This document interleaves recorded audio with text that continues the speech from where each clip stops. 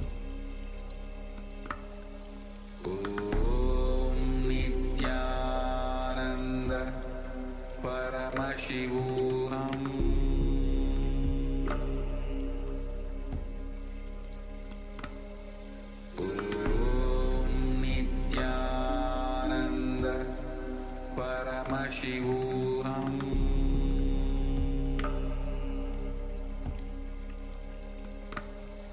Om Nithyananda Paramashivoham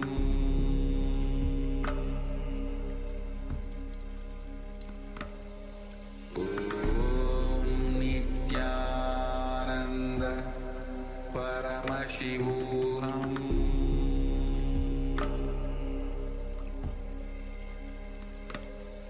Om Nithyananda Paramashivoham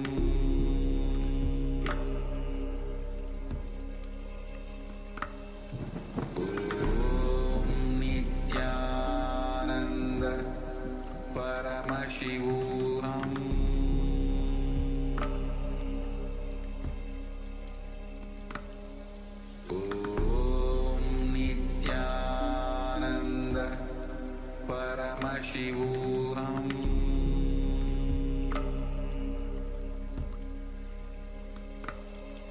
Om Nithyananda Paramashivoham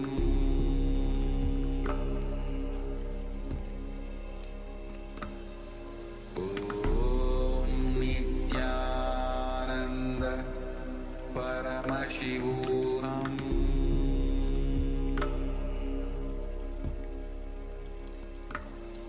Om Nithyananda Paramashivoham.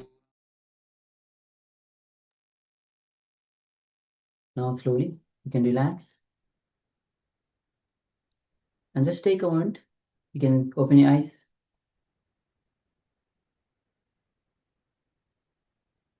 Yes, slowly you can relax and you can open your eyes.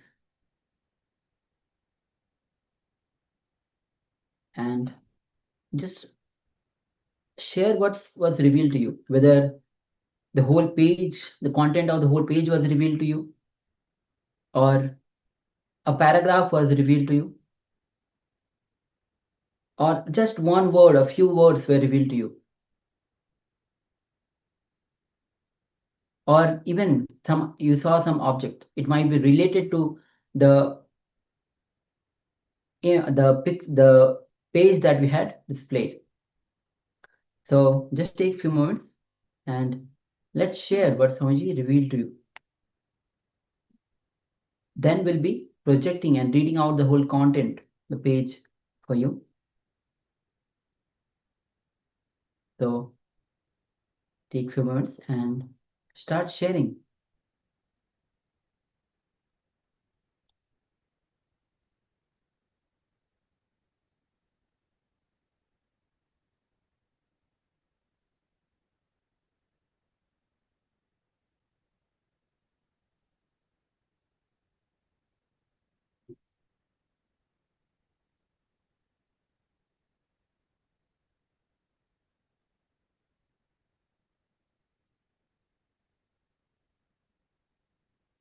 Yes, requesting everyone to please go ahead and share.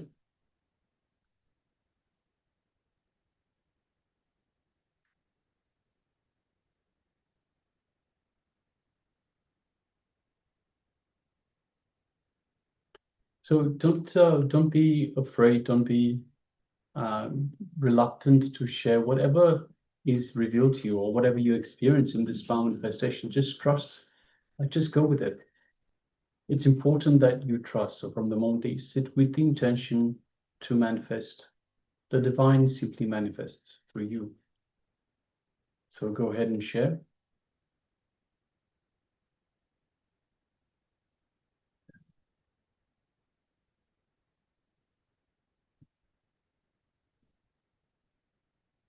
All right, so let's bring back that the page once again. We'll be reading through that page.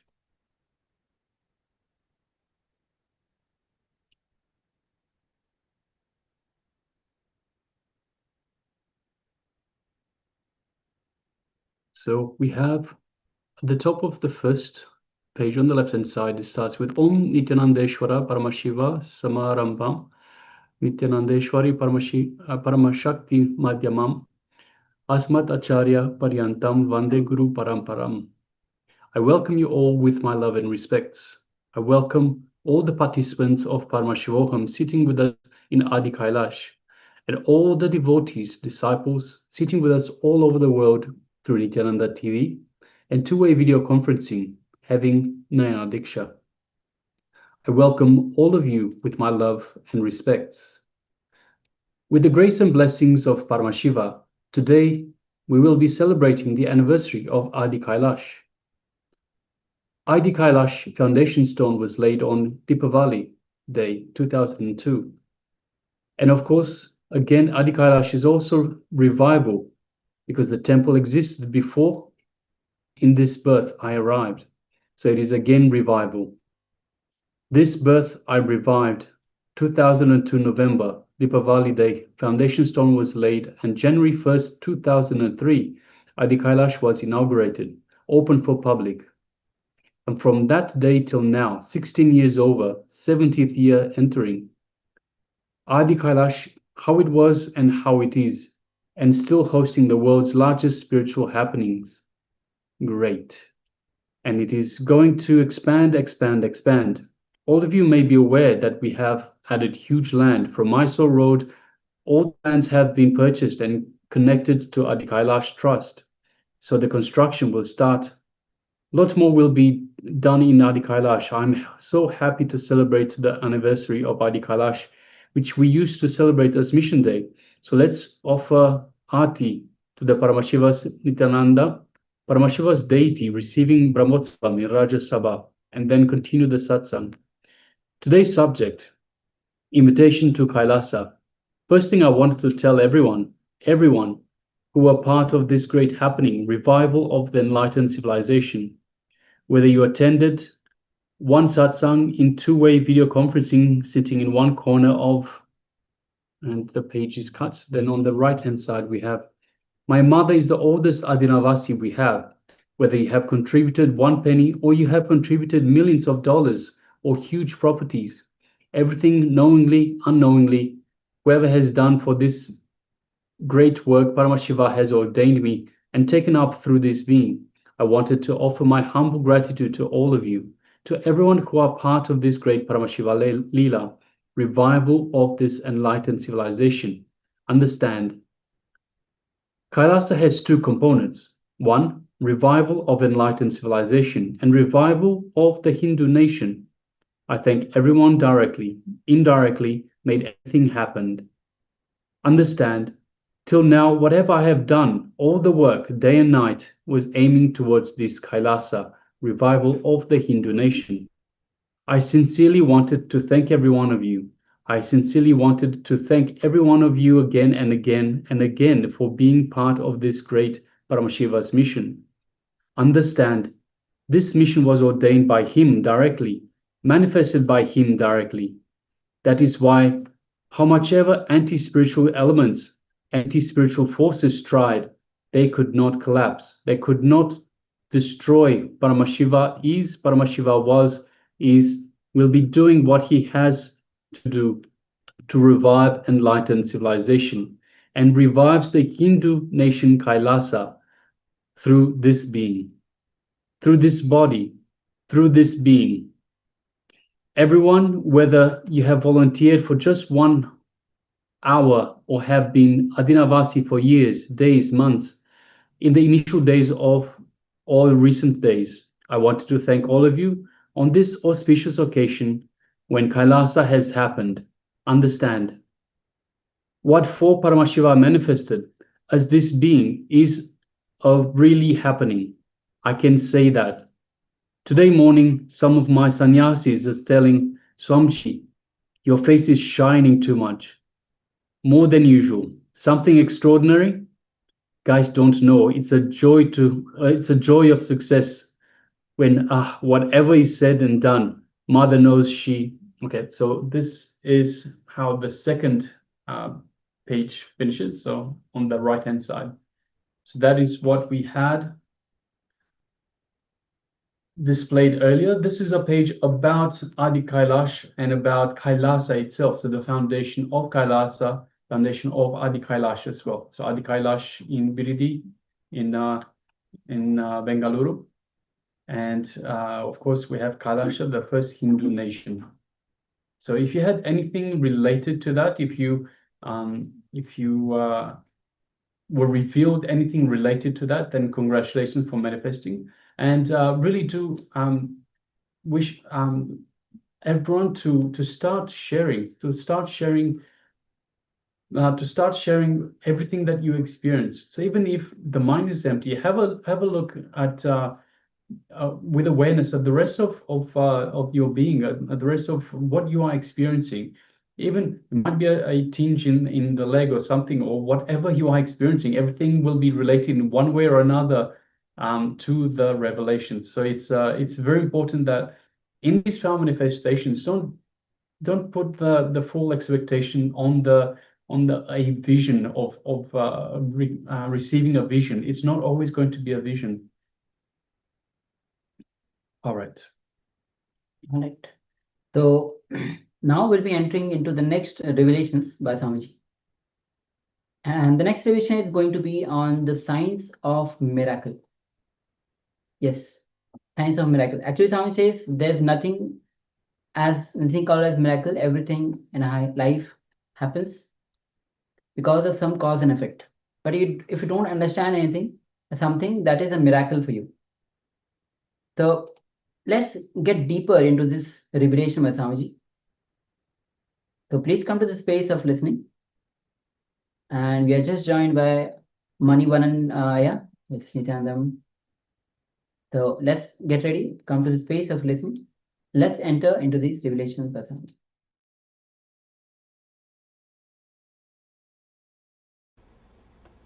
Today's subject is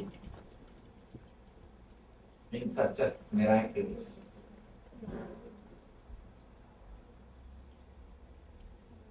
From the time immemorial, human beings are searching continuously what we call miracles, extraordinary happenings. Almost all the religions, all the spiritual groups, all the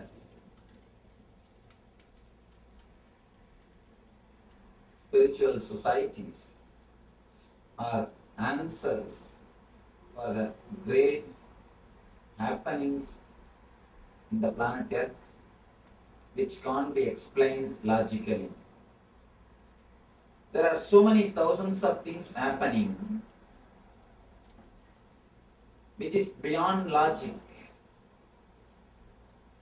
Whenever anybody tries to explain the things which is beyond logic, he creates a new religion. All our search, all our seeking, all our effort to find solution, to find answer for what is happening beyond our logic, what we call miracles. All our effort to demystify the miracles created new religions, different kinds of spiritual theories, different kind of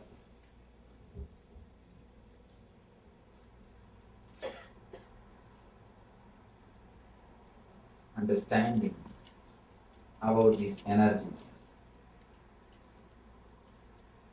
First, let us understand the word miracle. There is nothing on this planet Earth which is miracle actually. Patanjali declares very clearly, the greatest spiritual navigator ever born on the planet Earth. Patanjali is a person who declared first time there is no such thing as miracle happens in the planet Earth. Whatever happens has got clear cause and effect. If you do not know the cause, then you think it is miracle. You think it is something extraordinary. If you know the cause, you understand its cause and effect. If you do not know the cause, you always think it is miracle. Patanjali is the great spiritual navigator master who declared everything has got cause and there is nothing called miracle. He demystified the whole science and in a way he made the whole spirituality as a science which is possible in everyone's life.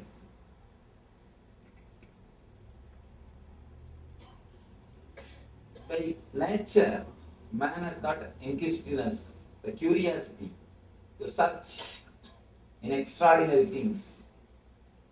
That is why from the time immemorial, again and again, we are searching something extraordinary, something supernatural. We don't keep quiet, just living the basic life. We want something more, something more, something more. So we search what is happening, what is happening in the planet Earth, what is happening in the sky, what is happening beyond. The search for the miracles continues. Patanjali is the first rishi who declared, to open all the secrets, to open all the truths. He makes it as a science. Which way, through which technique you can achieve which miraculous powers. First thing, he guides the people to achieve miracle powers. Next thing, he teaches whatever is happening is miracle. He gives a two kind of solutions for life. First, he gives the techniques to achieve all the miracles. Next, he teaches what the technique to see everything as miracle. According to me, there is only two kind of lifestyle. One is living as though nothing is miracle, or as though everything is miracle. There is only two kind of lifestyle. For both lifestyle, Patanjali gives methods. He illumines a new path for human beings to travel. He shows a new way and he demystifies whatever we call as miracles. Step by step, he explains the different kind of miracles and how those energies can be achieved, how you can penetrate.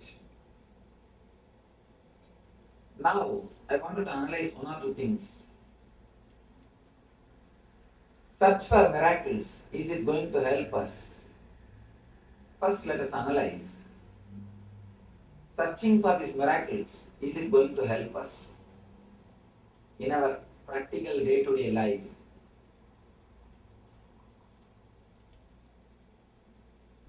In a way, it can create inquisitiveness, it can create curiosity, it can give you the idea there is something beyond what you see with the five senses.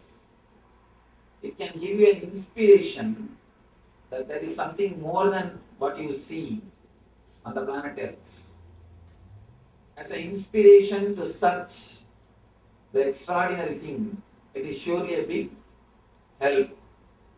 But just searching for miracles itself is no way going to help you. As a starting step, it can be a big inspiration to go towards the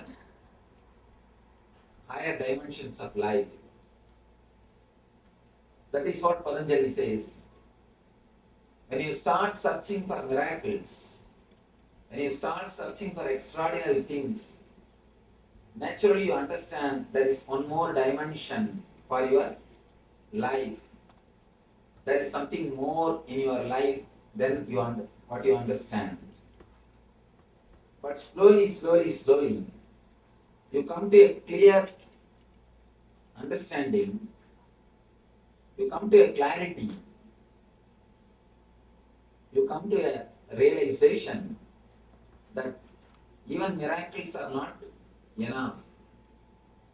You need to go beyond the miracles. I always tell people, there are two things. One is Shakti to make your dreams into reality. That is what is miracle powers. Miracle power means you will have power to make your dreams into reality. That is Shakti. That is next thing, Buddhi, means realizing whatever is reality is nothing but your dream. Making your dreams into reality is Shakti. Realizing that your reality is nothing but dream is Buddhi, intelligence. If your search for Shakti leads you to Buddhi, then it is right. If your search for miracles, if it leads you to experience whatever is happening is a miracle, then your search is right. But if your search stops just in few miracle powers, you miss the real miracle, which is universe, which is existence. The greatest miracle is realizing the whole universe in your being, or your being in the whole universe. When you travel in your search of the miracles, when you start in your path, step by step you come upon few miracle powers. If your energy is getting solidified, in the second step you get the power of intuition. Intuition means seeing the things before it happens. People ask me, Swamiji, how can we see the things before it happens? It is just against the logic. It is just against the logic. How can we see before things happen? It is not against the logic.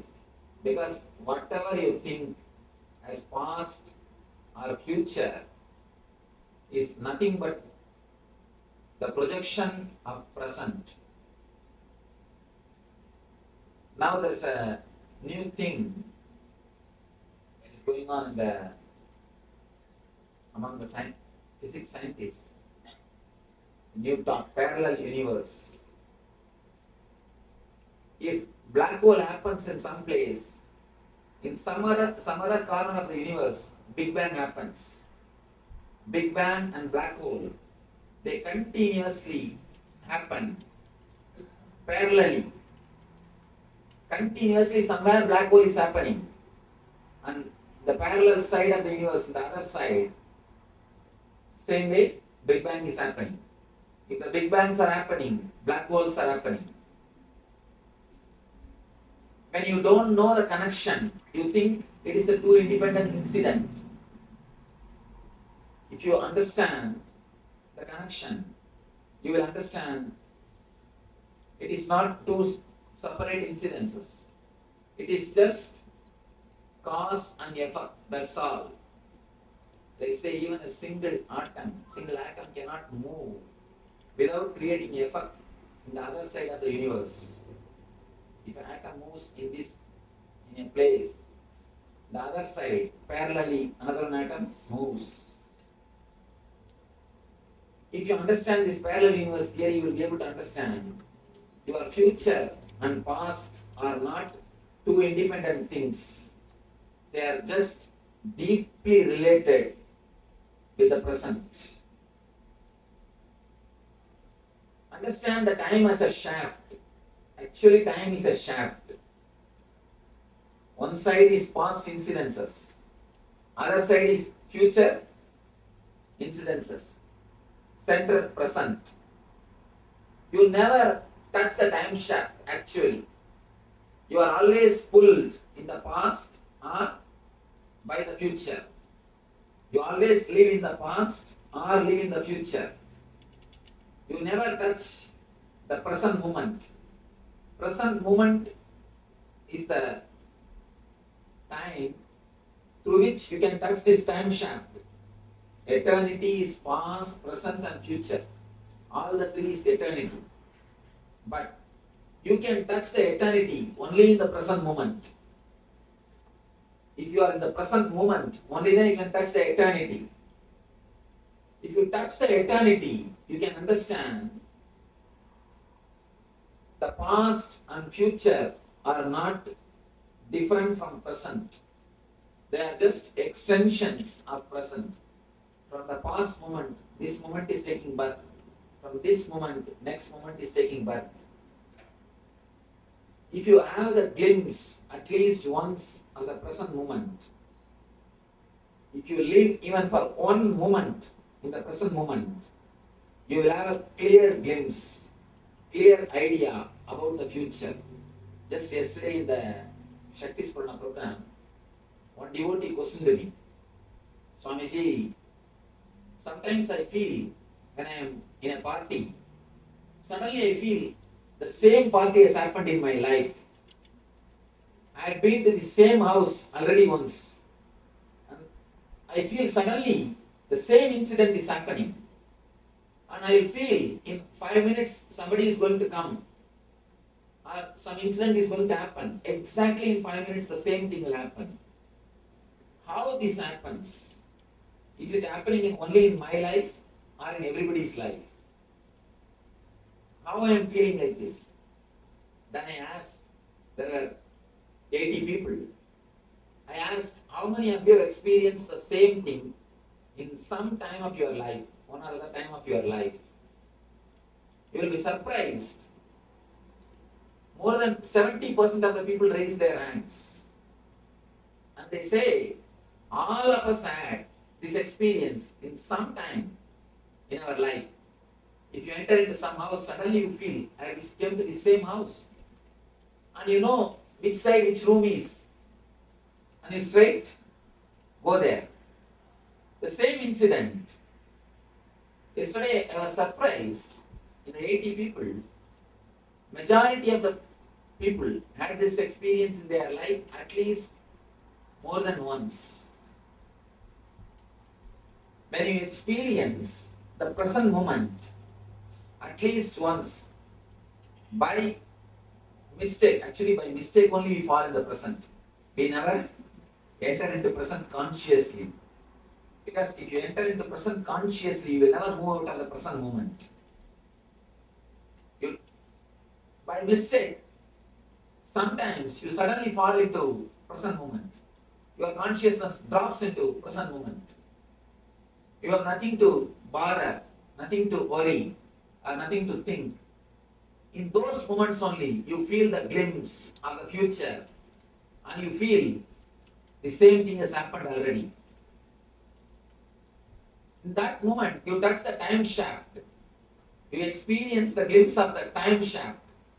When you touch the time shaft, you experience the whole universe is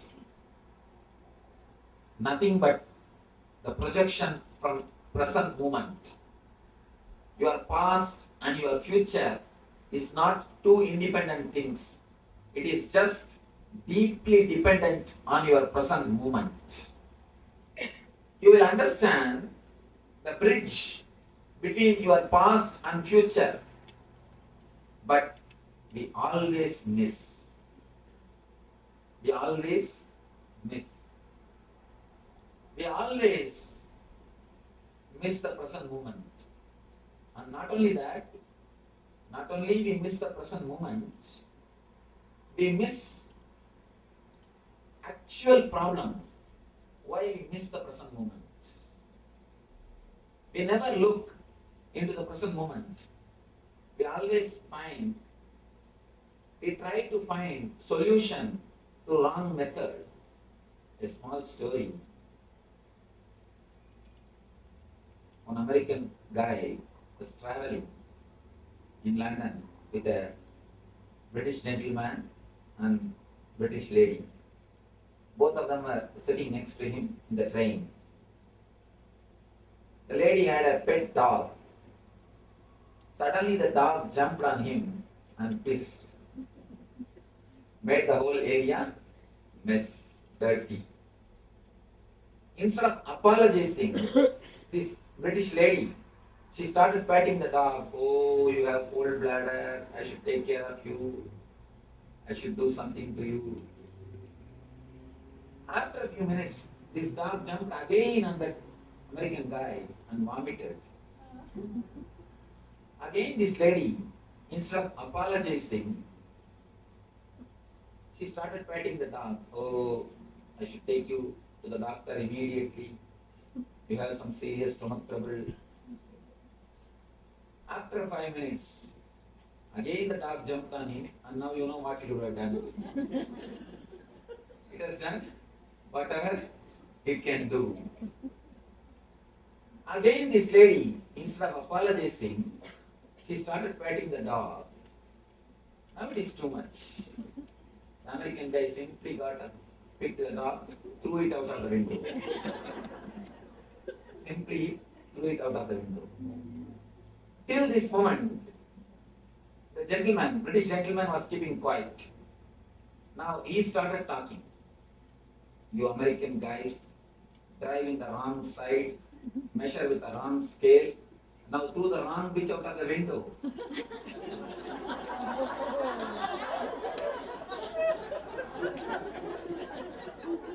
You always throw the wrong bitch out of the window.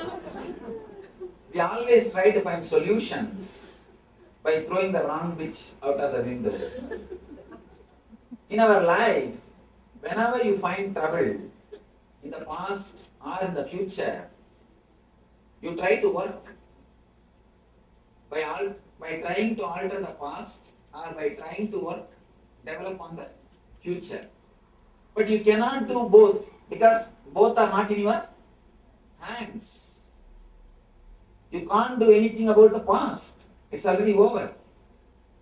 You can't do anything about the future because it is not yet happened. You can do anything only in the present moment. But you never do anything related to the present moment. Doing something which is related to present moment is what I call meditation. Meditation does not mean you will close your eyes and sit silently, chant some mantra. No. That's also one kind of meditation. But if you try to touch the present moment by any method, that is meditation. Any technique, any method which brings you to the present moment is meditation. If eating can bring you to the present moment, if you can eat staying in the present moment, that can become meditation. Simply walking, if it can bring you to the present moment, if you can be in the present moment when you walk, walking is meditation. Just sitting, if you can bring yourself to the present moment, it is meditation. Anything which brings you to the present moment only can solve your problems. But we always throw wrong bitch out of the window. Again and again we miss the right pitch. In your life, when you fall into the present moment by mistake, you always fall in the present moment only by mistake. If you fall, you get the power of intuition. Whenever you feel, suddenly, same incident happens. Next, this is what is going to happen. And if it happens, be very clear. You touch the time shaft. You touched the time shaft. Actually, if you can touch the time shaft more than 21 moment, 21 shana. Shana means not second. It is not second. In Vedic system, time is calculated psychologically, not chronologically. There is two kinds of times. One is chronological time, what west follows. Another one is psychological time, what east follows. Chana does not mean second. Please be very clear. Chana means the gap between one thought and the other thought. Chana means gap between one thought and the other thought.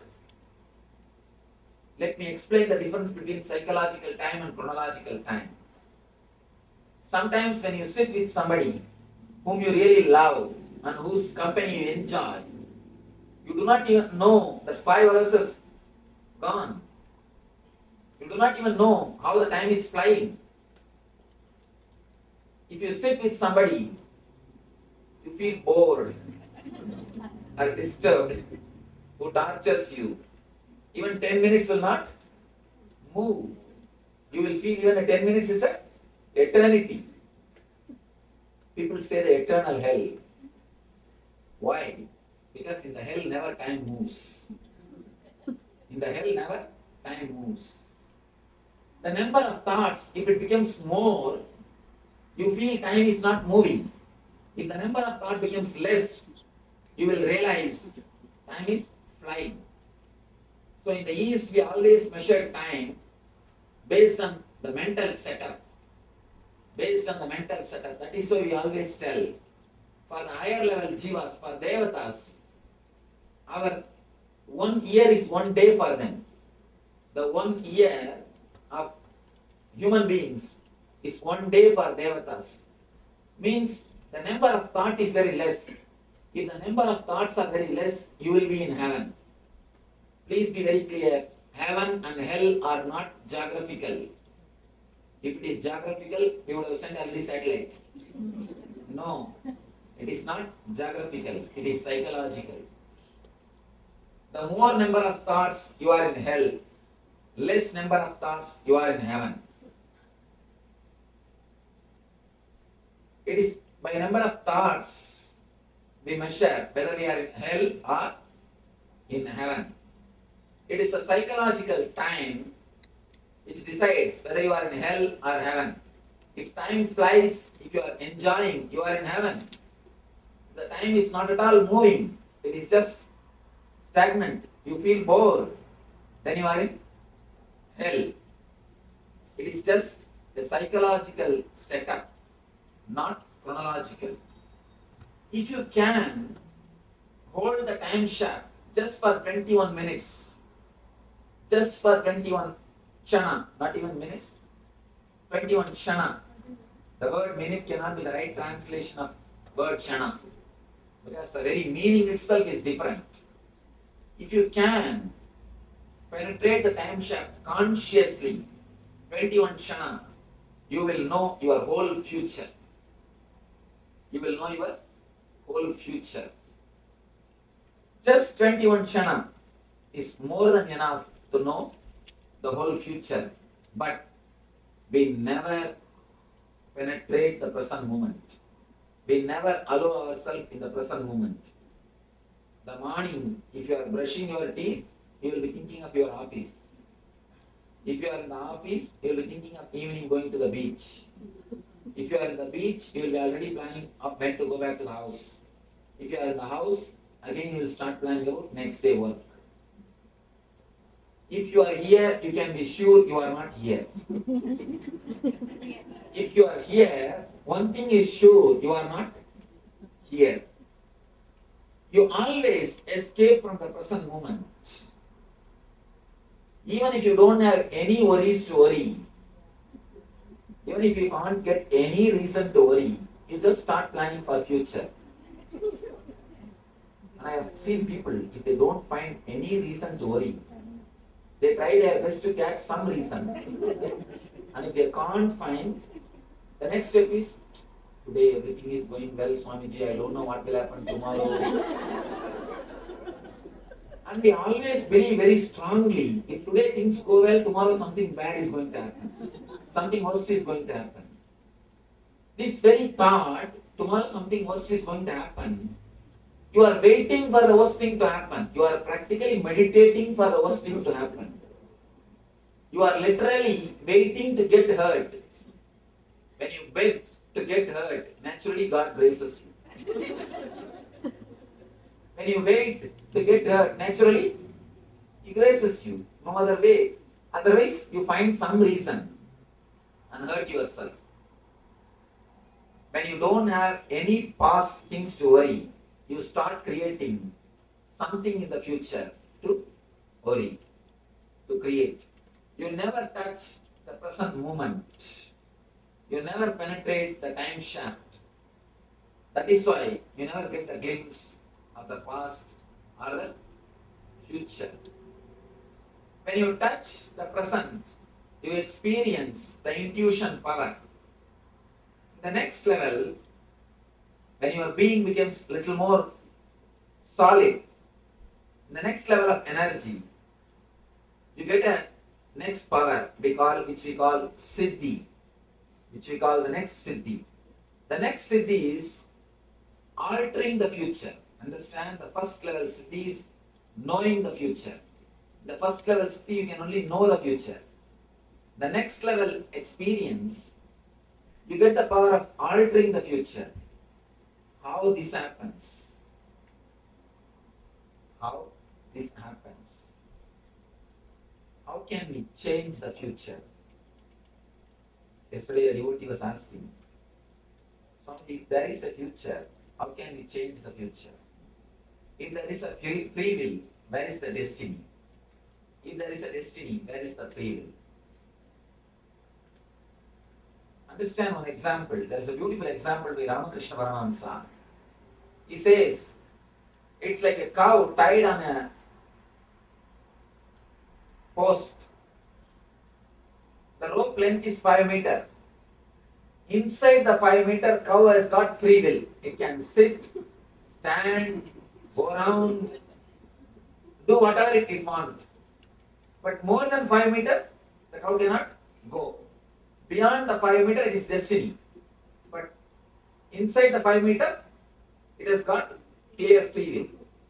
If the cow behaves properly, if the cow doesn't do anything wrong, the cow lives properly, silently, not disturbing anybody, there is every chance the owner will extend the length of the rope or free the cow totally. Same way, the free will which is given to you, if it is handled properly, if it is used properly, if you don't use it to hurt others or to hurt yourself, please understand, not only hurting others, even hurting yourself is a sin. When you continuously worry, you are hurting yourself. There is Upanishad Sutra, Anandam Brahmedi Navyajanat. Ananda, the bliss is existence. Don't waste it.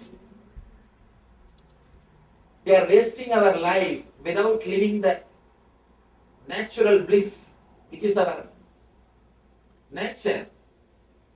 Every moment which you spend, which you live without being blissful, is wasting your life and a deep disrespect to your life. Life itself is just a bliss. The very nature of life is joy and bliss. Every moment you spend in suffering is a disrespect to the life. Please be very clear. A real puja, a real worship is living joyfully and blissfully. Somebody came and asked me, Swamiji, in my house there is no peace. Please give me some technique, some method to bring peace. I told her, first thing, all of you sit together, eat together, spend time, laugh, dance.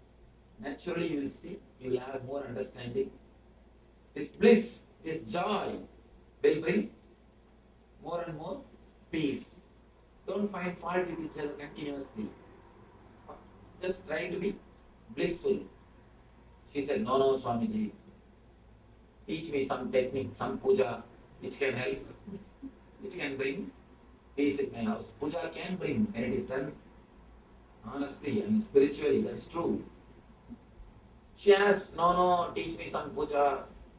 Should I do Saundari Lakshmi or Graha Lakshmi? Which puja to bring peace?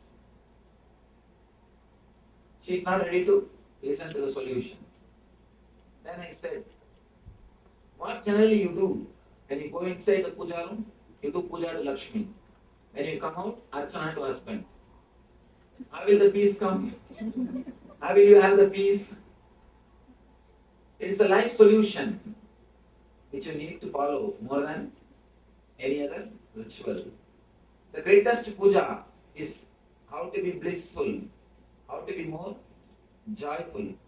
Every moment which you spend in worrying and suffering is disrespect to the life and God, because He is the person who gave you the life. If you disrespect a rose, the person who gave you the rose, you disrespect him also, naturally. When you disrespect a bunch of rose, naturally you disrespect a person who gave you the rose. So when you don't live with bliss, naturally you disrespect the divine.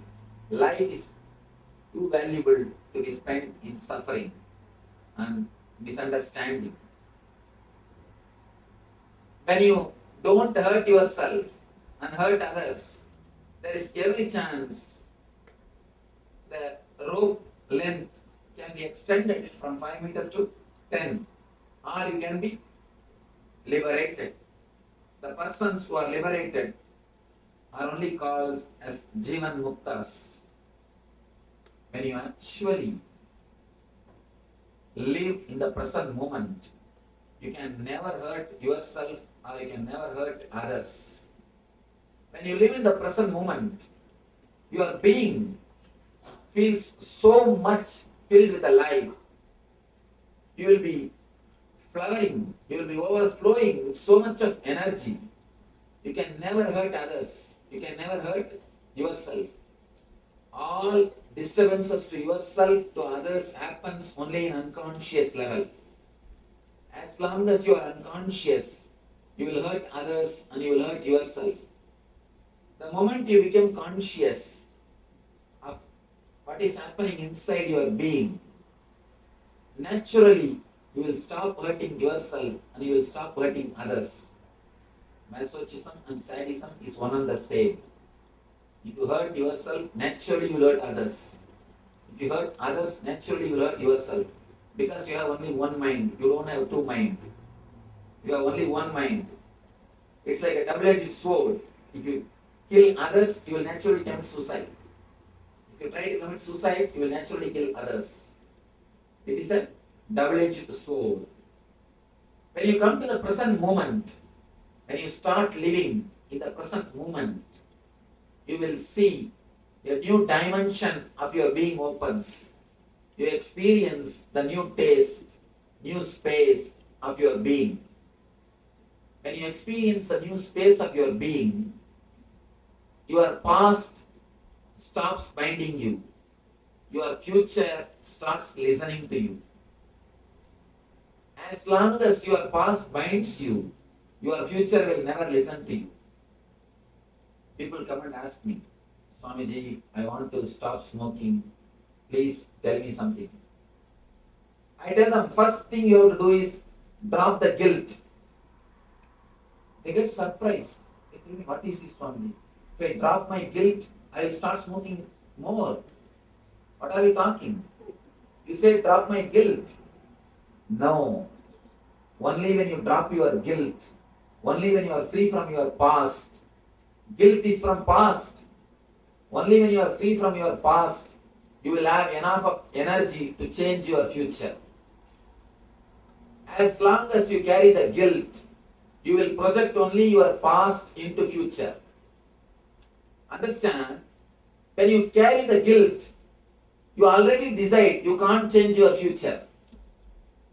If you have the confidence that you can change your future, you will not carry the guilt. The moment you carry the guilt, you decide, you take it for granted, I can't change my future, I am going to go only in this way. That is why you carry the guilt. That's a beautiful character described in Ramayana, Vali. The story says, anybody who faces the Vali will lose half of their power, and the half of the power will go to the Vali. If you stand in front of him to oppose him, half of your power will go to Vali. Same way, if you stand in front of your past to fight with him, half of your power will go to him. Your guilt will suck half of your energy. Understand? All your negativity has got only one power, which is supplied by you by having faith on that negativity. That's all. All your negativity has got only one power, that is supplied by you by having faith on that negativity. When you decide, I have to fight to drop my smoking, you give power to smoking to fight with you. You give half of your power, then you start fighting. It's almost like you fight with your shadow. You will never win. You will never win. Again and again and again you can see, the deeper the guilt, you will commit the same mistake again.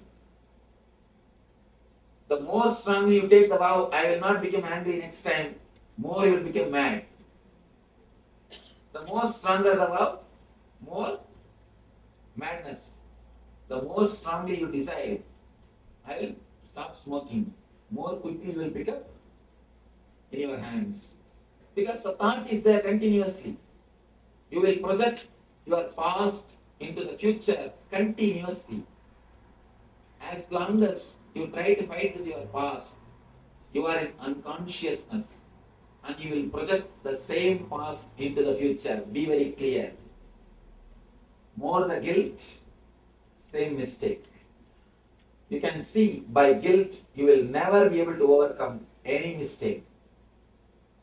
Any mistake you can never overcome by guilt. Because when you are having the guilt, you are under the clutches of the past. So naturally, future will not listen to you. Future will not listen to you. Drop from the past. Come to the present moment. Come to the present moment. When you come to the present moment, naturally you will see your future is available to you.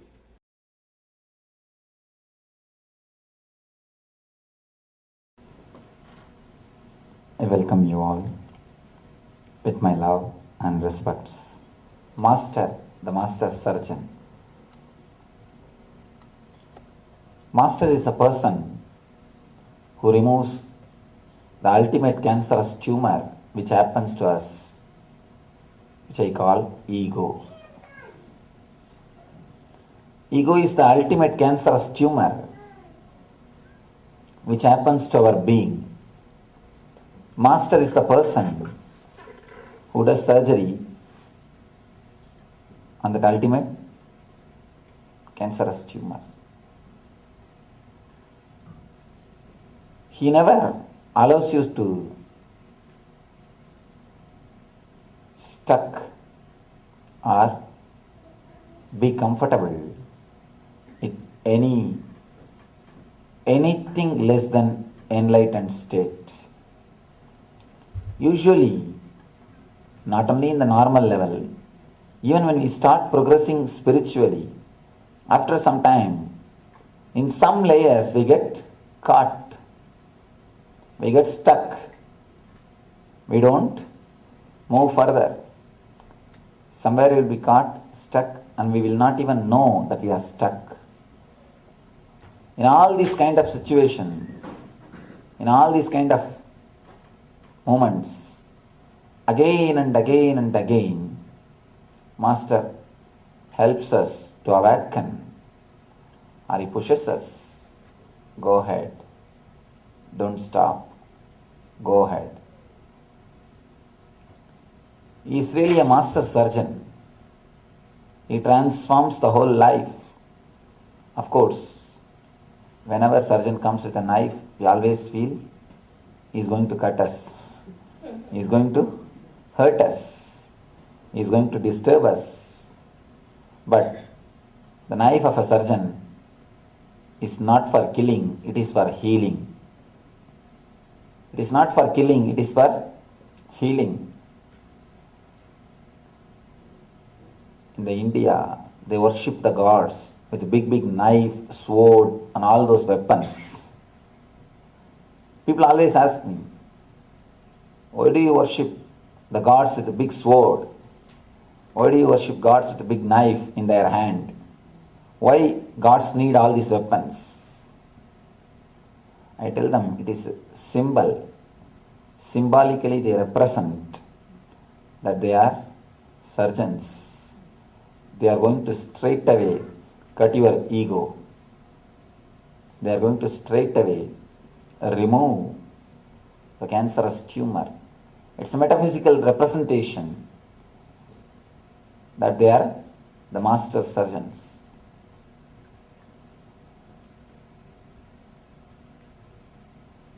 If you see the Kali's photo or a picture of Kali, you will see she will be standing with a big knife in one hand and the severed head in the other hand. The severed head is a representation of ego. The sword is the representation of knowledge or wisdom.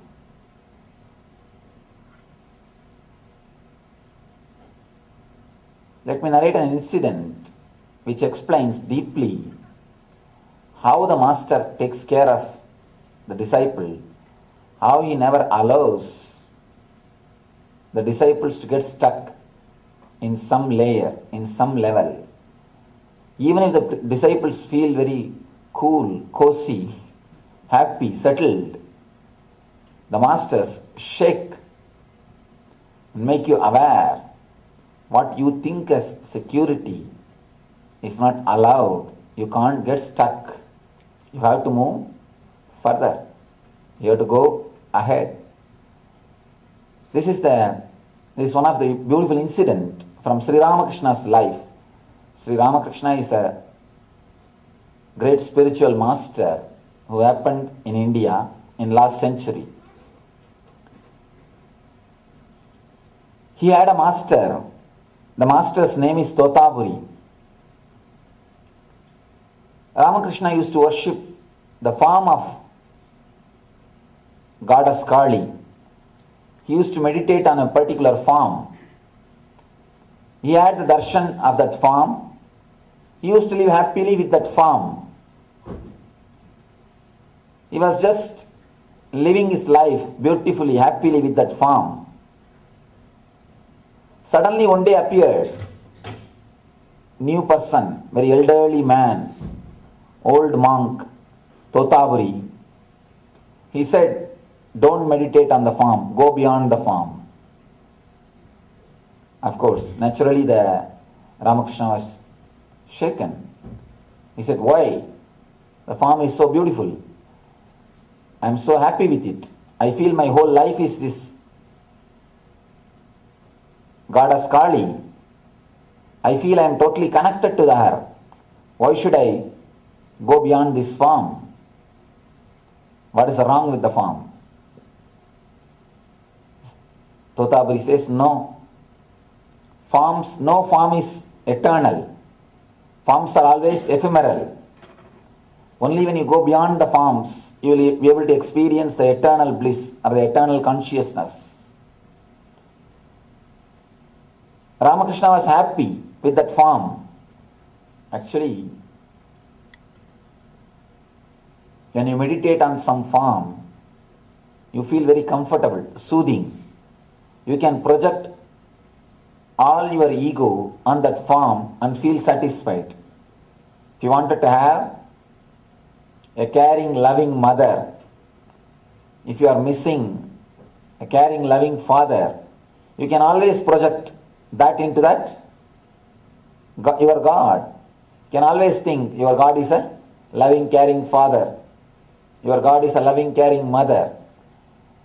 And the more strongly you visualize, more strongly, naturally you are going to have a vision. Because the strong visualization will come to reality. That is the same thing happened in Ramakrishna's case. Ramakrishna felt what he was strongly visualizing is a reality. He was happy, but it is not ultimate truth. Here is Totapuri, who is not ready to allow the disciple to get stuck in any level. Almost it is nothing but his ego projection. It is nothing but his ego projection. So naturally, Totapuri inspires him, go beyond the form. And he advises him to cut the form visually in your meditation. Just visualize you are cutting that form, destroying it and going beyond the formless experience. Ramakrishna does that and reaches the ultimate bliss or the eternal bliss. Master again and again sees that you are reaching the ultimate. You are not stuck with anything. That is why in the Eastern Mysticism or in Vedanta, so much of importance is given to the master. For the West, it is very difficult to understand the concept of master. West knows only the teachers. Here, the very idea of master doesn't exist. From the beginning, all you know is university, schools, colleges, your teachers.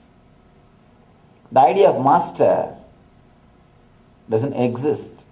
In the East, even the regular education is only from masters, not from teachers. Even the so-called regular education for your day-to-day life, for your profession, even that was received only from masters, not from teachers. Of course, today modern day it has become West. Again, the modern day universities, all these things have come, that is different. But in the original Eastern Gurukulam style, they always emphasized on master. The difference between master and the teacher is a person who knows intellectually, who has got the intellectual knowledge. Master is a person who knows experientially, who has experienced about what he is speaking, who has experienced the truth. The Indian education system is always dependent on masters. Even the professional education, if you are supposed to become a king, if you want to learn the archery, you have to go to only to the master. You may ask, how can an enlightened master teach me in archery? How can an enlightened master teach me agriculture? What do enlightened persons know about the agriculture or about the archery or about the business? You will be surprised. Not only the agriculture or archery or architect building structures, even the sex is taught only by enlightened masters. The Indian culture, you will be surprised, everything has got a sutra, aphorism. The wonderful system, at the age of 7, a person will be initiated into meditation. Till the age of 14 years to practice. Before 14, if he achieves the first glimpse of spiritual experience, he will study the spiritual science, Brahma Sutra. If he doesn't, he will science the study of life. He will study the aphorisms of life, Kama Sutra. Person who studies Brahma Sutra will take sannyas. The person who studies Kama Sutra will take grihastha life, marriage. Everything is taught, guided by the enlightened masters. That is the reason the society was so beautiful. Nobody feels they are in wrong place.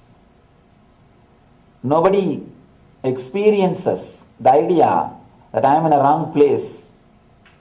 I am not doing what I am supposed to do.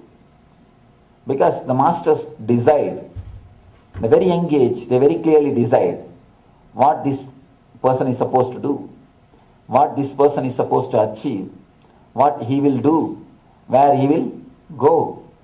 Everything is clearly understood by the enlightened person, and he clearly guides the students. The difference between teacher and the master is teacher teaches verbally through his verbal language. Master teaches through his body language. And now in the modern day, everybody is accepting the field of psychology. You can never teach just through verbal language. All communication happens more than 90% only through body language. You can never learn through verbal language. It is always body language which teaches. I have seen people, how many video discourses they may see, DVDs they may see, but they don't understand unless they come and sit in front. When they come and sit in front, one discourse is enough to transform them.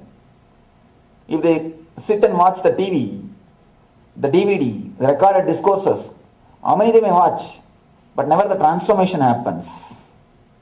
Transformation never happens. For transformation, the direct touch is necessary. Master is the person who can give the direct touch, who can radiate the presence, who can teach through body language. It is not even teaching, it's like awakening.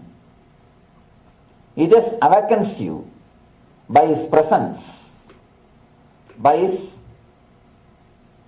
space. He creates such a wonderful space in which automatically you are awakened. Beautiful story from Vivekananda, a great enlightened master. Let me narrate that story. That will give you an idea how Master awakens the disciple just by his presence.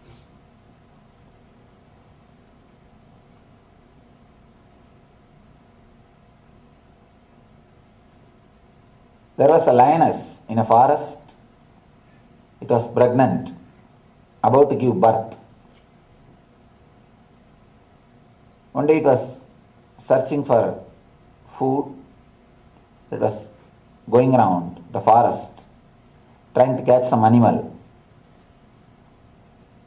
It saw the sheep of flock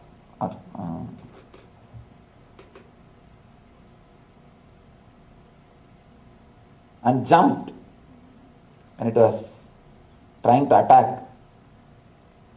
It just gave birth to a lion and died there itself because the jumping is too much. It was not able to manage or maintain. Gave birth to a lion and died. The cub was left orphan. Nobody was there to attend.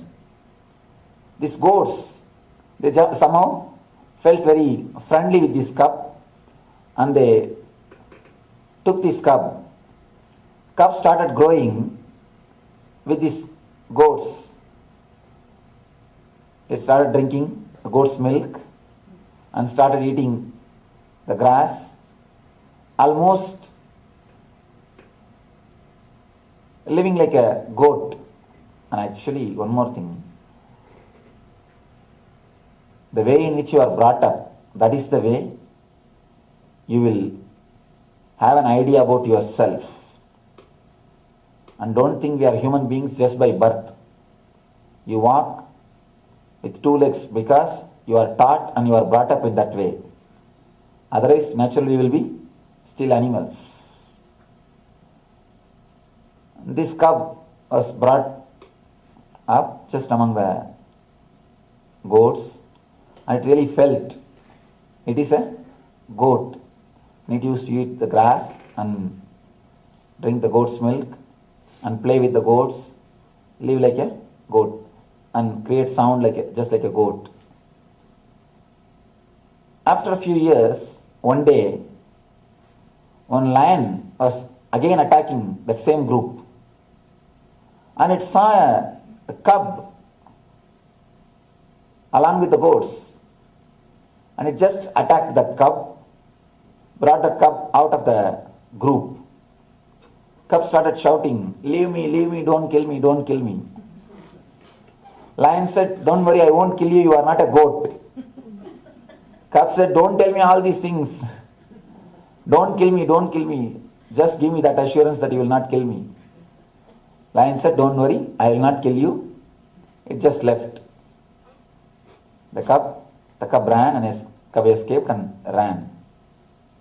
Next day again, lion attacked the same group. Again it attacked the same cub and brought it out. Again the cub started shouting, crying, oh, don't kill me, don't kill me, leave me. Lion said, don't you understand? I am not catching you to kill you. Understand, you are not a goat, you are a lion. Again the cub started crying, no, I am lion, I am goat only. Don't kill me. Anyhow, lion tried its best to convince the cub. Cub is not ready to get convinced. Lion left the cub. All right, go. Third day, slowly the cub started feeling somehow connected with the lion. It started remembering the lion again and again. Why should he catch me? Twice he caught me. He could have killed me. He's not killing, or he's not ready to eat me. Why he should again and again catch me? And again he's advising me I am a lion. Why should you do that? He started contemplating on the lion. Something of that lion, some quality of that lion started attracting him. In the heart, without his knowledge, unconsciously, he started contemplating on the lion. Third day, when the flock crossed that area, the cub stood and watched whether the lion is coming or not. Fourth day, the cub started waiting in that same area to have a glimpse of lion. Now lion appeared again, came near the cub. This time it doesn't have to catch the cub. Cub just stood. Cub started trusting the lion. Just stood. Lion said, how are you? How you are doing? After a few words, lion called the cub. Why don't you come and spend some time with me? The moment cub heard this word, got frightened. You can see and spend few minutes, but he is not courageous enough to go with the lion. Again the cub escaped. After a few days, again the cub saw the lion. Now he has got some courage. And not only that, slowly he has developed a little bit attachment towards the lion. This time he brought a little bit of grass to the lion to offer. Sir, why don't you eat this? Lion also has to act as if it is a goat. It has to show to the cub that he is not somebody superior, he is not somebody away, he is not somebody different. So he acted as if he is eating the grass. Now slowly the cub has started trusting the lion. Now lion started acting. Instead of telling the cub that you are the lion, Lion started acting as if it is goat, so that the trust can happen between the cub and lion. Slowly, cub started trusting the lion. One day cub was ready to go with lion to the nearby river, a picnic.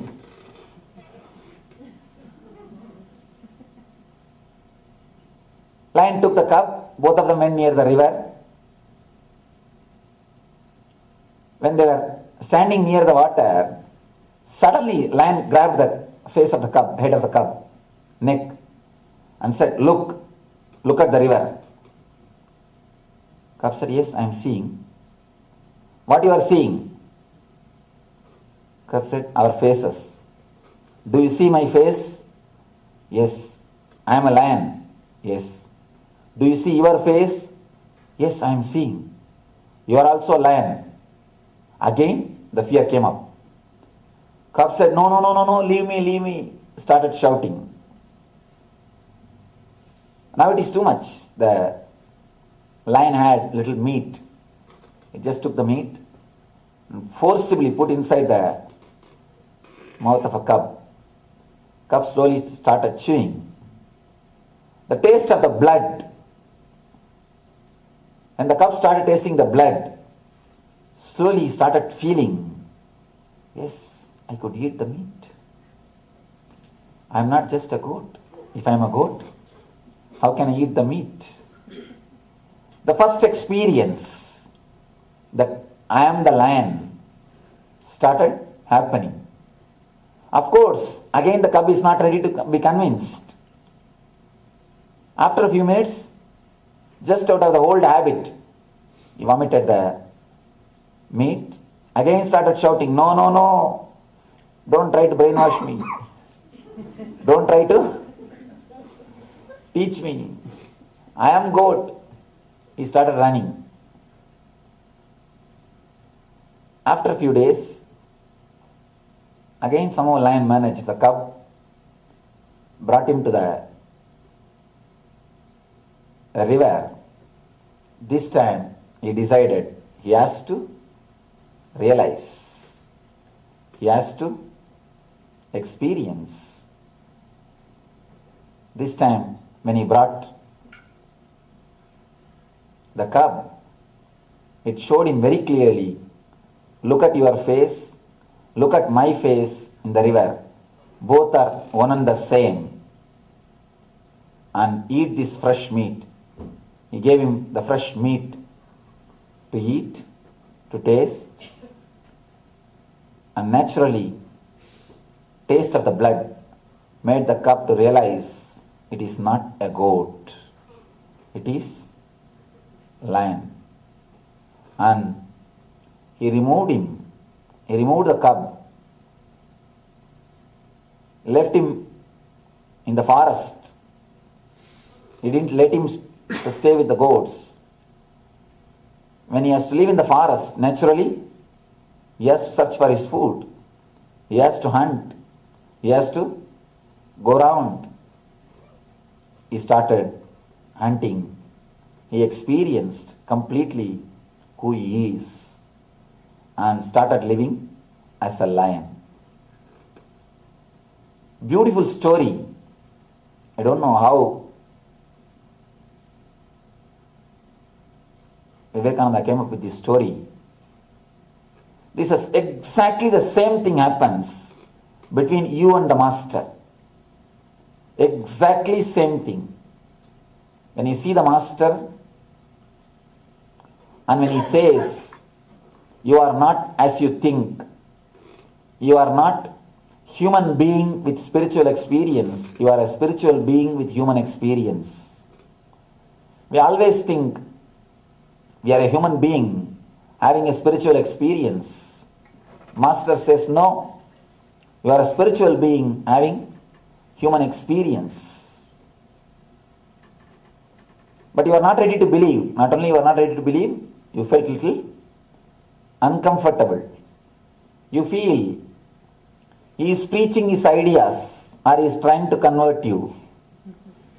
You get frightened. You try to run away. And you go and be happy with your goats, and you are happy with your cozy life. You are stuck with your regular life. After some time, again, the master tries to infuse the same idea into your being. With a little force, he catches you and tries to give you the same idea. This time, you stop resisting, but you are not ready to welcome. You just, okay. But after one or two times, beyond your understanding, your unconscious is slowly attracted. You start remembering him. The charisma or the grace or the energy of the master just pulls you. You start remembering him in the daytime, in the night time, in your dreams. Automatically, he starts appearing in your dreams. Automatically, he becomes part of your being. Even then, you are not ready to accept whatever he says. You only play the game of hide and seek. You go a little front and escape. Somehow, at some time, when you are ready to trust him and go with him, he catches you and says, look at your face, look at my face. Both are one and the same. You are me. Again we get frightened. No, leave me. I am not lion. Then lion tries to act like a goat. Master tries to act as you want. He talks good words as you want, and he behaves almost like child as you want. He allows you to think that he is one among yourself, one among your group. He makes you feel comfortable by giving an idea. He is also a goat. He is also one among your species. Once you feel really comfortable, once you feel you are able to relate with him, once you start trusting him, again he waits for a right chance. The moment he gets the right chance, he grabs you. Again, takes you to the river to show, see your face, see my face. You and me are one and the same. And he forces meat into your mouth. That's what I call the initiation or the first experience, energy darshan. He forces you to experience that you are lion. But even after that experience, even though you feel good about it, people try to escape and say, no. After a long time, or after the much work, somehow master manages to convince you to make you experience your true nature and gives you the ultimate freedom. Then naturally you start experiencing that you are a lion from the beginning. You don't have to transform your life. You don't have to become something new. All you need to do is just wake up and realize what you are and what is your true nature. Master never allows you to stop or get stuck with any forms or any steps. Again and again he inspires you. Again and again he takes you to the higher and higher level conscious experiences till you realize you are that, till you realize your true potentiality, till you realize your ultimate truth.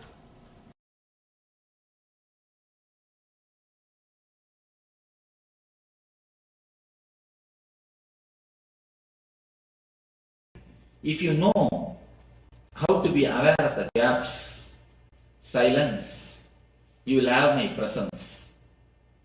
I am here, or you are here only to have the presence, not to have communication. If I don't speak, your mind will start speaking to yourself. That is the only reason I speak. So that if I speak, at least your mind will relax. You will stop speaking.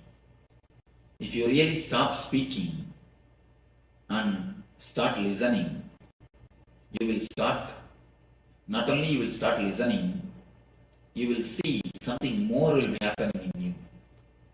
It is the presence of the master that is important. If you think you are learning, you are missing. If you understand, there is nothing to be learned, there is nothing to be known. If you attend 2-3 satsangs, then you will understand.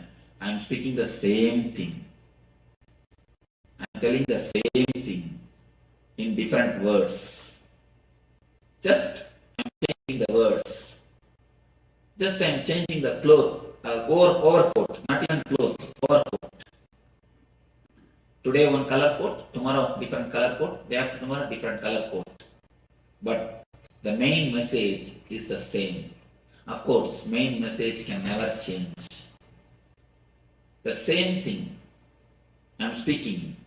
Why I am speaking every day? So that I can make you silent. My speaking is more or less like a technique.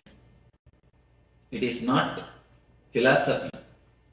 It is not talking. It is not teaching. Actually, I don't want to teach you anything. If we can do something to forget whatever you have learned, that is the best thing. Because in the process of learning, we have lost much. If you understand this one thing, it will be nice. Till the age of 7, children think by visualization, not by verbalization. You need to understand that visualization and verbalization. Till the age of 7, when you say something, children immediately see the scenes. They just visualize and then they process. But once you put them into the school, the visualization is reduced to verbalization. Visualization is just killed, destroyed to verbalization. The intuition is reduced to intellect. There was a great mathematician from India. If you have heard of his name, I don't know, Ramanujam. A great mathematician. In his time, nobody else could even come near him. Ordinarily, other senior mathematicians, if they take half an hour for one problem, this man, this Ramanujam, will give the solution just by a second. You tell the problem, there is a solution. Simply solution is there. The poor man doesn't know how he arrived for solution. People used to ask him, please give me the way. He says, no, I do not know. Because I think in visualization. Just I see the problem, next vision is solution, over. The thinking is more like intuitive, not intellectual. He just sees the problem, the next slide, the solution is there. Every kid, not only Ramanujam, everybody, when we came to this earth, we had the capacity of visualization. That is why the eyes of the kids are so alive, so vibrant. If you look at the eyes of the kids, that's a great meditation. below the age of 7, if you just look at their eyes, that's a great meditation. That is why they say the eyes are the index of the mind. Not only index of the mind, index of the being. Whatever is inside will be shown by the eyes. We never look into each other's eyes. Why? Even if somebody looks into your eyes, after a few seconds, you just turn away. Because you are afraid he may find out what is inside. In the mouth, you show a big smile.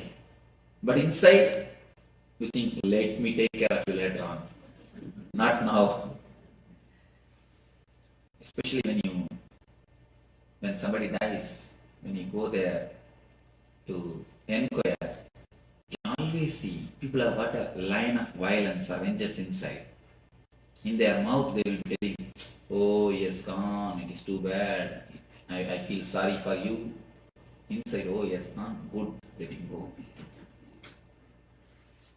I was thinking how much he was troubling us. It is good that he has gone. You think one thing, you can speak one thing. In words, you can cheat. In words, we can play. We can think one thing, we can say another one thing. But in eyes, you cannot play. In visualization, you cannot play. You cannot play in visualization. Your eyes will show who you are. Your eyes will clearly express what you think. That is why we never let anybody to see our eyes. If somebody looks into your eye deeply, you just turn your eyes. You can find out whether that guy speaks truth or not by looking at his eyes. If he is courageous, then he will again look at he will just gaze your eyes. If he doesn't have enough of courage, you can always see, he will turn his eyes. With kids, they just visualize, they don't verbalize. But when you put them in the school, then whole visualization capacity becomes verbalization. They are taught how to read, how to write by force. At least till the age of 7, kids should not be put in the school. Till the age of 7, they should be allowed to learn with the nature. They have their own inbuilt mechanism to learn. They learn from the trees, learn from the nature, learn from the father, learn from the mother. They have their own method to learn. If we let them learn till the age of 7, the visualization will never become verbalization. The capacity to have the intuition will be retained. But when we put them in the school, the visualization turns into verbalization. Then they start thinking in words. The mind starts working with words. With words, you take long time. With words, you take too much of time to come to any solution. That is the difference between Ramanujam and other mathematicians. Ramanujam thought in visualization. The other persons thought in verbalization. The greatness of Ramanujam is he never went to school. Actually, he had never went to formal school. So that he could retain his visualization capacity, his innocence. When that visualization becomes verbalization, you can understand, instead of eyes being vibrant, tongue will become vibrant. Then visualization is turned to verbalization. It is almost like a psychological castration. I'm using a strong word, but it is truth. Psychologically, the man is castrated. The being is castrated. Because with visualization, any problem, you will have immediate solution. With verbalization, you have to go through a long process. to come to a conclusion. Verbalization belongs to logic. Verbalization belongs to head. It is easy to have, but visualization is difficult to handle. A man who has got a visualizing capacity will have the tremendous freedom. He will be so ecstatic, joyful, you cannot put up with him. That is why, from the time immemorial, all the enlightened masters are poisoned, crucified, thrown, the stones are thrown, they've been thrown out of the country. Start from Shankara, Buddha, Jesus, Krishna, every master. Of course, when the disciples write the history, they try to change. But if you see the truth, you cannot tolerate a more intelligent person among your society, amidst us. We feel too small in front of them. That is why we even reduce the visualization capacity of the kids to verbalization. Once they become just like us, buffaloes, we feel comfortable. Till we make them buffaloes, we don't feel comfortable. No parents feel comfortable comfortable with the energy of the kids. They roll this side, that side, do this, do that. You always feel uneasy. You try your best to control them. You try your best to suppress them.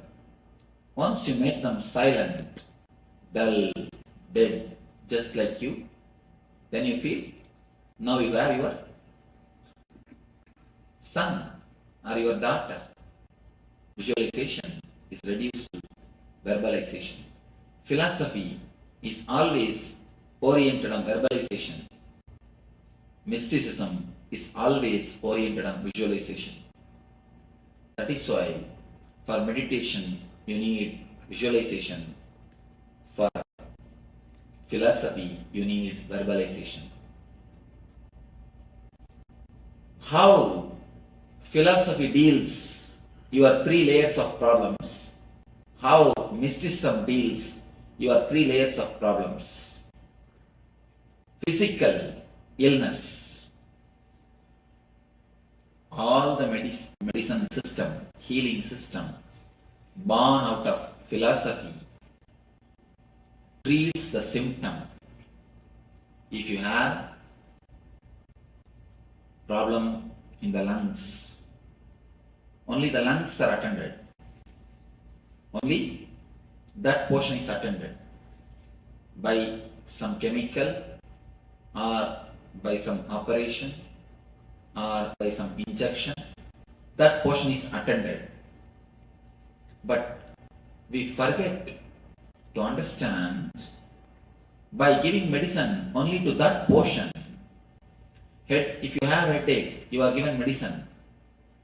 What happens? Headache becomes stomach pain. Then immediately some more medicine, that becomes knee pain. Then give some more medicine, that becomes psychological depression. When you attend only the symptom or partly, because according to logic, if you attend that portion, it is more than enough. According to philosophy, if you attend that portion, that's more than enough. Because philosophy continuously cuts into pieces and analyzes. So all the system born out of intellect and philosophy touches only the symptom of that portion. We forget body and mind is one system. The healing system which are given birth by philosophy, by intellect, says body is a biomechanism. But the healing systems which are given birth by the mystics always say body is the covering or the sheath of the soul or energy. These two concepts need to be understood. When you say body is a biomechanism, you can handle the body just like a machine. If one part of the machine is disturbed, you remove that portion, replace it with the same part. That's enough. In a machine, in a lathe machine, if one screw is gone, you just replace that screw. That's enough. With machine, it is perfectly all right. When you say body is a biomechanism, biomachine, you use the same attitude. You handle the body also with the same mind, with the same way. But unfortunately, body is not a biomechanism. Body is something more. And according to the philosophical healing systems, logical healing systems, body is separate, mind is separate. Unfortunately, again, that is wrong. That is why, whenever you treat the symptom or only that portion, disease is only transferred or postponed, never cured. Whenever you take medication for symptom or only that particular disease, you can be sure the headache you will see the headache will disappear. But either today or tomorrow it is going to come as a stomach pain. The time which is taken for the headache to become stomach pain, that period only you call it as a period of health. That's all. That gap you think as a healthy time. Either today or tomorrow, the process is going to happen. One more thing, a simple thing. Body continuously is circulated or flooded with the same energy. You cannot say, if you have a problem in the lungs, only lungs has got separate energy and whole other body has got separate energy. No. Even in the physical level, physical plane, you cannot say here separate blood is flowing and there everywhere else separate some other blood is flowing. No. So the medicine healing systems which are born out of intellect or the logic or the philosophy cuts and analyzes, treats only the symptom or that portion. The healing system which are born out of mysticism, especially Ayurveda and the meditation healing, they go to the root of the disease. They say there is no different names for disease. No different names for disease. Only two things, either disease or health, that's all. People come and ask me, Swamiji, what all the disease you can heal? I tell them, what do I know? I do not know anything about anatomy. I can heal the disease which you can name and diseases which you can't name. That's all, that much only I can say. Because according to me, according to the meditation healing, only two things. Low energy, high energy. Disease, health, that's all. The root is only one thing, either low energy or high energy. We do not look at the man. The mystics do not look at the man as the biomechanism. They look at him as something more than biomechanism. It is the root which needs to be healed. It is the being which needs to be healed, not the part or the symptom.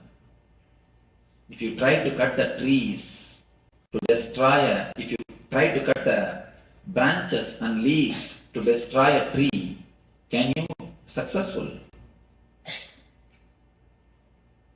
If you try to cut only the leaves and the branches to kill a tree, You can never be successful. Now they say if you prune a tree, it grows much better way, in a much more quick way. So by treating the symptom, by treating the outer layer, you will not be touching the disease. In the language of the mystics, they touch the root. Go to the very root of the disease.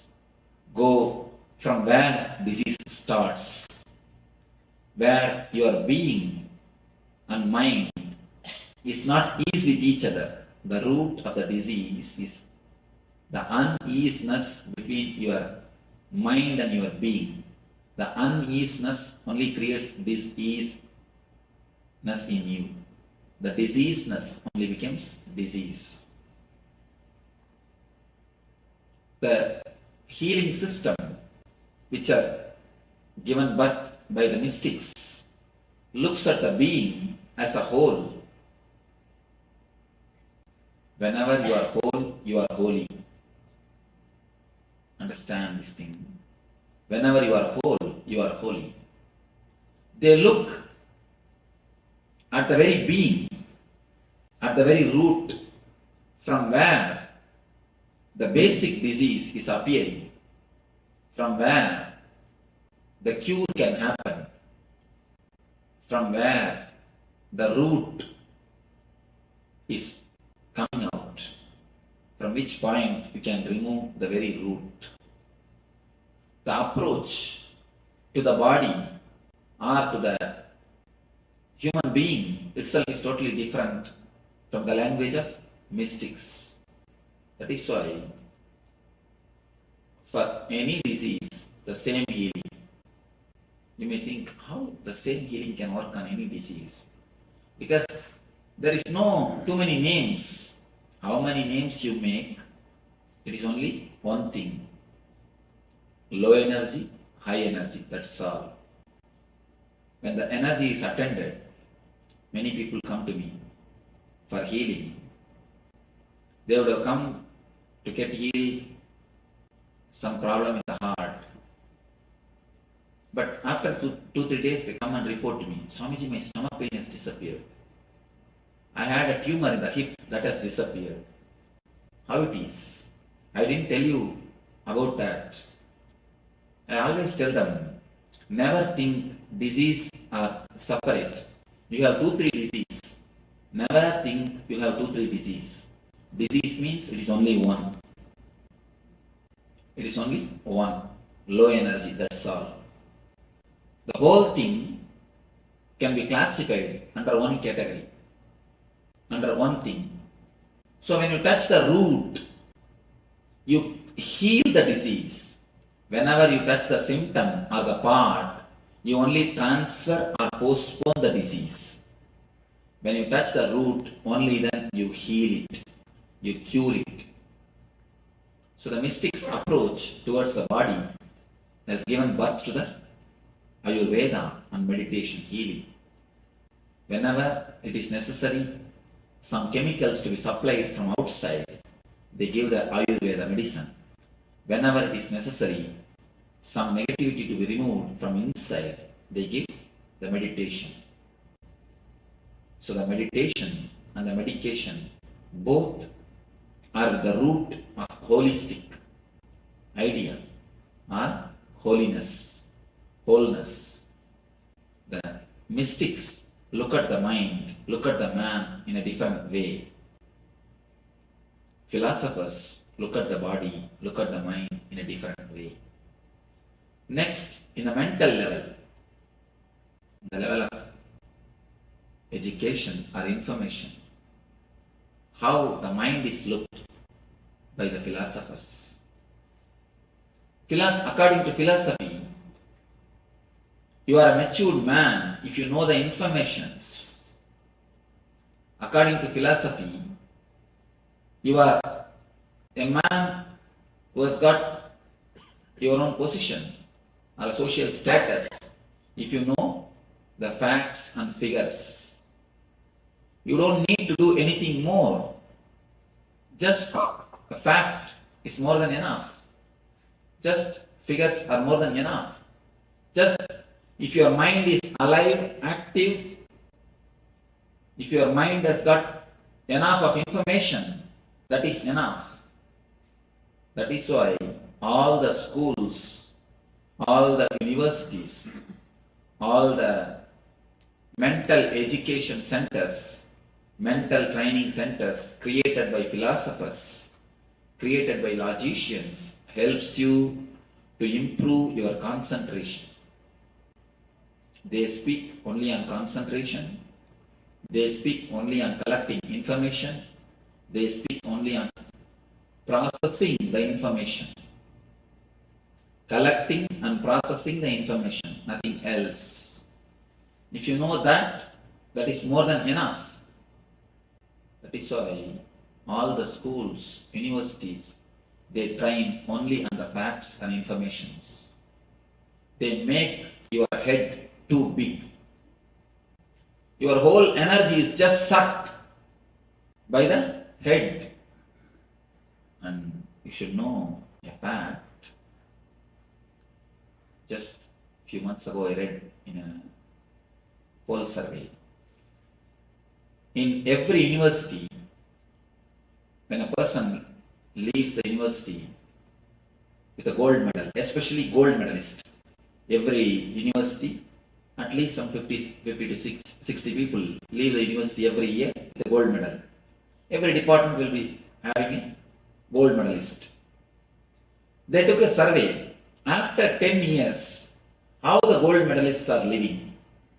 What is their life? They say more than 70% of the gold medalists live in a poverty land, in a poverty way, and broken relationship. Their lives are just hell. It's not small number, more than 70%. It is true. What I am giving you is a fact from a poll survey. I read it in a magazine. More than 70% either they live under the poverty line, below poverty line. And not only that, broken relationship. The life has become just hell. Why? Too much of energy when it is sucked by the head. You do not know how to forget your head. That's the problem. No, really. You can never live with a philosopher. You can never marry and have a good life with a lecturer or a professor. I tell you, especially philosophy professors. Because even in the house, they will be like a teacher. They will be like a professor. See, your doctor, when he comes back to the house, he knows how to remove the stethoscope and keep. How to remove his overcoat and keep. Even a lawyer can keep some of his coat outside. But what will happen to professor? What can he do? He has to keep only his mouth shut, which is impossible. Almost impossible. It is very difficult to live with philosophers. It is really. If you have experience, you can understand. It's very difficult to live with philosophers. Because their way of thinking itself is totally different. They have gone so much away from the reality. They are actually in their own world. They live actually in their own world. That is why almost all the philosophy you can see, they will have a frustrated death. Last phase of their life will be filled with frustration. Because philosophy is like running into the future. They do not know how to live in the reality. One philosopher. And one more thing, philosophers are the people who will never have pet animals. You can see these are all few things. Philosophers can never put up with pet animals. Because they want everything perfect. They will have not much time to play with pet animals. And you can see them. The philosophers cannot spend much time with kids. Because they need too much of perfection. The idea of perfection is nothing but idea of madness. You can see with philosophers, a continuous idea of perfection will be there. For everything, they want the perfection. They know how to cut things. There are too many symptoms. There are many symptoms to find out whether you are a philosopher or not. Philosophers can never laugh. Even if they laugh, at the most they can smile. At the most, not much. At the most, they can smile. Because laughing means you need to forget your head. Actually, laughing means you need to forget your head. You need to forget you know too much. Even if you tell a joke, philosopher, I heard about this joke 10 times ago. 10 times I heard this joke. 10 years ago I read this joke. But even first time you would not have laughed. Because as soon as you read the joke, you will think, oh, it is from like that joke. Okay. It must be from that book. Or you will be thinking, I think this is from my book he has stolen. Intellectual property. You can always see philosophers can never laugh. Because to laugh, you need to have a little bit of innocence. The life of the philosophers, but one thing is great about philosophers, they will never go to hell after death. Why? They are already living. They can be sure of one thing, they will not go to hell after death. You can be sure of one thing. The life of philosophers is such, they are totally disconnected from the reality. They are totally disconnected from practicality. One philosopher somehow, by mistake, had a cat. It is not that he is bringing up, must be his wife. The cat has given birth to a kitten. Every night the cat used to come and stand outside the house and make noise to open the door. He is totally bored or disturbed to come and open the door. And you can see laziness is always great quality of philosophers. That's one more thing. Because so much of energy is sucked by the head, the body will not have energy. Even when they walk, you can understand, it will be very regularized walking. It will not be like a floating. When a mystic walks, you can see it will be like a floating. When a philosopher walks, you can see it is like a steady, controlled walking. Steady, controlled walking. Philosopher does not mean only a man who has studied philosophy. Even amongst you there are so many philosophers. Amongst you there are so many philosophers. The person lives with a tightness. You can always see he will be philosopher, intellectual. He may be in other field. Even in the field of art, poetry, painting, dancing, there are many philosophers. Somehow they enter into this field. They enter into this field. It is not that just because you are a doctor, you are not a philosopher. Just because you are a lawyer, you are not a philosopher.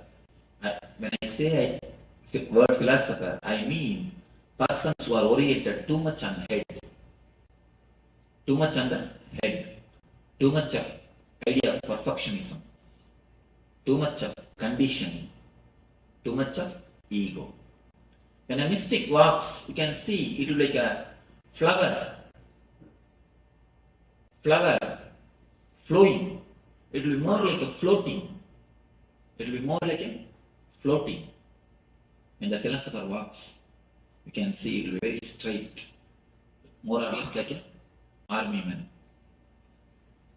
So this man, someone wants to get rid of this cat.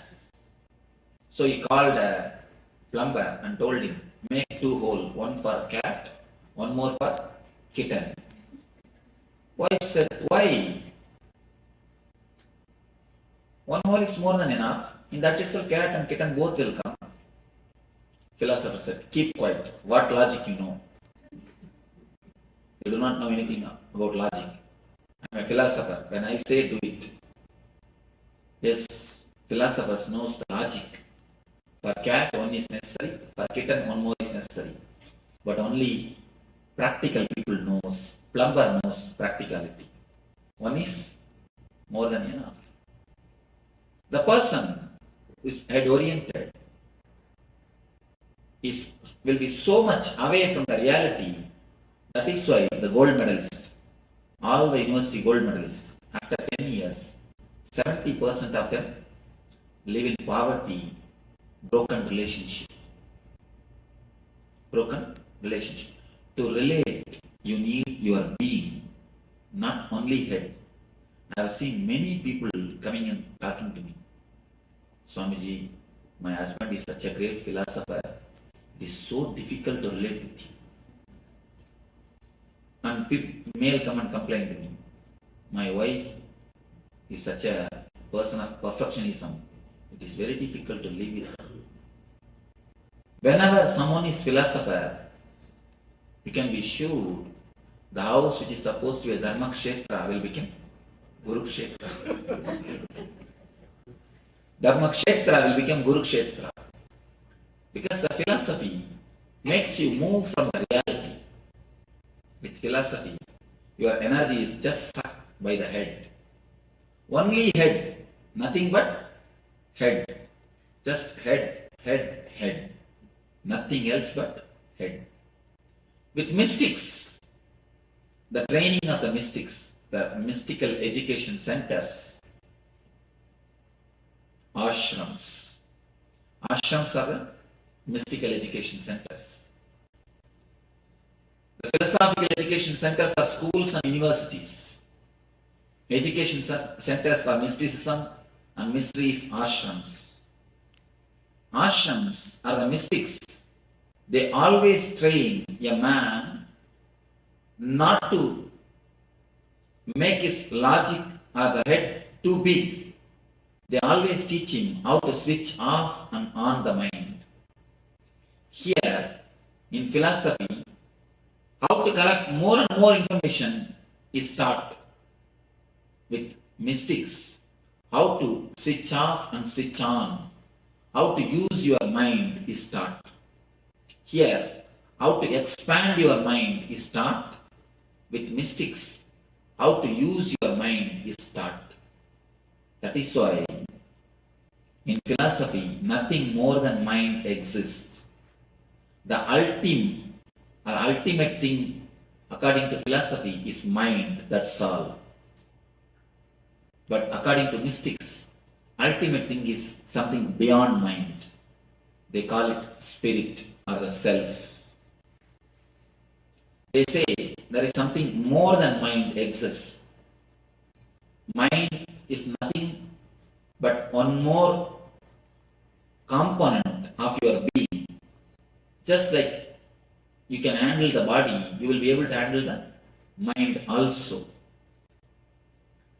Mystics always teach how to handle the mind. Philosophers always teach how to expand the mind.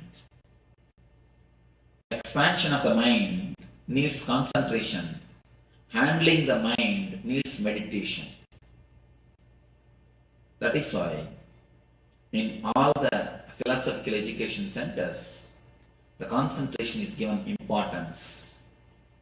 Mystical education centers, the mystical training centers, meditation is given importance. Here, awareness, there, concentration. Philosophy gives importance to concentration. Mystics give importance to meditation. With meditation, you know how to handle your mind. It is more or less like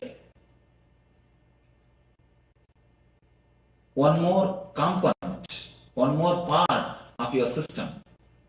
When you want, you can remove, clear it, and reuse it.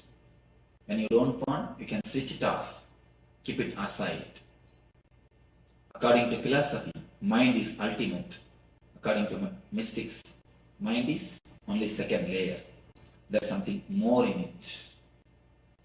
That is why in the world of mystics, they are always free from mind. Wherever the mystical education centers prevail, you can see depression has never attacked those parts of the world. In America, only in 2003, last year alone, 103 million depression medication prescriptions are issued. Only in 2003. I thought 103 million is too much. But one of our devotee who is in San Diego, he is a person who is doing research on this. He gave me the clear research survey. 103 million depression medication prescriptions are issued only in America. Why?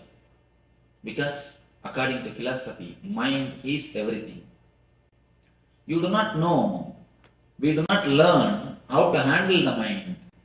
We learn only how to expand the mind.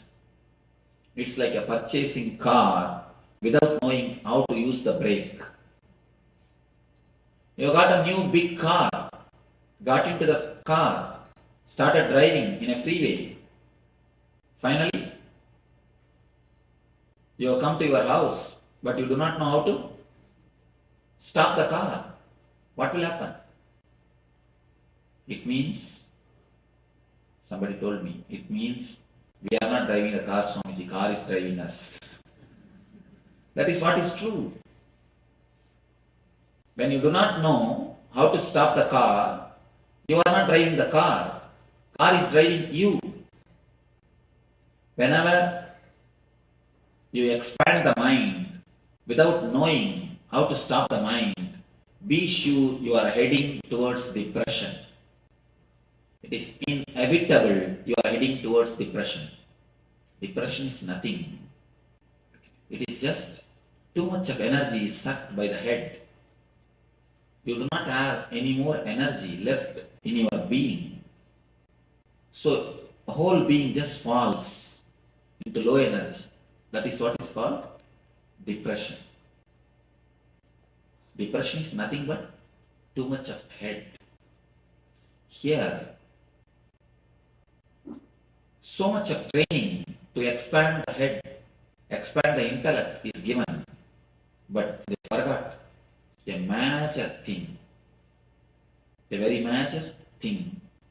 When you purchase a car, you should read the manual how to put the brake. Philosophers gave importance to expand the mind. Mystics gave importance to switch off the mind. Once you know how to switch off and switch on, you will know how to handle the car. Once you know how to put brake, you will know how to use it. The third layer, the problems of the spirit, or problems of the being. How philosophers handle it. Strange thing. Somebody asked me, Swamiji, is there anything essential missing in psychoanalysis? Why? Even after so many years and years and years of analysis, we are not able to find any result. Somebody came and asked me about a psychoanalysis. One psychoanalyst, actually. I told her, not something essential. The very essential is missing in psychoanalysis. Psychoanalysis is the solution for the problems of the being from the philosophical mind, at the philosophical level. What actually psychoanalysis does? What actually psychoanalysis does? Continuously analyzing. That's all. You will be speaking your problems, and the psychoanalyst will be listening to the problems. After a year, he becomes patient, you are freed. And you should know a strange truth. Again, a truth actually. They took a survey in which field people became mad.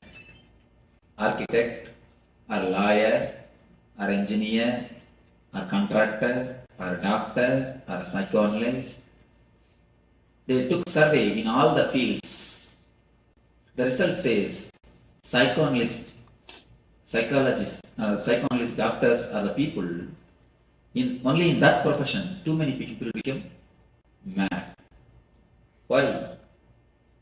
Continuously listening. Everybody vomits on their head. What will happen?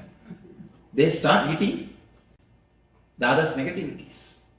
Not only that, continuously talking, how can you find solution? You'll be only analyzing. Going to the psychoanalyst is a fashion, I think. If you go to a bigger psychoanalyst, you are a rich man. It is nothing but a fashion. You can never get a solution. Except solution, you can get everything. I have not seen a single man who underwent psychoanalysis and got healed. There is a small story. In India, to make the kids sleep, they will put the kid in the cradle and mother will start singing. Once there is a kid, as soon as he was put in the cradle, he will just close his eyes and start sleeping. One day mother asked, "What is this? All the kids make their mother sing. But for you, as soon as I put you in the cradle, you start sleeping." The kid said, "The first day when I listened to your song, immediately I decided, from tomorrow onwards, just I'm going to go to the sleep as soon as you put me in the bed." Out of fear of mother singing or being bored, the kid goes to sleep. In that way, in some cases, rarely, out of fear of going to the psychoanalyst or an analyst and talking the same thing again and again, you may become alright. You may get well out of the fear of sheer boredom, going to the same person, telling the same problem. I have seen sometimes, and especially the Freudian system, they will have a screen between the patient and the doctor. And you know that sometimes doctors have to attend 2-3 patients. So they record a voice. Yes, tell me. They just record and keep the tape recorder and go away to attend the next patient. No, really it happens. The patient is sitting other side of the screen and telling same thing. And the strange thing is, patient also knows there is no doctor at the other side.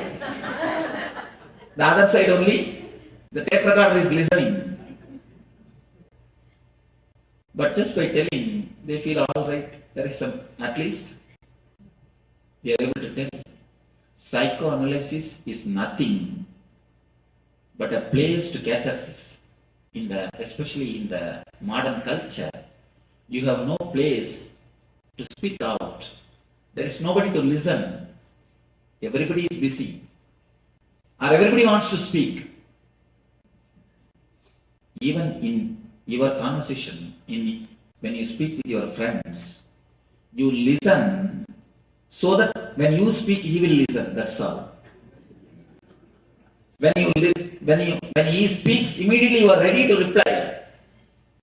You are just preparing your conversation. Why you keep quiet? Out of simple politeness, so that he will listen when you speak. It's more or less like a contract. Please listen when I speak. I will listen when you speak. Otherwise, nobody wants to listen to the others. Everybody wants only to speak. It's more or less like a catharsis. Because so much is there in the head. You do not even know how to switch it off. What to do? You just vomit out.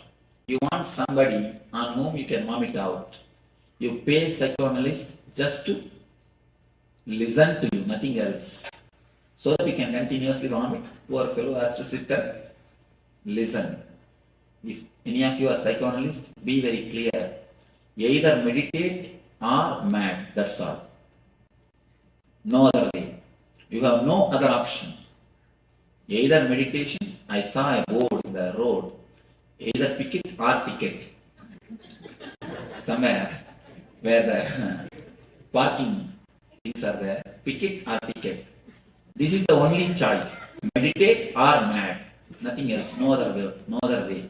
Because continuously people are vomiting on you. What will you do? Psychoanalysis is the solution given to the levels of the problems of the beings by the philosophers.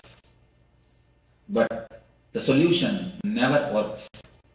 If you are bored, totally, if you are tired of going to the same psychoanalysis, if you yourself decide that I have become alright, then you are alright, that's all.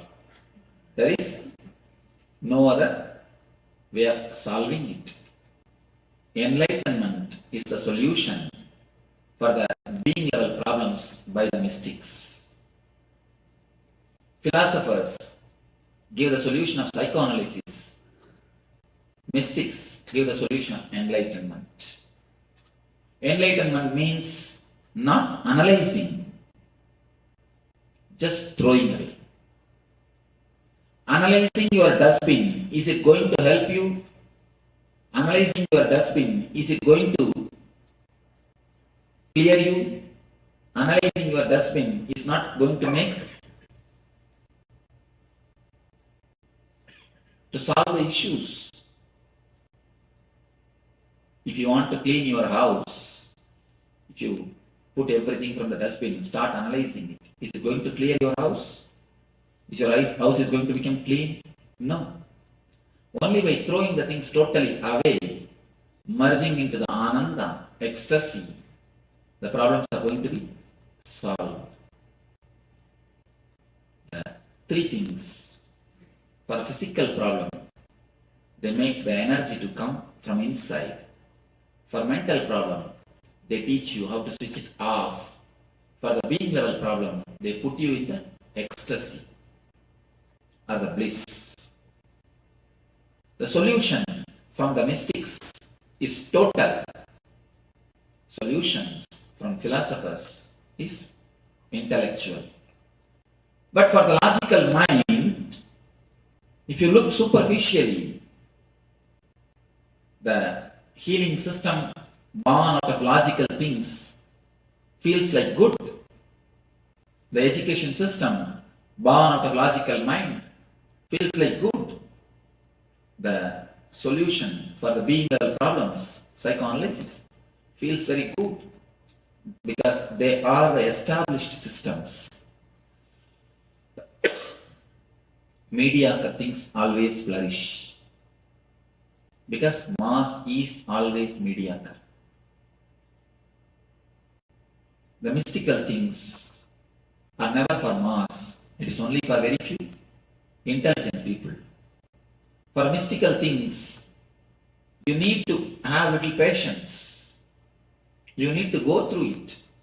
You need to allow the process to happen. You cannot just jump. But mind is monkey. Mind is totally restless. It wants instant. A small story. 3 monkeys. They got 1 mango. All the 3 wants to share the mango. How can 1 mango be shared by 3 monkeys? They went to a master for solution. Master said, all right, all the 3 of you, plant this mango. Once the mango tree comes, you will have a lot of mangoes. You can satisfy your whole life by eating the mangoes. These 3 monkeys thought, all right. They planted. 1 monkey took the responsibility of pouring water. The other monkey putting the manure. 3rd monkey, security. 6 months, they did their job religiously. But unfortunately, the seed has never sprouted. The tree has never happened. They went to the master to complain. What did he teach? What has happened? We have lost even that one mango. Why did he give such an idea for us? The master called all the three of them, started inquiring what has happened. First monkey said, every day religiously I poured water morning 6 o'clock. I stopped even going for a morning walk, but I poured water religiously.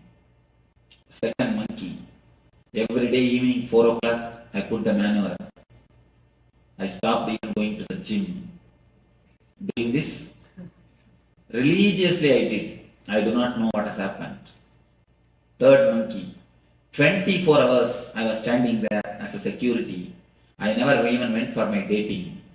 I was there as a security. Not only I was standing there as a security, every day at least once I dig out and saw whether it is sprouted or not. You need to give little space for the mango to sprout. Not only water or the manure, a little bit of space for the mango to sprout. Your very urgency, your very restlessness will not let the mango to sprout. With mystics, you need to give little bit of space, little bit of time to let the meditation work in you, to let their presence work in you. If you want the plastic rose, it will be available ready-made. But if you want the original rose, you need to wait for a few days so that it can flower. If you get from the market cut rose, don't think it's original rose. When I say original rose, I say the rose with the plant. You need to wait for a few days. So you need to wait. But mind is such, we are not ready to wait. The restlessness, that is why we take the solutions given by philosophers.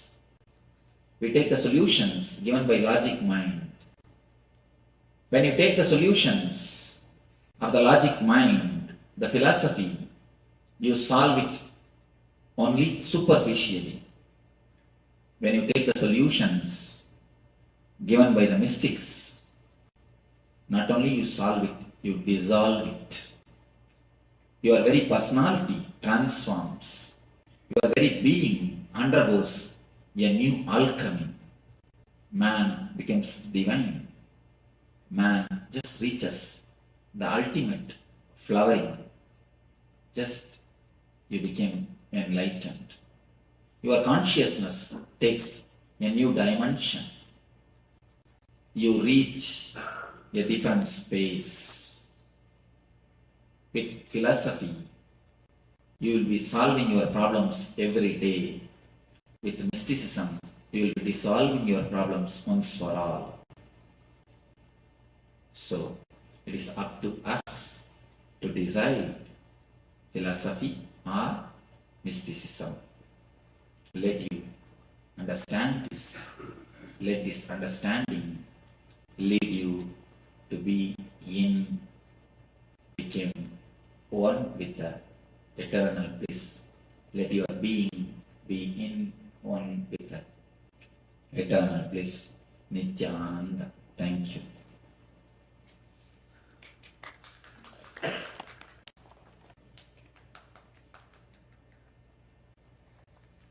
Few questions can be answered, or your answers can be questioned. Because with a philosopher, your questions will be answered. With a mystic, your answers will be questioned. Your basic question, your basic answers will be questioned. Oh, we have so much of questions. Nice. It means people are shy to ask. We have so many deities and rituals. Is it necessary to follow all this? In the starting time, you don't feel confident on one deity. You don't feel confident on one ritual. You don't feel confident on one technique. You think if he is on leave, he may come and help. Ganesha is on vacation, at least Kartikeya will come and help. If Kartikeya has gone for dating, at least Muruga will, at least Shiva will come and help. That is why you have so many deities and so many forms. I tell you, if you trust one form, one technique is more than enough. One form and one technique is more than enough. But you need a little bit of maturity to understand one form and one technique. So, if you really want to grow spiritually, if you really want to have the fruit, I tell you, one form and one technique is the right method. If you want to dig a well, 10 feet, 10 feet, 10 feet in 10 places, if you dig a well, will you get water?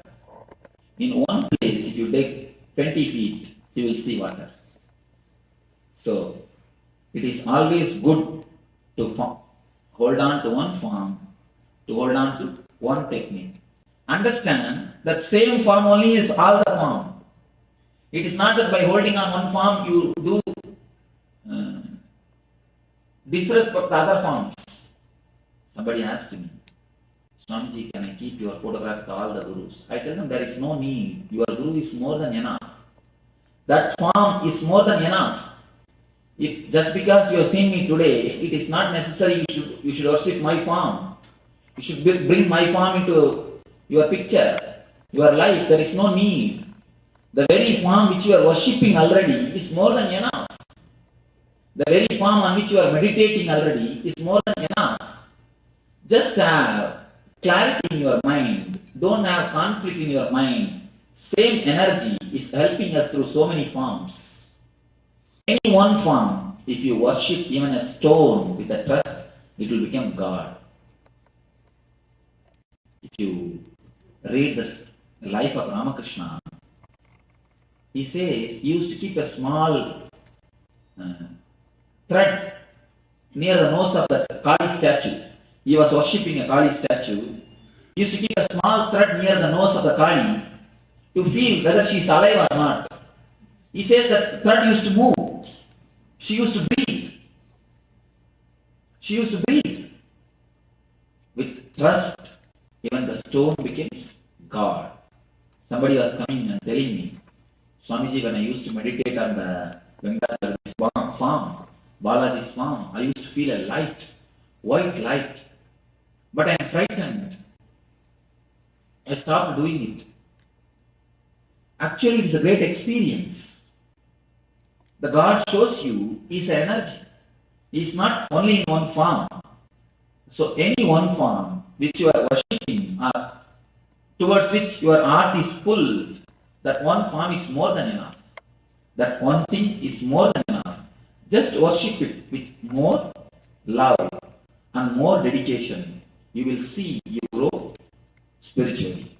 That one form, one technique is more than enough.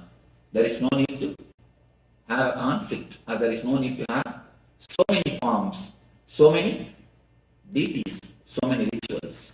One is more than enough. Thank you. Are people close to you physically more blessed and more loved by you? Can we feel close to you being physically away? A beautiful question. I tell you, mark my words. This is a statement I have put in my ashram. Whenever you come and serve me in my room, whenever you take care of me physically, you are near me. Whenever you clean the bathroom of the ashram, whenever you do the ashram work, my mission, I am near you. What you want to decide. When you serve me physically, you are near me. When you take care of my mission, or when you meditate, when you do your spiritual practices, I am near you. What you want, you can decide. Whether you want to be near me or whether I should be near you. A small example. the bee,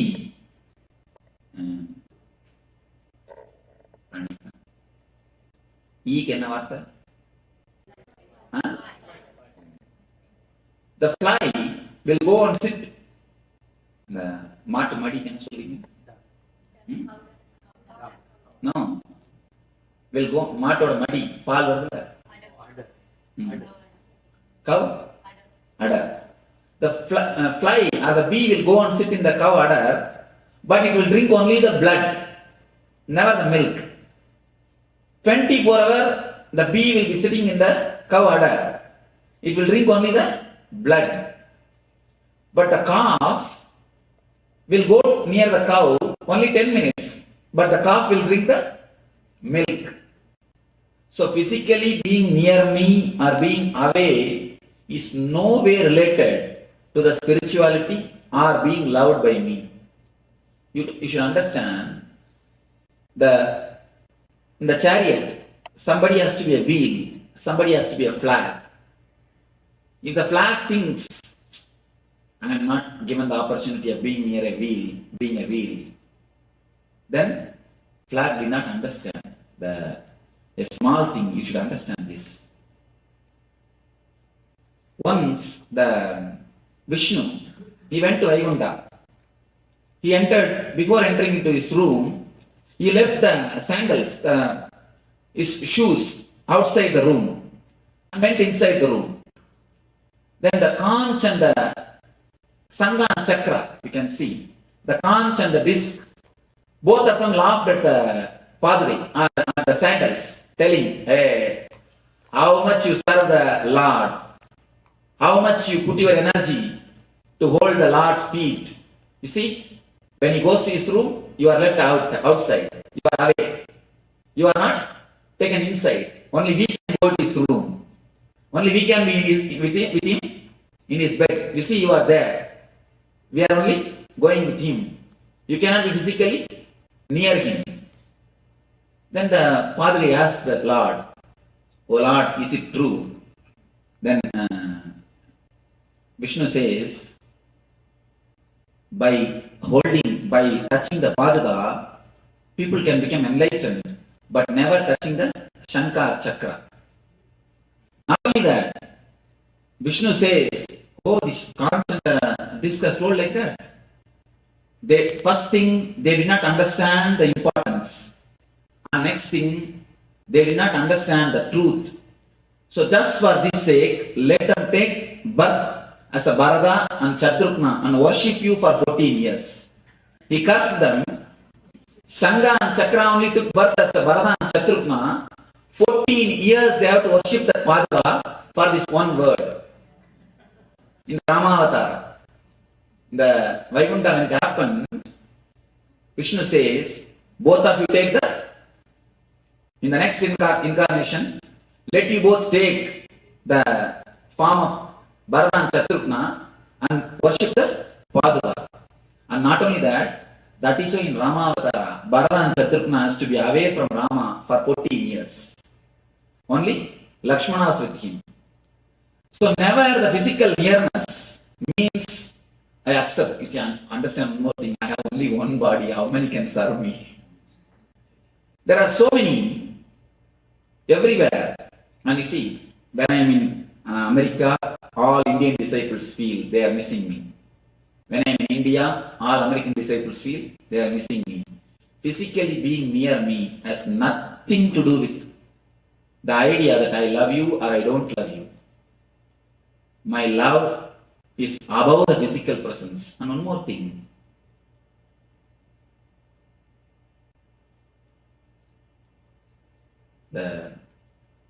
It's a little sharp, but a truth. Bhagavata, there's a question asked by Sukha to Krishna. To Krishna, the question is put. What is the difference between you having 10,000 wives and Sisubala having 10,000 wives? Sisubala was also having 10,000 wives. And Krishna was also having 10,000 wives. As far as it is a Krishna, it is always said, oh, gopis, prema, the spiritual. When it is Sisubala, it is always told prostitution. and immorality. Why it is with the case of Shishibala and why it is the case with you? Then Krishna replies, as far as me concerned, whomsoever is near me and whomsoever is away from me, for me both are one and the same. That is why being near me or not being near me is not at all a thing. So the physical presence does not mean anything. That is why it is called spiritual. In Shishibala's case, the people who are physically near him, they are treated in one way. The people who are physically away from him are treated in another way. That is why in his case it is prostitution. In Krishna's case it is a prema bhakti. So being near me or being away from me is no way related to the spirituality. All of you be very clear once for all. And one more thing, sometimes I make you a flag. Each one's attitude, I give them according to the post or the place to live around me, to be around me. You see, some of my disciples, I never tell them to meditate. If you ask, there are few people who live with me, they never know how to close their eyes. Still now they do not know how to heal. People who are very close to me, but I always tell them, no, meditation is not for you. Keep quiet. Do my work, that is enough. But for somebody, I always tell them, meditate, meditate, meditate. So Master gives for each one their place, their technique, their method to grow. Whenever somebody comes near me, I always tell them, to be around me, you need to understand one thing. For everybody, I give a different attitude, different way of approach. There is a beautiful word called bhavana. For everyone, I have a special bhavana. With everyone, I relate with a special bhavana. The bhavana does not mean I love somebody more, I love somebody less. Being physically near me does not mean I love somebody more or I love somebody less. It is just the spiritual closeness. That is only counts. Nothing else. So understand, just because the Padre, the sandals could not enter the room of the Vishnu, it is not that it is some way less. Just because the conch and the disc is entering into the master's room, it is not that some way they are high. If you understand this one story, that's enough. The conch and disc are just told by the Vishnu, go and take Bharata and Shatrugna and worship the feet. Worship the Padre for 14 years. Okay. How long can take? I think it is 9 o'clock. I'll answer one or two questions. Other questions tomorrow. When criticism or negativity is given to you and you react in your mind, what thought process should happen in order to get to your mind in your mind where you do not react at all?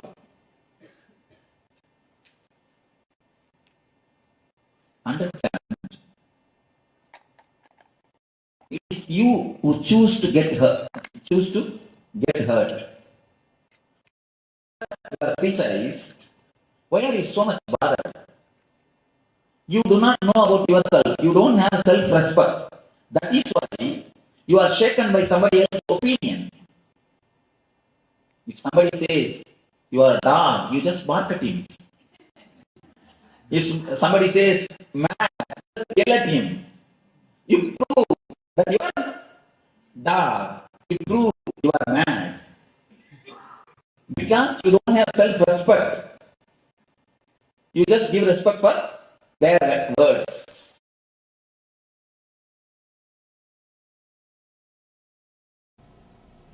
In Zen Buddhism, there is a beautiful story. Zen masters are the real master surgeons. And they are really wild people. To give enlightenment, they will go to any extreme. Let me narrate few Zen stories. How they forced the meat into the mouth of a cub. How they forced the first experience into the disciples. It's a strange, but very nice to hear those stories. One disciple, young guy, who grew up with the master from the young age, he used to imitate the master continuously. Master had a habit of, after saying everything, he will show like this. He has got a habit. The disciple also will do the same thing. He will stand behind, and whenever master gives a discourse, he will imitate the master. He will repeat. He will do the same thing. One day suddenly, master just removed his sword. The Zen master used to have a sword. He just removed his sword and cut the hand. Just chop the hand. The disciple had so much of trust and he was so much connected to the master. Immediately, without a second thought, he felt, if master does, there must be something good. He must be doing only for my good. The trust, actually, when you enter into a ultimate fear, deep fear, if you are conscious and aware, you enter into the enlightened zone. If you are moved, if you are unconscious, if you are shaken away, if you are taken away by your emotions, you fall into the lower level conscious or lower level spaces. If you are aware in the peak moods, you enter into the higher level consciousness. This guy had such a deep trust towards the master. Even when his hand was cut, he knew for sure, he was very clear, something is good. If master does, it must be something good for him. And that very trust transported him to the higher level consciousness, suddenly experienced the enlightenment. Story says he became enlightened. Now other disciples, they took care of him. They did some, whatever has to be done, the first aid or whatever possible help. Once he got healed, some disciples asked, Master, it's nice, he became enlightened, but he lost a few fingers. Why should he lose a few fingers for enlightenment? Master says, people lose lives, thousands of lives for enlightenment. Few fingers are okay, leave it. Good bargain. It's something not bad. Another beautiful incident of same kind. One person went to the master asking for enlightenment. The master was walking on the third floor of the building. The disciple was walking behind him. Master, please help me, guide me, give me enlightenment. Suddenly the master turned and pushed the disciple from the third floor. Just he pushed. Again, the disciple was so deeply connected. Of course, Zen masters don't do this type of techniques unless a disciple is very deeply connected. Only to arrived disciples, this type of techniques are used because these are instant techniques to give enlightenment. Straight techniques. Again, the disciple was so connected, so deeply connected. He felt when master does, there is something good. And when he fell, he was just floating in the air and fell like a flower. The story says, the moment he touched the ground, he touched the heaven. When he touched the ground, he touched the heaven. He became enlightened. The deep trust, whatever master says is good for me, whatever master does is good for me, that very trust has made him enlightened.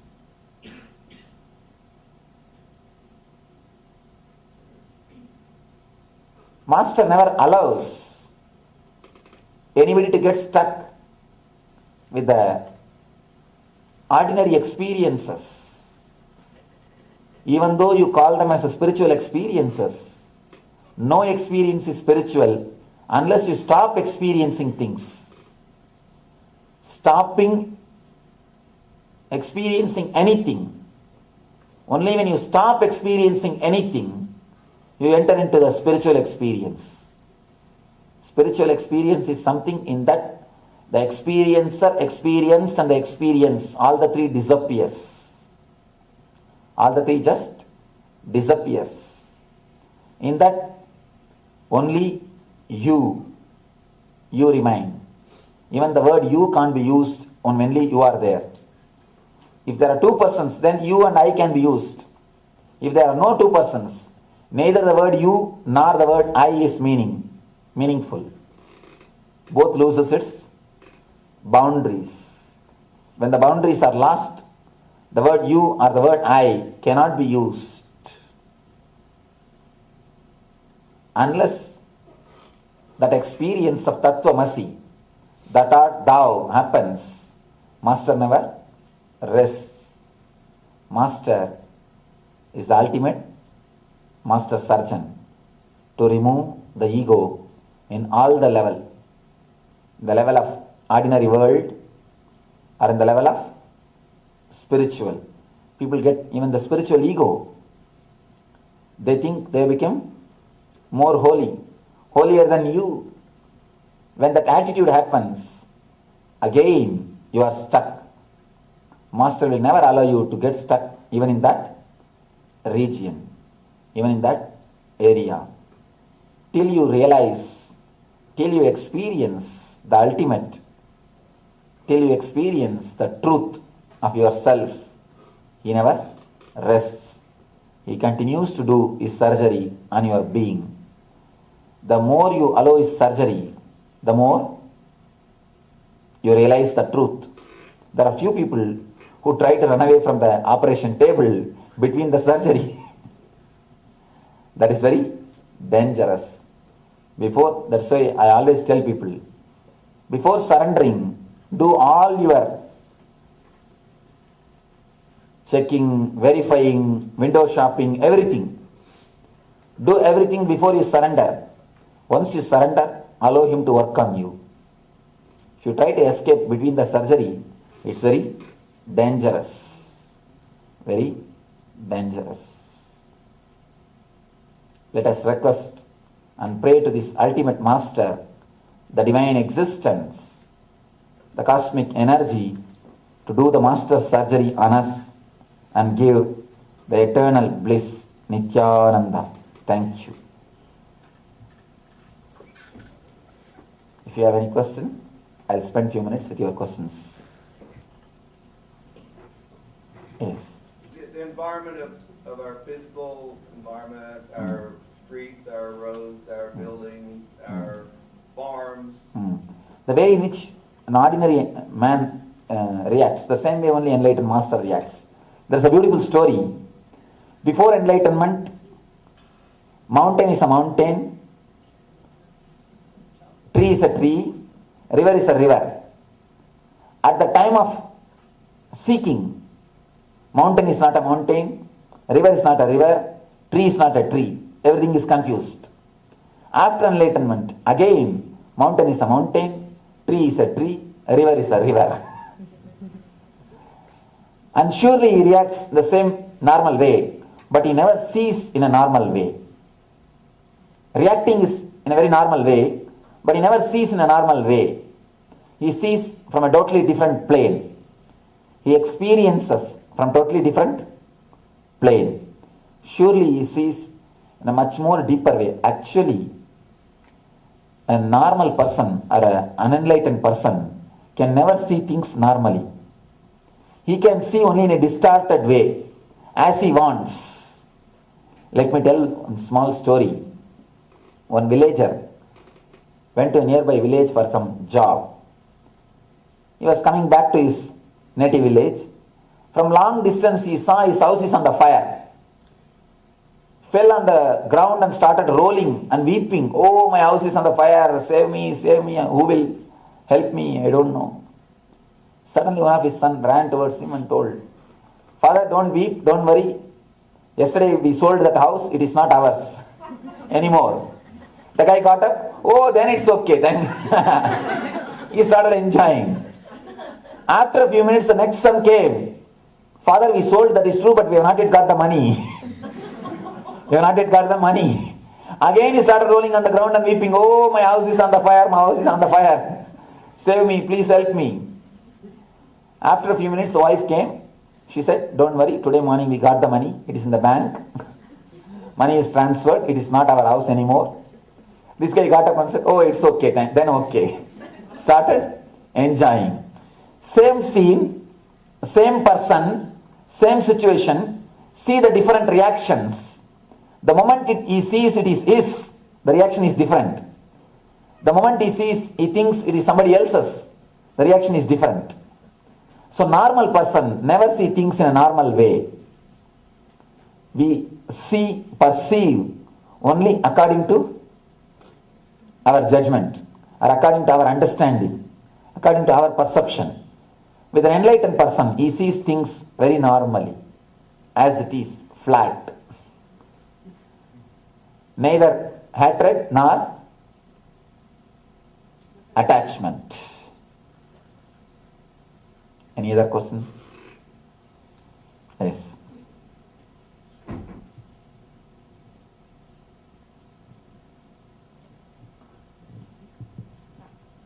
This one. What is the distinction between dropping, letting life flow, and laziness? In laziness, you will always be tired.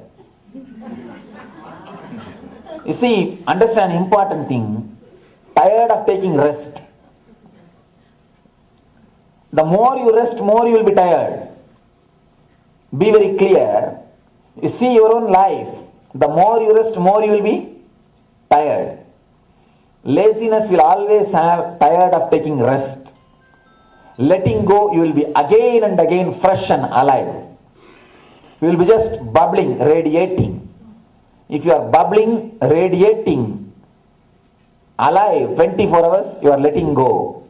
You are allowing the life energy to penetrate you and live through you, express through you.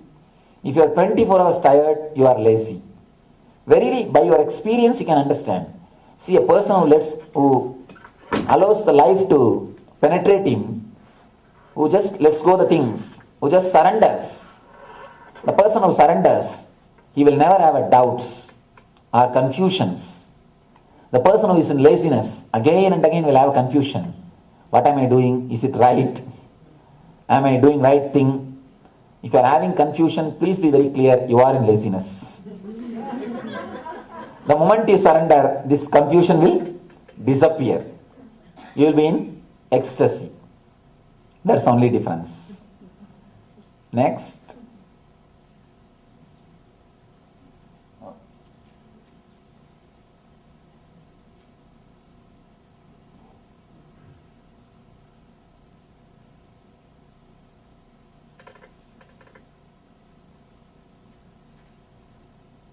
Here the question says, we the untouchables ever find enlightenment? As long as you have an idea that you are an untouchable, you can't find enlightenment. The moment you drop that idea that I am untouchable, you are enlightened. There is nobody who is untouchable. No, the very idea that untouchables is something wrong.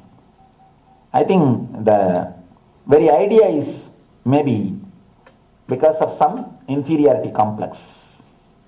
Nobody is untouchable on the planet Earth, except the person claims, I am holier than you. He is the only untouchable, you can't touch him. If somebody claims, I am holier than you, you can't touch him. He is the only untouchable. He will not allow you to touch. Except that person, everybody can become enlightened. The person who thinks he is holier than somebody, Except him, everybody is touchable. Everybody is capable of having enlightenment. Only he can't because he is untouchable. He will not allow you to touch him. Next. Yes. Please ask. Swamiji, do you know how you became enlightened? Oh. The moment you become enlightened, the very doubt disappears, whether you are enlightened or not. The very doubt disappears. And you are just clear. Do you know you are seeing me? Are you clear about that? Yes. Same way. How you don't have any doubt about you are seeing me or not? Same way I have no doubt. It is just a clear-cut vision or experience. Straight away you see it. You experience it. So the question simply disappears. As long as you have the question that whether you are enlightened or not, you are not. Please be very clear. As long as that question is there, you are not. Once you are, the question disappears. Yes. You said master is the guru that we know, or is the self of ourselves, that self-consciousness is also a guru, our own guru. Consciousness is guru, conscience is not. We always mistake conscience as a consciousness. Conscience means it will tell you, do this, don't do this. Do this, don't do this. These do's and don'ts will be given to you by conscience. You will always be fighting with conscience. The more the conscience you have, more your life will be dead. More you will be schizophrenia. More you will be a split personality. With consciousness, you will never have a doubt, should I do this, should I do that? You will just be very clear. You will just do what has to be done. So with conscience, you will have a continuous fight. Please be very clear. If you are having conscience, don't think it is your guru. No. If you are having consciousness, then it is your guru. Yes.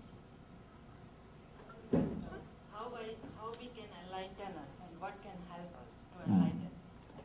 It is as simple as 1, 2, 3. 1. Start meditating. 2. Continue meditating. 3. Continue meditating. Meditation is the only key to experience that you are enlightened. Just enter into the meditation, of course, which is your natural state. Start with some meditation technique. Enter.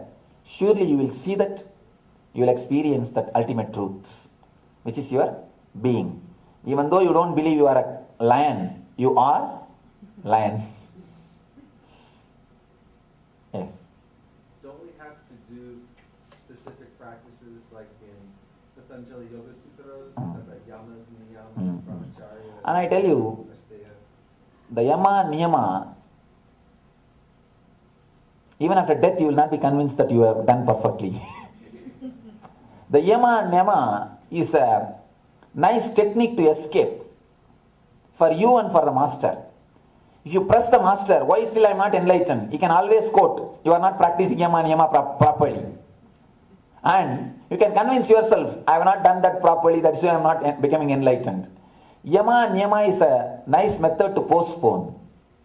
According to my experience, I tell you, yama, niyama happens after you enlightened. After you get enlightened. Never before you get enlightened. You can never be completely, honestly truthful. Tell me. The first rule is ahimsa. Asteya. Ahimsa means that non-violence. And then satya means truth. Then brahmacharya, celibacy. Then comes the asteya, aparigraha, means living with minimum things. All these things will happen after enlightenment. It can never be done before enlightenment. If you try to do before enlightenment, it will be like a plastic flower, plastic rose. It will not be like a real rose. I tell you, straight away start working for meditation. Work towards the enlightenment. Let the enlightenment happen, then all these things will follow. At least in my experience, I tell you, I have seen thousands of yogis. I have not seen a single yogi who accomplished all these things and then went to meditation. No. It is not even 8 steps, it is 8 parts. All the 8 should be at a time practiced. All the 8 should be practiced at a time. It's not that you will go step by step. No. It is not Ashtapadi, it is Ashtanga. Anga means part. The word Sanskrit word you should understand when Patanjali says Ashtanga Yoga means 8 part of the yoga, not 8 steps of the yoga. 8 step means first step you will finish, then you will go to second step, then you will go to third step. That's the way. But here it is not 8 steps, it is 8 parts. So 8 part, all the 8 should be practiced at a time. Only then you will be able to realize. Never think you will do first one, second one, third one. No. The first one itself will never be completed unless you experience the enlightenment. Yes. Yes. How do you release doubt? How do you? How do you release doubt? Doubt. That's a nice question. Just surrender. Tell the divine, you are the person who gave the faith. You are the person who gave the doubt. Have both. Leave me. Doubt about yourself. And again, that's what. You see, of course, you can surrender to the divine. You can say, again and again I am having doubt about myself. There is some part believing in me, some part doubting me. Please just take both and leave me. You can surrender the doubt and faith both. As of now you wanted to keep the faith and you wanted to relieve only the doubt. That's where the trouble starts. Drop both, then you will go beyond. Referring to the conscience of, do this, do that, having to eliminate that to enlightenment. The sociopath, serial killer has no conscience, no doubts. How do you throw the baby out with the wash? That's wonderful thing. Wonderful question. A real man who is with conscious will never hurt others. He can't hurt others. He can't disturb others. He feels the other being also himself. He can't kill others. He can't do anything wrong. The person with conscience, even if he does not do wrong, he will be violence in his being.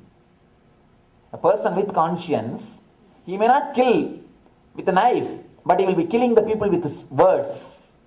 He may not use the sword, he will be using the word, because his being will be very violent. So with conscience, even if you are non-violent socially, it's not okay. But with consciousness, you can never be violent. And according to me, morality should be based on consciousness, not on conscience. This whole NSP, this weekend workshop which I am doing is all about this conscience and consciousness. The conscience is a poor substitute for consciousness. Because we are not able to experience the consciousness, we cut hold of the conscience, we start living based on that. This whole NSP, these 2 days, I am helping, or I am trying to see that people reach at least one glimpse of consciousness. They experience at least one glimpse of consciousness, so that they start living with consciousness instead of conscience. I always tell people in that whole program, the conscience is just a mask or anything based on conscience is only skin deep. You know how deep the skin is. It is not going to be eternal. Anything based on consciousness will be eternal. Surely we should work for conscious experience. Just because we don't have conscious experience, we should not compromise with conscience. We should not compromise with conscience. Our morality, our understanding, lifestyle, everything should be based on consciousness, not on conscience. See one thing, when it is based on conscience, it is naturally based on fear and greed. See, when the idea that you should not speed up If it is based on the fear, naturally when you don't see the cop's car, you will raise the speed. Automatically you raise the speed. And it's little tasty also. To break some law, you feel some, it becomes very taste. And you feel very good about it. Or you feel that you have become very courageous. Or you think you have become a very big person. Anything based on conscience or fear and greed will only misguide you, or you'll be just waiting for the chance to break that rule, to go beyond it. That is why you can see the kids. Whatever you say, simply they will say no. Saying no to the father, mother, it gives them a sort of a courage. And they feel only when they say no, they become adult. So they just wanted to prove themselves. Same way, any discipline based on, any morality based on conscience, you just try to violate it, violate that rule, violate that law to prove that you are somebody great. I tell you, directly or indirectly, you will be continuously doing something wrong if your morality is based on conscience. So it is better to go for a conscious experience than living based on conscience. Pray to the ultimate energy to give us all the ultimate conscious experience, the eternal bliss. Nithyananda. Thank you. Thank you, Swamiji.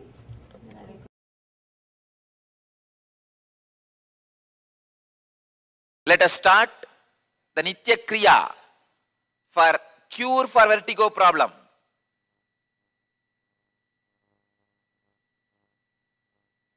First, Koraka Jali Asanam. Koraka Jali Asanam. Please understand.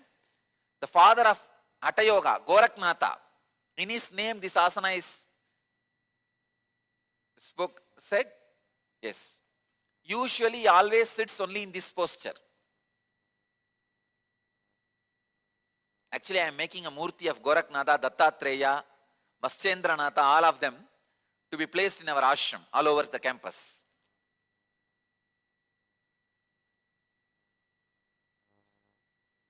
This is the posture. Be seated in a squatting position. Insert the hands in between the thighs and the calf muscles.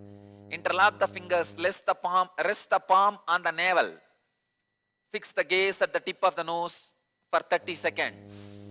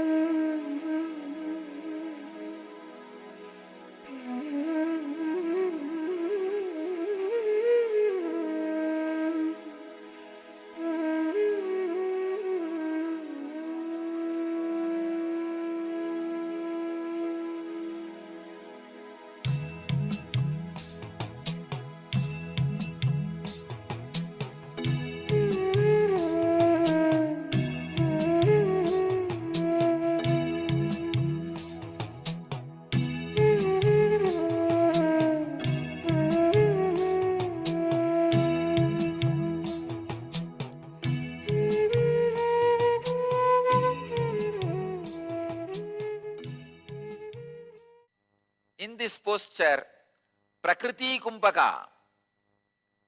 Let me give the instruction for Prakriti Kumbhaka. As you chant the Bija Mantra, Va, loudly suck the air in through nostrils and mouth. Then when you are full, hold as long as you can. Then slowly exhale normally.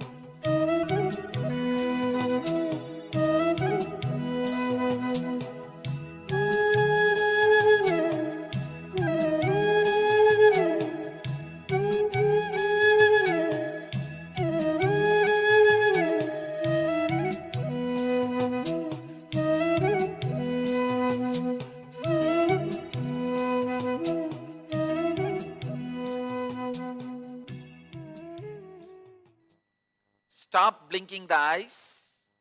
Concentrate on your nose as strongly as you can, tip of the nose, for 2 minutes.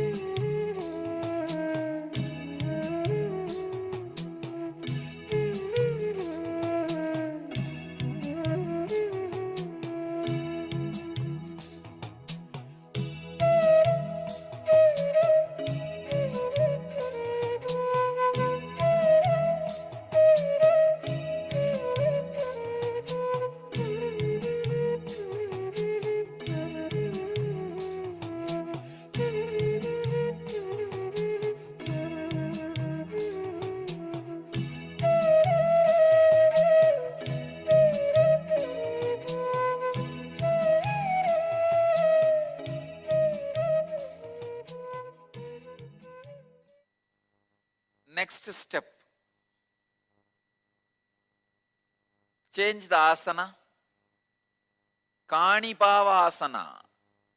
Rest the hands on the ground with comfortable distance between them. Bend the elbows.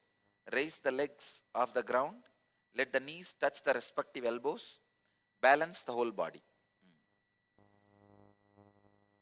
30 seconds.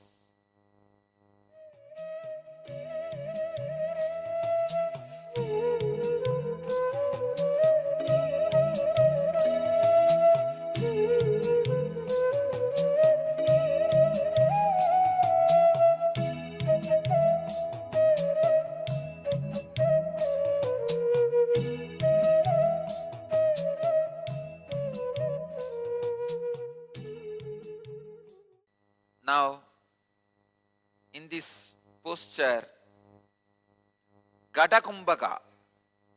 Gada Kumbhaka is inhale through both the nostrils, hold the breath, exhale through right nostril.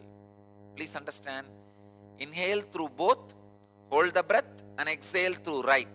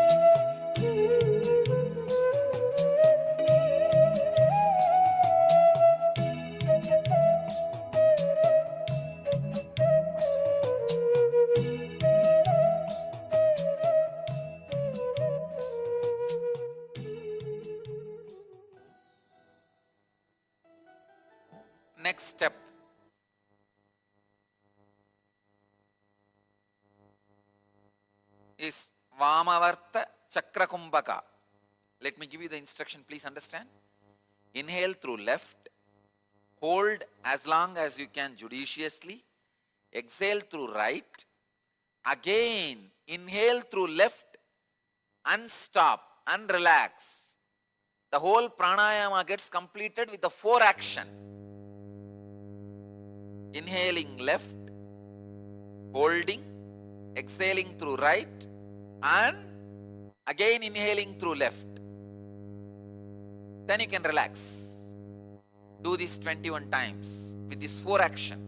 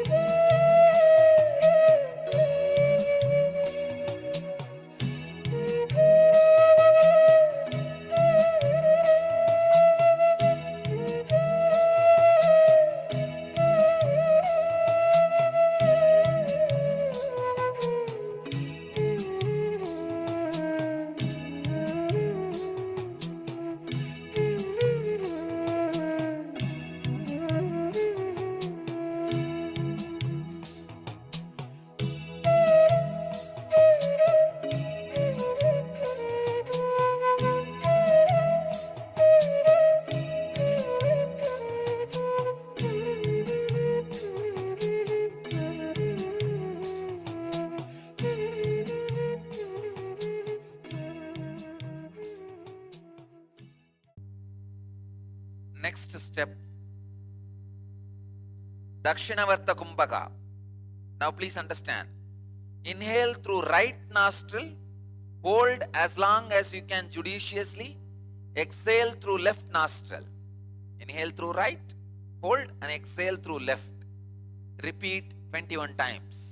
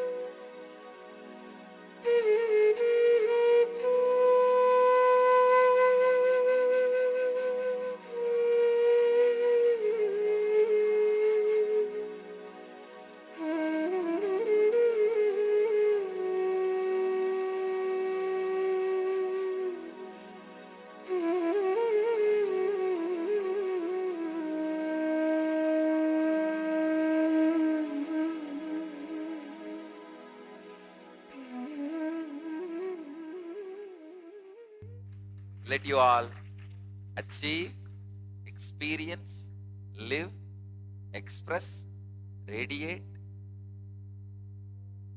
and share the eternal bliss. Nithyananda. Thank you. Yes, welcome back. So after that wonderful Kriya for vertigo care from the Supreme Pontiff of Hinduism, we welcome everyone back. And we also would like to to welcome once again everyone that is here with us. We have Charmaine News, Nithyanandam. Nithyanandam. We have Ma Mahabhairava Jnana Rupini, Nithyanandama. Nithyanandama. We have Ma Nistrigunya, Nithyanandama. Nithyanandama. We have Vishwanatanaya, Nithyanandamaya. Nithyanandamaya. We have Ma Mahasatya and Ma Paramasatya, Nithyanandam. Nithyanandam. Ma Agora Swarupini, Nithyanandama. Nithyanandama. We have Ma Gui Shu Jing, Nithyanandama. Nithyanandama. We have one participant. We cannot, apologies, we cannot read your name. We have Ma Herolyn Sampson from Nityananda. Nithyananda. And we also have Ma Anandeshwari Nityananda. Good to have you all with us. Nithyananda. So yes. So now, after this this wonderful kriya, let us get into the science of miracles. We had the revelations from the Supreme Pontiff of Hinduism on the science of miracles, and so let us explore this a little bit further in this internalization exercise. We are going to do completion with words. Completion with words leads to Vak Siddhi. So any word that you raise, any words that you say, any word you raise from your Vak will become reality. That is Vak Siddhi.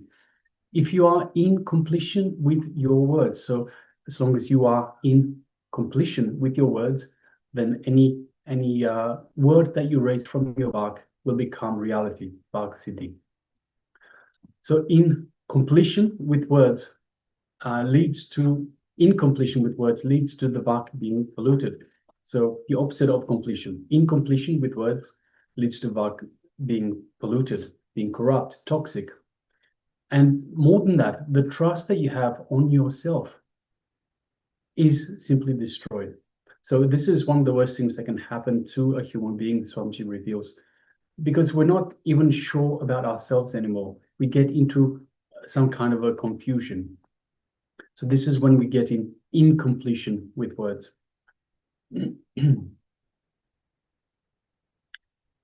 So now we'll be doing a simple completion process, a simple exercise to complete with the Vak. So please take a pen and paper and look into your life and list down all the words, promises, commitments you gave to yourself and others which you did not honor or fulfill, and or you did not even withdraw, and therefore you did not restore your integrity. So in this exercise, it is important that you recollect all the words which you gave to not just others, but to yourself, because many a times we do not complete with ourselves, the words which we give to ourselves. This is not a moral exercise. Swamiji has told many times again and again that Vak, completion with Vak or integrity is not a moral principle. It is a spiritual power. So to awaken this power, it is very important you complete with the words you give to yourself. It can be as simple as I will go to gym every day, or I will do yoga every day, or I will save a certain amount of money or get a certain job or get a certain degree, but you did not fulfill, you did not honor, fulfill or withdraw the words which you gave to yourself, and you did not restore integrity. So please look into your life, take a few minutes, and let's do this exercise. And just to clarify, when we say you do not withdraw, that means, so for example, if you say to a friend, I'm going to meet you at 5 o'clock, but you realize along the way that you're not going to be able to make it for 5 o'clock, then withdrawing means simply calling and saying, hey, I'm not going to be able to make it by 5 o'clock. I know I said I was going to be at 5 o'clock, but I'm no longer going to be able to make it. So that would be a withdrawing. It's similar for yourself. When you give yourself a word, you say, okay, I'm going to do this, but then you realize that you're not going to be able to, or you're, for some reason, for some incompletion, you're not going to do that. Then you can also say to yourself, hey, I understand I'm not going to do this because of this, but I will try again, or I will try hard next time, that sort of stuff. That would be withdrawing the words.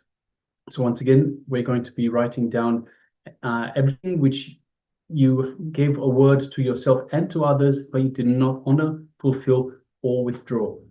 So in this way, we did not restore integrity. So we're going to display this this slide for you. So requesting everyone to please gather a pen and paper. And let us start penning this down. We'll give a few minutes for this. If you have any questions, if you need any help, please do let us know. Let's begin.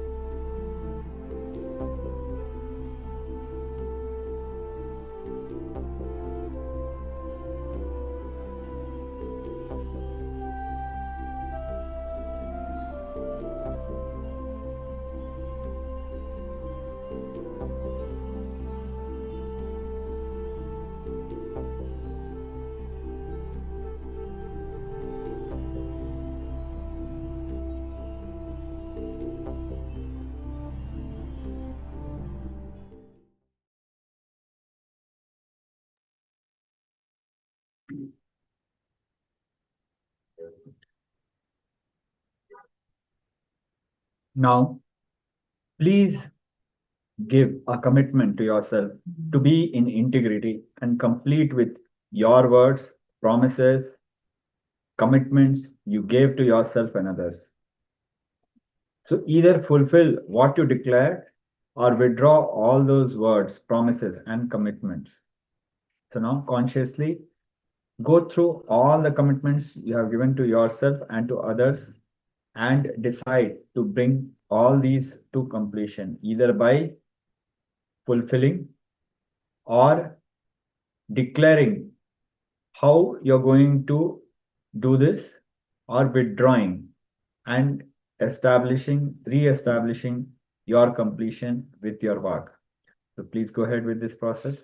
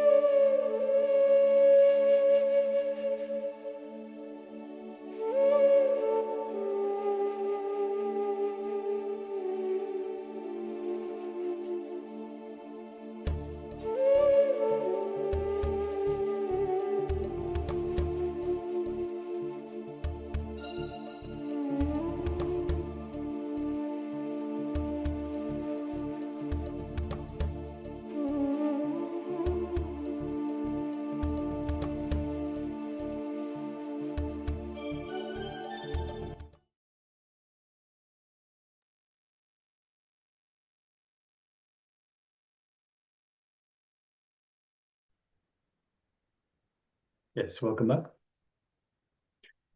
So wonderful, wonderful technique there to complete with the vak by simply declaring to fulfill or withdraw all the words, promises, commitments that you have given to yourself and to others.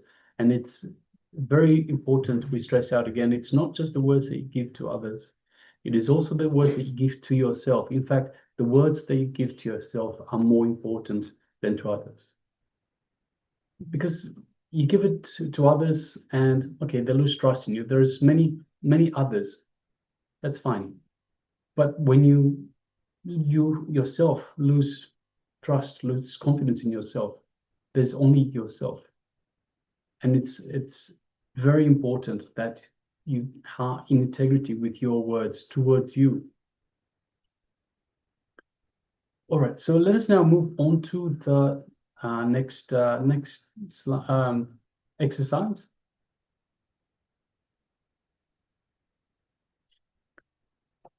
Yes. And we are moving into the power manifestation. And today's power manifestation is the power of quantum memory.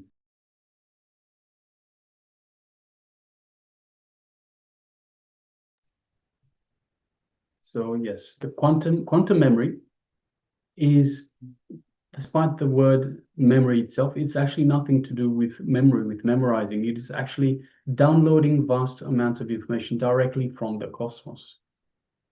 So in this power manifestation, what we will do is we will display a page to yourselves for a brief moment, perhaps 2-3 seconds max. So 2-3 seconds. Now it's important to understand, again, it's not a memory exercise. So everyone have a look at the page, but don't try to read. So just have a look at the page, connect to the information on the page. And after that, we'll get into the power manifestation. We connect to the divine and ask the divine to manifest through us, to reveal the information on that page. So we're not reading and trying to remember. We are connecting to the divine, connecting to the page, asking the divine to manifest through us. All right, so let us get ready. I am going to reveal this the page for you in just a moment. It is from the Science of Living Enlightenment. It is page number 186. So just for a few moments, I'm requesting everyone, please make sure that you pay attention. So this is the important bit for this power manifestation. One of the most important parts of this power manifestation when you connect to this page. So requesting everyone, please let us come to the space of listening. Let's bring our awareness, as I will display this page only for about 2 or 3 seconds. Okay, so let's get ready.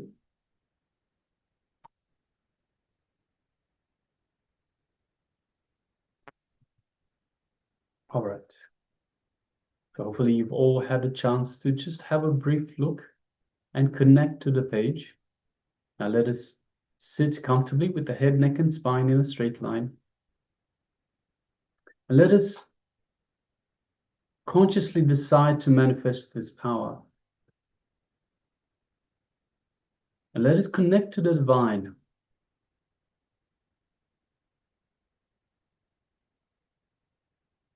Let us reach out and connect to the divine in our inner space. Our inner space just below the heart center and just above the navel center. That's our inner space, our Ananda Gandha, the space that Swamiji has initiated us in to connect to him, to connect to the divine. So let us do just that. And from the powerful cognition that we are Paramashiva, let us feel this feeling connection we have to Swamiji, to Paramashiva. Let us feel the space of oneness with Paramashiva. We are Paramashiva, and we are in oneness with Paramashiva. So requesting everyone, let us feel that in our inner space, just below the heart center.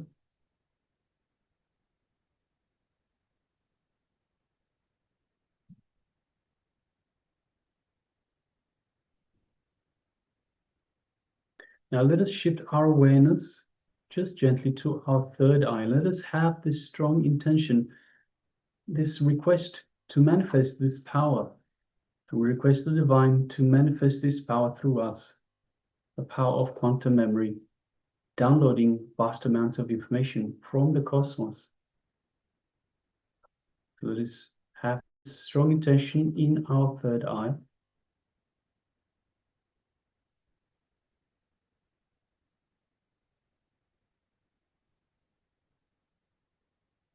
Now still being in a space of oneness in your inner space, your Ananda Ganda.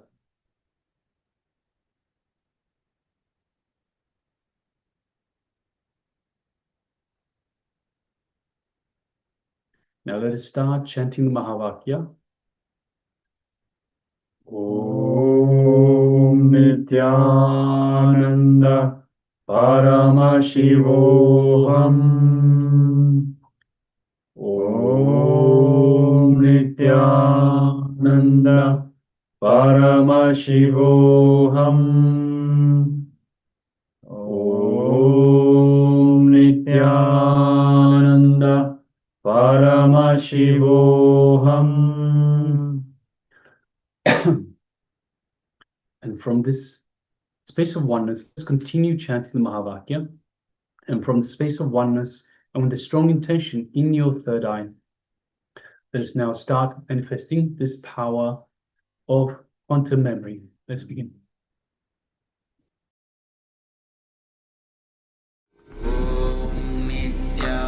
Nithyananda Paramashivoham.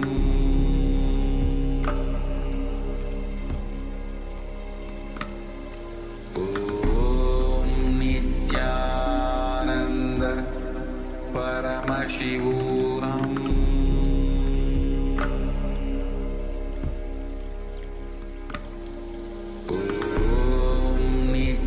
Nithyananda Paramashivoham.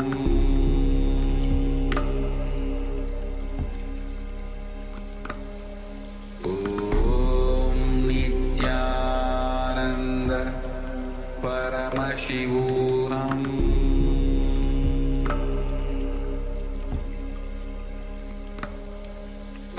Om Nithyananda Paramashivoham. Om Nithyananda Paramashivoham.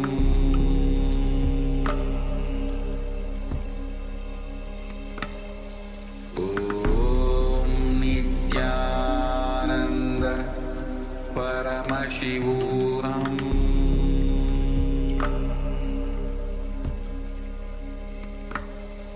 Om Nithyananda Paramashivoham.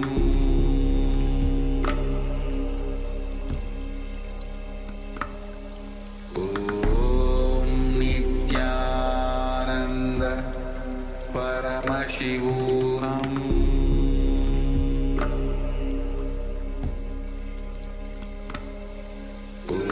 Om Nithyananda Paramashivoham.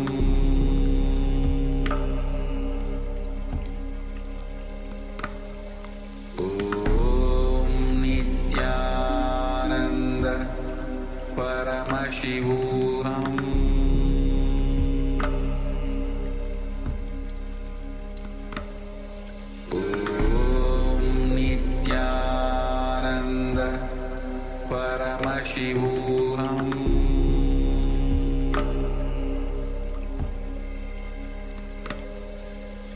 Om Nithyananda Paramashivoham.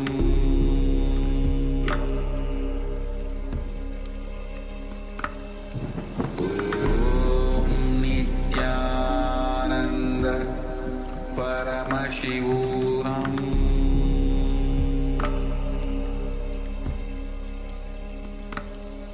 Om Nithyananda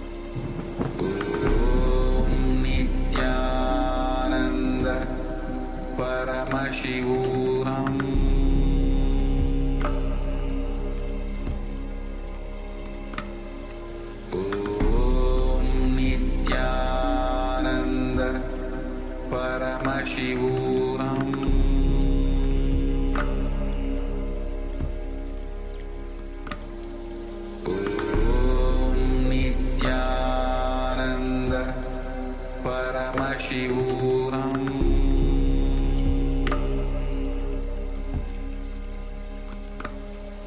Om Nithyananda Paramashivoham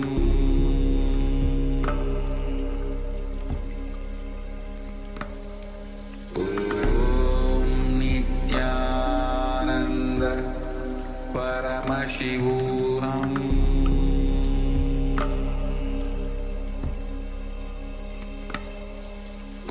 Om Nithyananda Paramashivoham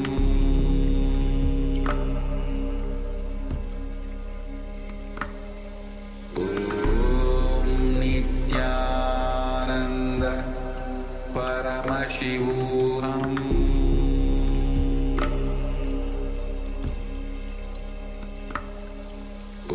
Om Nithyananda Paramashivoham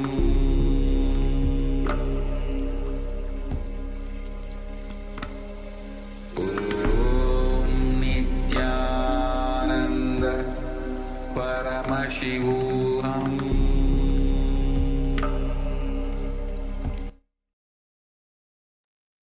Yes, you can relax now. Slowly, very slowly. If you have covered your eyes, you can remove your eye bands and then gently let the light come back into your eyes. And now start sharing. Take a moment and start sharing with us what was revealed to you by Paramashiva himself. So for this round of power manifestation, the power of quantum memory, we saw a page for just a couple of seconds or so, connected to the page, to the information, and then requested Paramashiva to download all the information that is on that page for us, to manifest through us. You know, take a moment and share with us how the revelations, what it was revealed to you. Please go ahead. And also would like to take a moment to request everyone to please come on camera. So switch on your cameras and be available in the camera frame.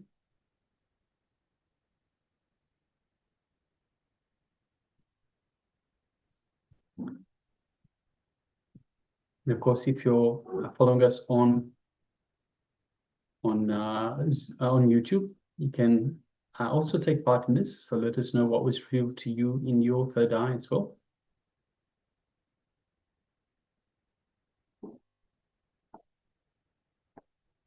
So please go ahead.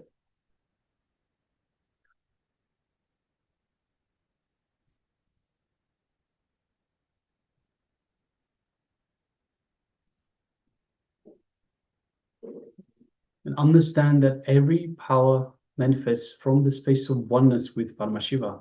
Understanding, so the powerful cognition here that we are Paramashiva. In fact, the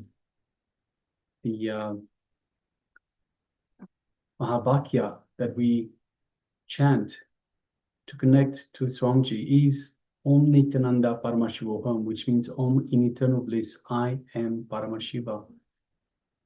Reminding us that we are spiritual beings having a human experience, not vice versa. And from this powerful cognition, we connect to the divine. We understand that we are the divine. So we are one with the divine. We are in oneness with the divine. And of course, the powers manifest through this feeling connection, through this understanding, this space of oneness. So it's important that we don't allow the mind to get in the way.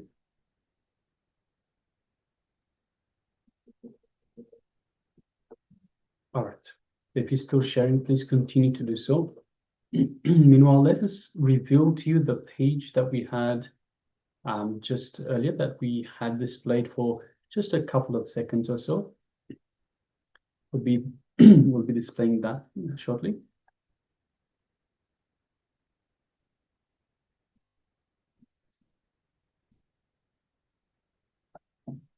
Yes, so I'm just going to read from this page.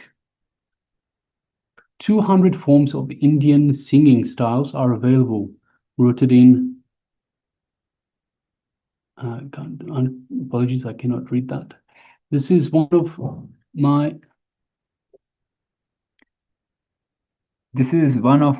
Anyakara for Bididi campus.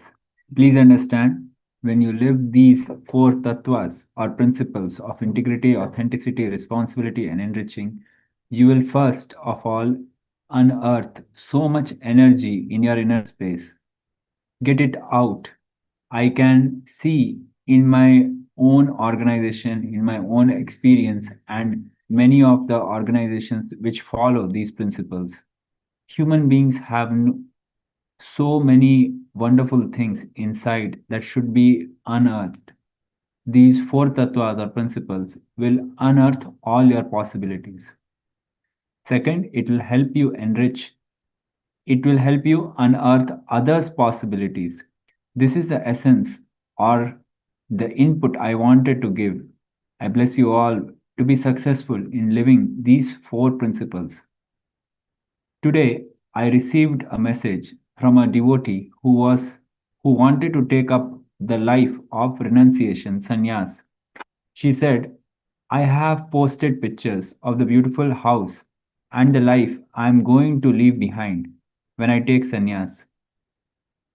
I sincerely request you, if you still think that there is something beautiful in your life which you have to leave behind for sannyas, please enjoy that first. Complete it. Do not come to take sannyas without completing all your other enjoyments. Otherwise, these will be a deep vengeance in you. And when you see other people enjoying those things, when you are when you are renouncing out of completion, you will want all others to enjoy their life and do whatever gives them most joy. Sannyas is the renunciation that comes out of total completion. Understand, it is out of completion that Shiva gives up on wealth, the jewel. So this is the page 186 of the Living Enlightenment, which was briefly projected for this exercise. So if any of the participants had a glimpse through the third eye of any of the aspects, you can still go on, share and add. All right. So yes, and of course, if you have manifested this power, then we also request you to please make sure that you trust in what you are being revealed. So trust in the process, trust in the connection, your connection to the divine. It's important that you trust and you share, because if you don't trust, if you don't share, it's like you have a filter in the way. So there's a light that's coming down from the cosmos, that is Paramashiva manifesting through you, and you're putting a filter in the way, saying I only want this much. So naturally, the more filters you put, the more incompletions, the more patterns, the more doubts, the more filters you put in the way, the less light comes through. So it's important. See this connection that we have to the divine. Trust in that connection. The more you trust, the more you say to the divine, you can manifest through me. I have full trust in you, full belief in you. I surrender to you. Manifest more and more through me. So it's important that we trust. It's important we trust and we share. All right, so let us now move on to the next segment in our program for today. And the next segment will be another revelations from the Supreme Pontiff of Hinduism on mysticism and philosophy. So requesting everyone to let us now come to the space of listening once again. Let us bring our full awareness and listen from the Supreme Pontiff of Hinduism on these very sacred secrets. Let's begin.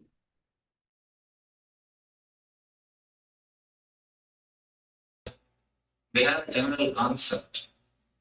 Mysticism means it is only East. Philosophy means only it is West. It's not true. There are many enlightened persons great mystics who are born in the West. There are many philosophers,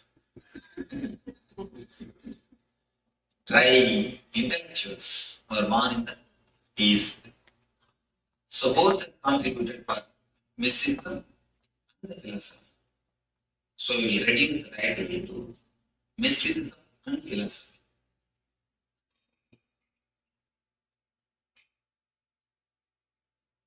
What is mysticism and what is philosophy?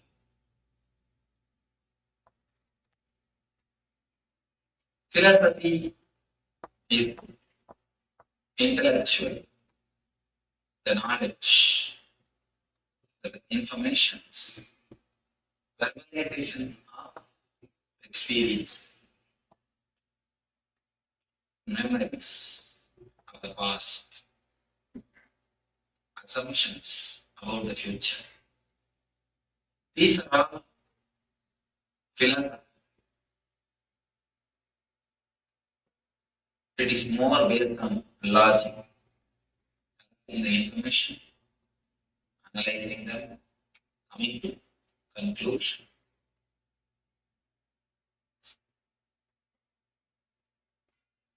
Mysticism is more like transforming your life.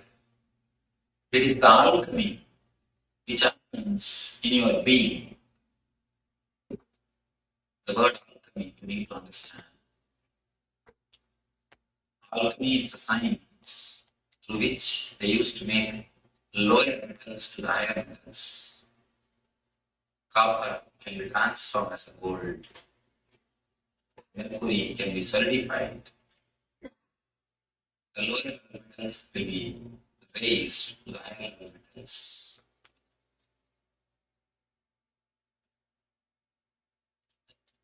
Alchemy is the process which makes metals pure.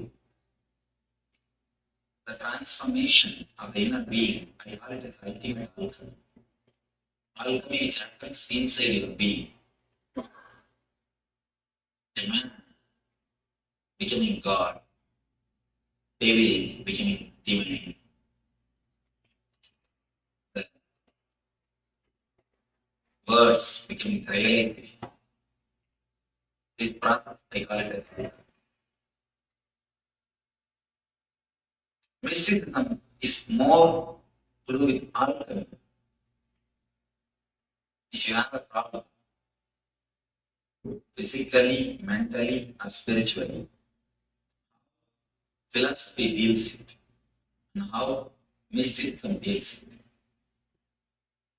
If we understand, then we will be able to have a clear view about philosophy and mysticism. The angle of philosophy, the angle of mysticism. Enlightened people always called their philosophy as darshanas. Darshana means you need to understand. Darshana does not mean philosophy. Darshana means whatever is seen. Whatever is seen, they recorded. Those things are always called philosophy. You word. Philosophy and philosophy. Philosophy is born of mind. Philosophy, mysticism is born of no mind. Philosophy is born of matter. Mind is nothing but matter. Mind is nothing but biocomputer. Philosophy is born of biocomputer. Mysticism is born of bioenergy. Mysticism is outcome of enlightenment. Philosophy is the outcome of intellect. Philosophy comes from intellect. Mysticism comes from intuition. Philosophy has got only 120-degree vision. Mysticism sees in 360 degree. That is why the mystics are always represented. The statues or the photographs of mystics is represented always with the third eye. Krishna, Shiva, all the mystics, you can see there will be diagram. The third eye will be there. Third eye means the vision of 360 degree. All the facts they will be able to see beyond these two eyes.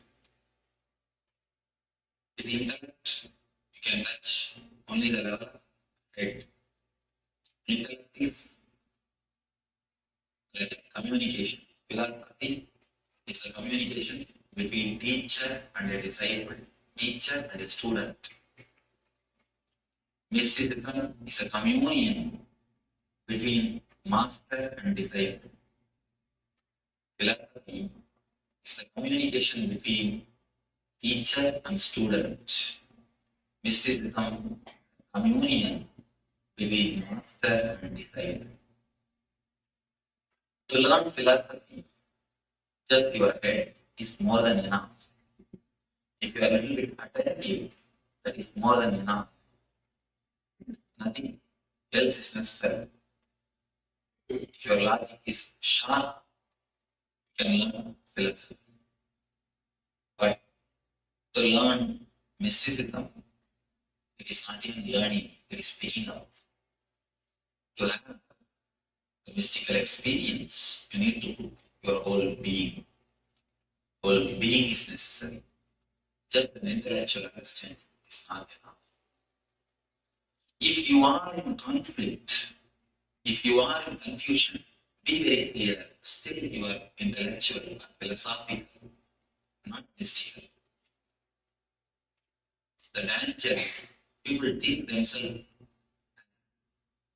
mystics or they are in mysticism, but they are intellectual or philosophical level.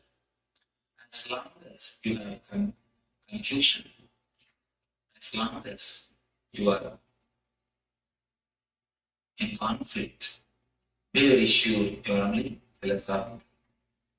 Once I spoke on the different meditation techniques for intellectual people and emotional people. Somebody asked me, Swamiji, how can I find out whether I am intellectual or emotional? I told him, the very question shows you are intellectual. The very doubt shows you are intellectual because only intellectual people get the doubts. Emotional people will never have any doubt.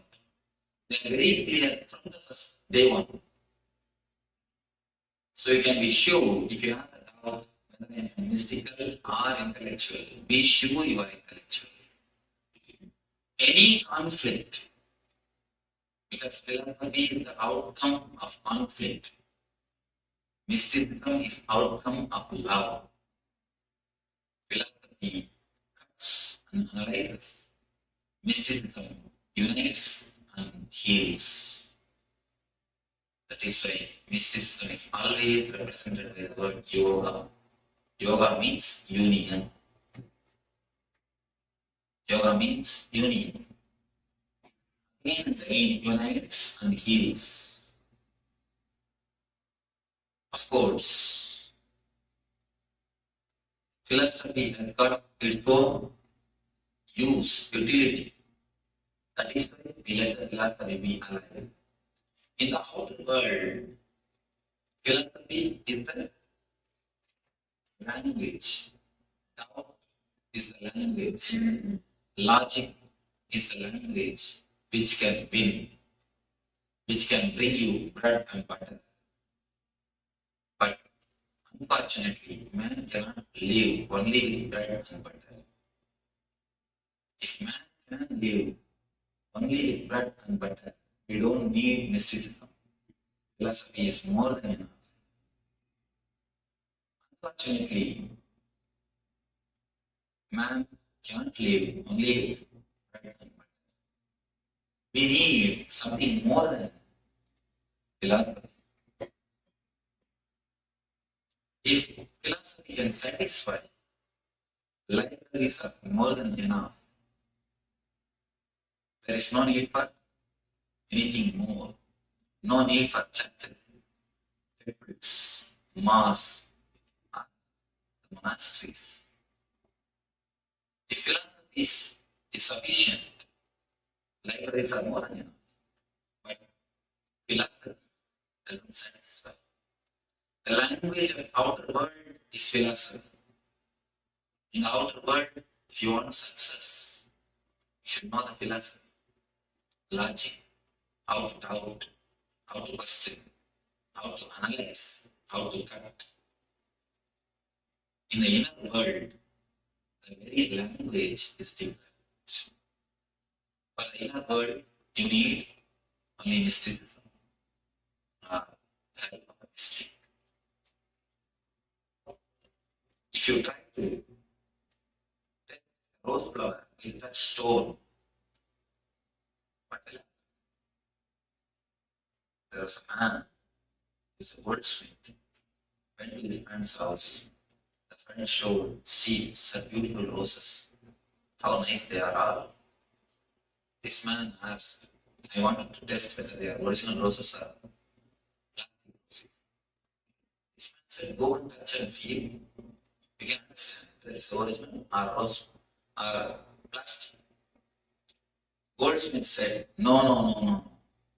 According to our profession, we test only through touch stone,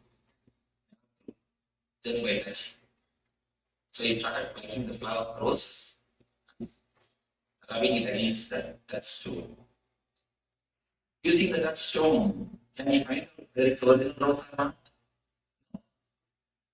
Touchstone is useful to find out the gold, find out the originality of the gold, to work with the gold, but not with the roses. Philosophy, logic is like that stone. It is useful in the outer world with gold, but never in the inner world, the inner lotus. With the inner lotus, that stone cannot do. The language is totally different. The life is totally different. If you want to learn philosophy, you can learn just by words. Verbal language is enough. But mysticism can be learned only by body language.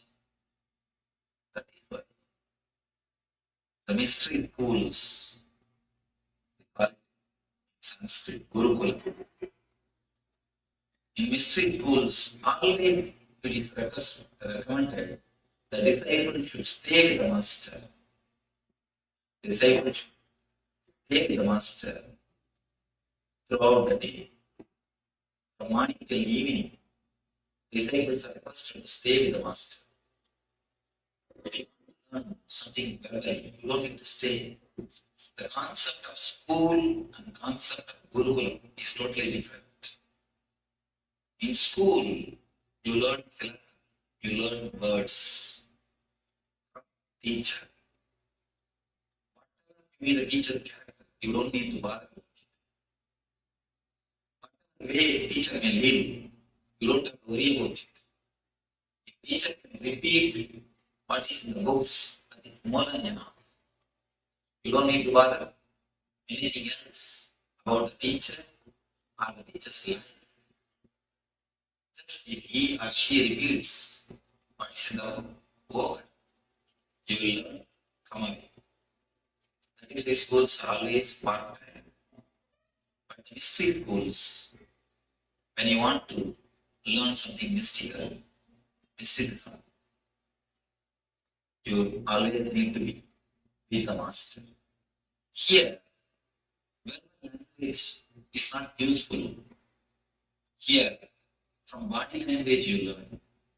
It is more by its presence than by its words. It is more through communion than by communication. Communication became useless in the presence of the master.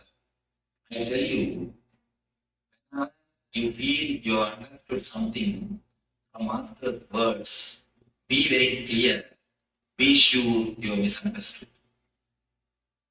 Whenever you feel the satisfaction, oh, I'm learning so much from Swamiji's discourses. Be very clear, you are not learning anything. Somebody asked me, Swamiji, I do not know English. Can I come to your class discourses? I told him, you are the right person to come and sit. At least you know, you don't know. People who know the language, they think they know, but they don't know. That's really, it's a bad condition. If you know, at least you don't know. You know you don't know. If you don't know that you don't know, you don't even know you don't know.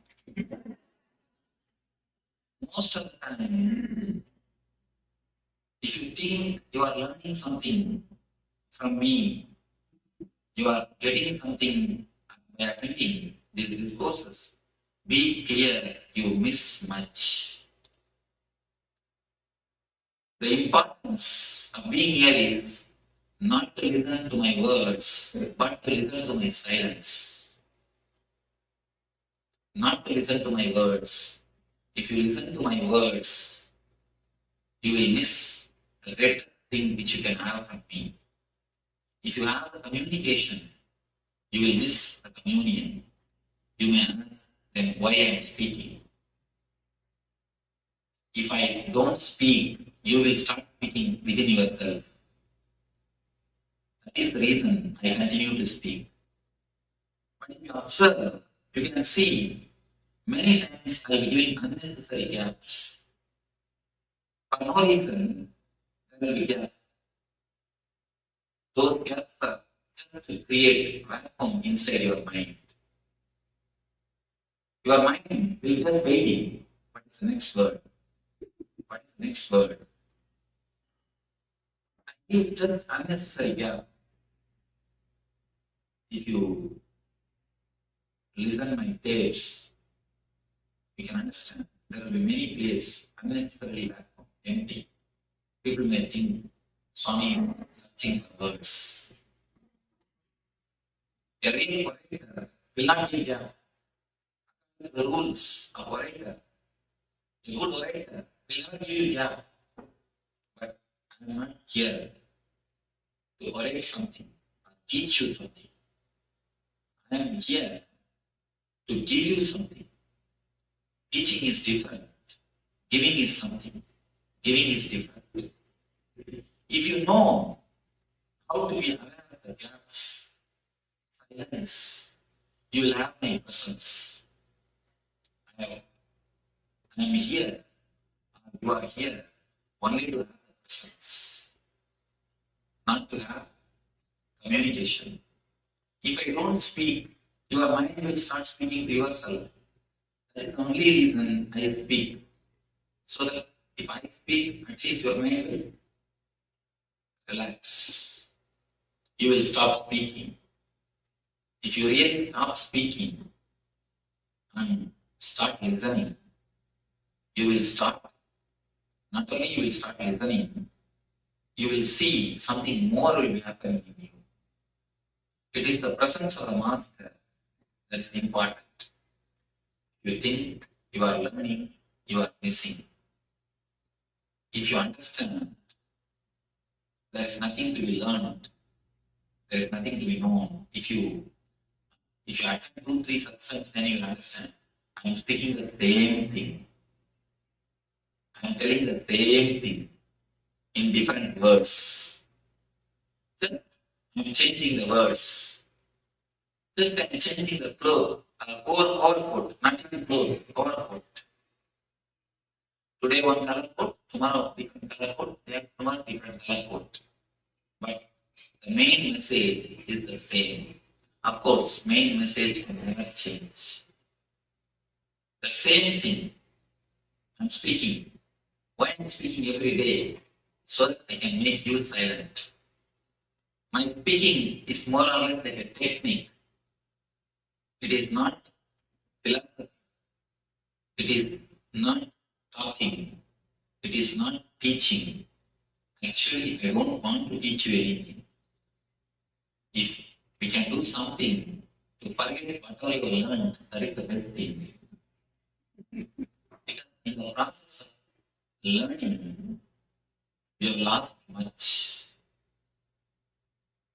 If you understand this one thing, it will be nice. Till the age of 7, children think by visualization, not by verbalization. You need to understand visualization and verbalization.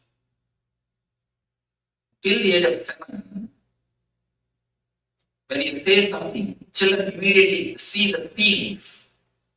They just visualize and then they process.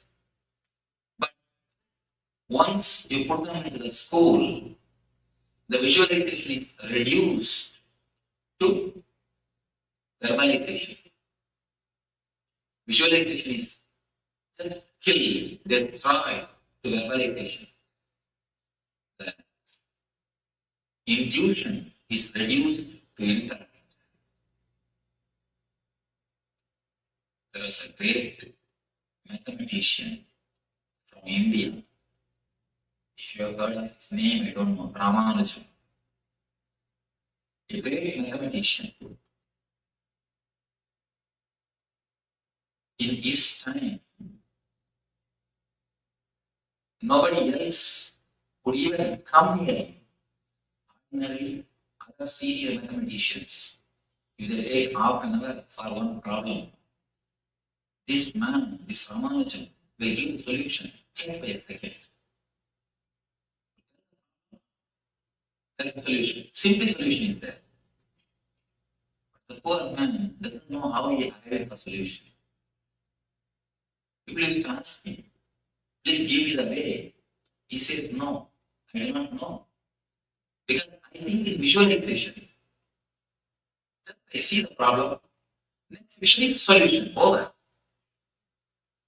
The thinking is more like intuitive, not intellectual.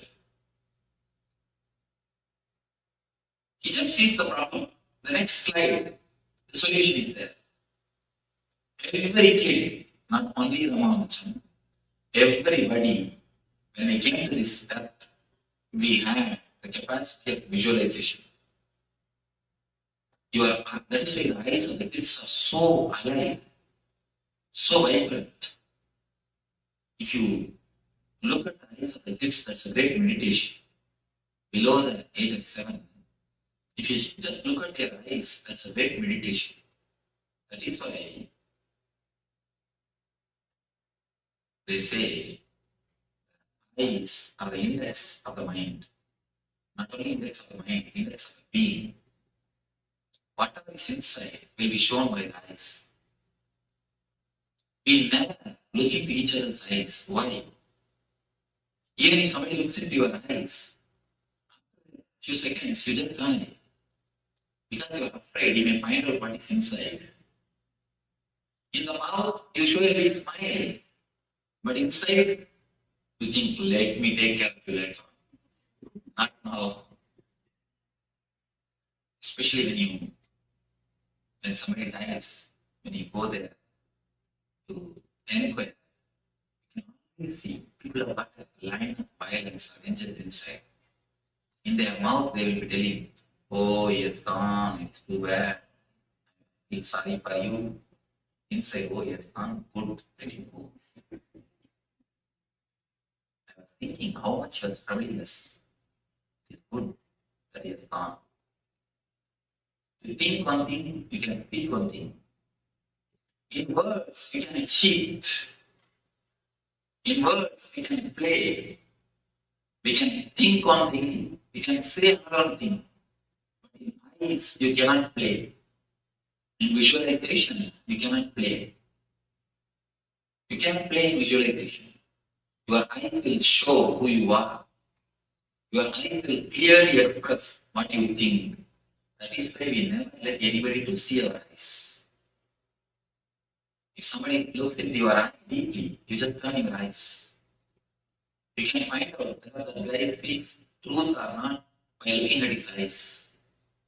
If he is courageous, then he will again look at he will just gaze your eyes. If he doesn't have enough of courage, you can always see he will turn his eyes. With kids, they just visualize. They don't verbalize. But when you put them in the school, then whole visualization capacity becomes verbalization. They are taught how to read, how to write by force. At least till the age of 7, kids should not be in school. Till the age of 7, they should be allowed to learn with the nature. They have their own inbuilt mechanism to learn. They learn from the trees, learn from the nature, learn from the father, learn from the mother. They have their own method to learn. If we let them learn till the age of 7, the visualization will never become verbalization. The capacity to have the intuition will be retained. But when you put them in the school, the visualization turns into verbalization. Then they start thinking in words. The mind starts working with words. With words, you take long time. With words, you take too much of time to come to any solution. That is the difference between Ramanujam and other mathematicians. Ramanujam thought in visualization. The other persons thought in verbalization.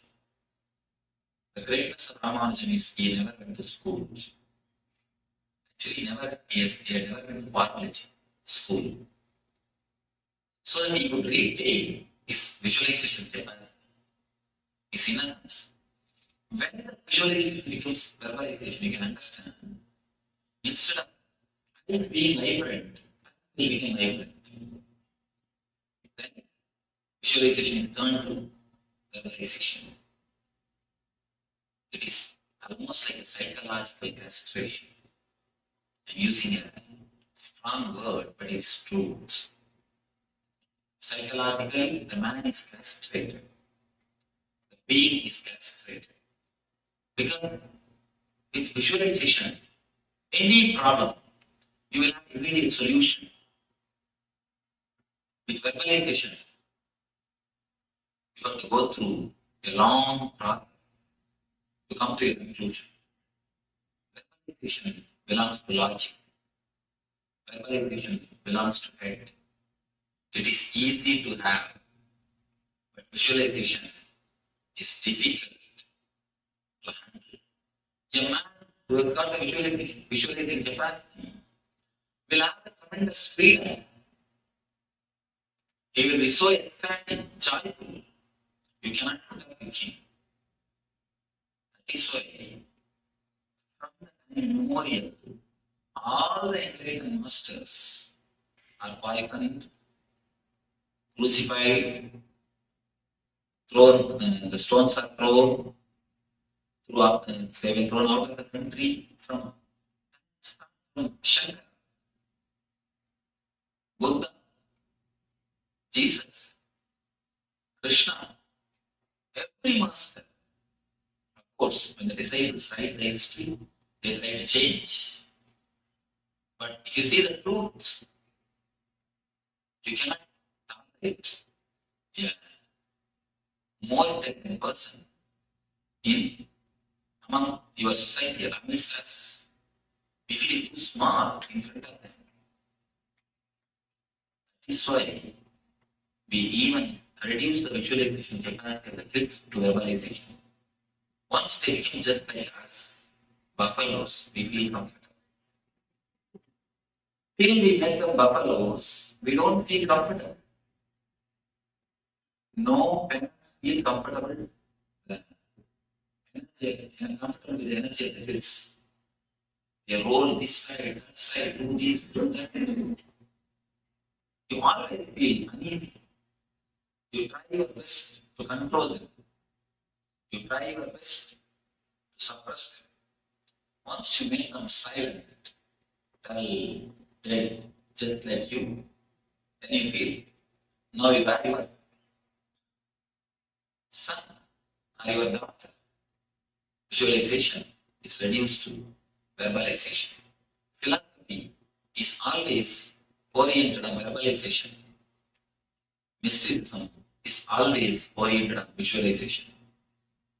That is why for meditation you need visualization. For philosophy you need verbalization. How philosophy deals your 3 layers of problems. How mysticism deals your 3 layers of problems. Physical illness. All the medicine system, healing system, born out of philosophy, treats the symptom. If you have problem in the lungs, only the lungs are attended. Only that portion is attended by some chemical or by some operation or by some injection. That portion is attended. But we forget to understand by giving medicine only to that portion. If you have a headache, you are giving medicine. But headache becomes stomach pain. Then immediately some more medicine, that becomes knee pain. Then give some more medicine, that becomes psychological depression. When you attend only the symptom or partly, because according to logic, if you attend that portion, it is more than enough. According to philosophy, if you attend that portion, that's more than enough. Because philosophy continuously cuts into pieces and analyzes. So all the system born out of intellect and philosophy touches only the symptom or that portion. We forget body and mind is one system. The healing system, which are given birth by philosophy, by intellect, says body is a biomechanism. But the healing systems, which are given birth by the mystics, always say body is the covering of the sheath of the soul or energy. These 2 concepts need to be understood. When you say body is the biomechanism, you can handle the body just like a machine. If one part of the machine is disturbed, you remove that portion, replace it with the same part, that's enough. In a machine, if one screw is gone, you just replace that screw, that's enough. If machine, it's perfectly alright. When you say body is a biomechanism, biomachine, you use the same attitude. You handle the body also in the same mind, in the same way. But unfortunately, body is not the biomechanism. Body is something more. And according to the philosophical healing systems, logical healing systems, body is separate, mind is separate. Unfortunately, again, that is wrong. That is why, whenever you treat the symptom or only that portion, disease is only transferred or postponed, never cured. Whenever you take medication for symptom or only the particular disease, you can be sure the headache you will see the headache will disappear. But either today or tomorrow it is going to come as a stomach pain. The time which is taken for the headache to become stomach pain, that period only you call it as a period of health. That's all. That gap, you think that's a healthy time. Either today or tomorrow, the process is going to happen. One more thing, a simple thing. Body continuously is circulated or flooded with the same energy. You cannot say if you have a problem in the lungs, only lungs has got separate energy and whole other body has separate energy. No. Even in the physical level, physical plane, you cannot say here separate blood is flowing and there everywhere else separate some other blood is flowing. No. So the medicine healing symptoms which are born out of intellect and the logic and the philosophy cuts and analyzes, treats only the symptom of the portion. The healing system which are born out of mysticism, especially Ayurveda and meditation healing, they go to the root of the disease. They say there is no different names for disease. No different names for disease. Only two things, either disease or health, that's all. People come and ask me, Swamiji, what are the disease you can heal? I tell them, what do I know? I do not know anything about anatomy. I can heal the disease which you can name and diseases which you can't name. That's all. That much only I can say. Because according to me, according to meditation healing, only two things. Low energy, high energy.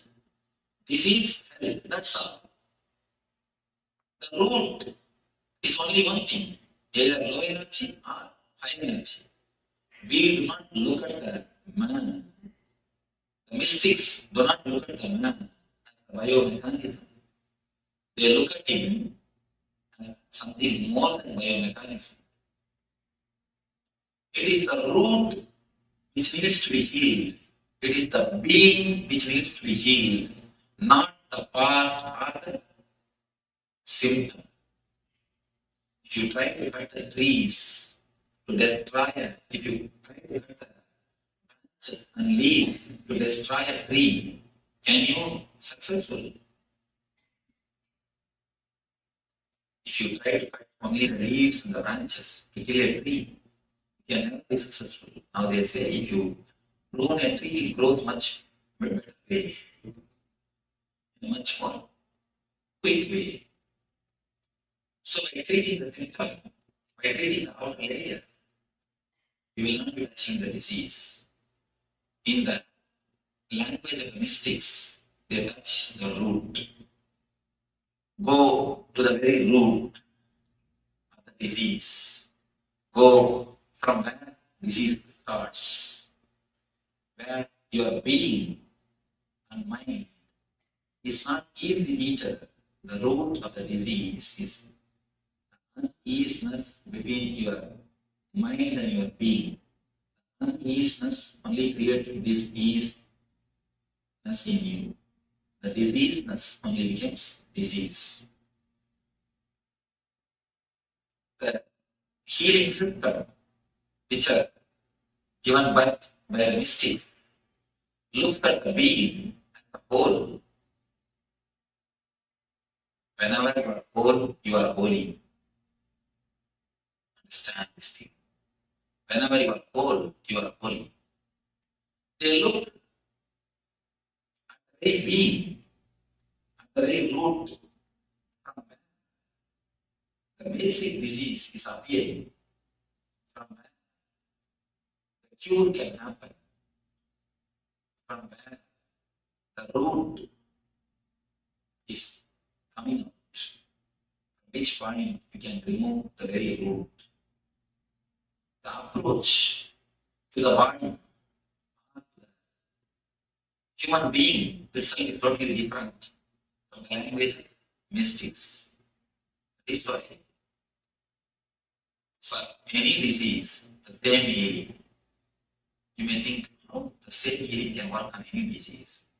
Because there No, too many names. How many names you make?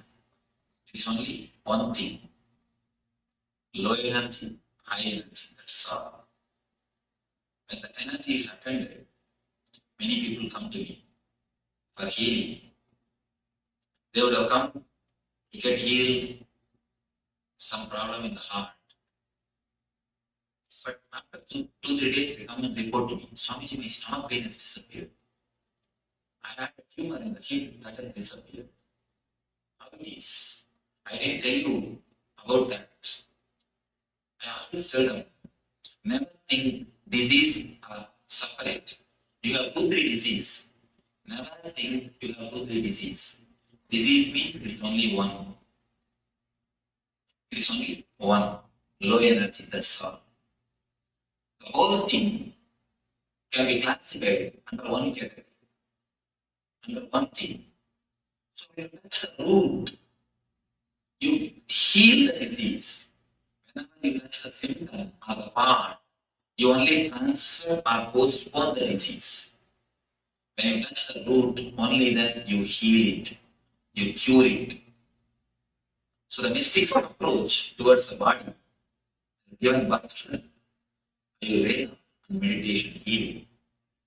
Whenever it is necessary, some chemicals to be supplied from outside, they give the Ayurveda medicine. Whenever it is necessary, some negativity to be removed from inside, they give the meditation. So the meditation and the medication both are the root of holistic idea, holiness, wholeness. Mystics look at the mind, look at the man in a different way. Philosophers look at the body, look at the mind in a different way.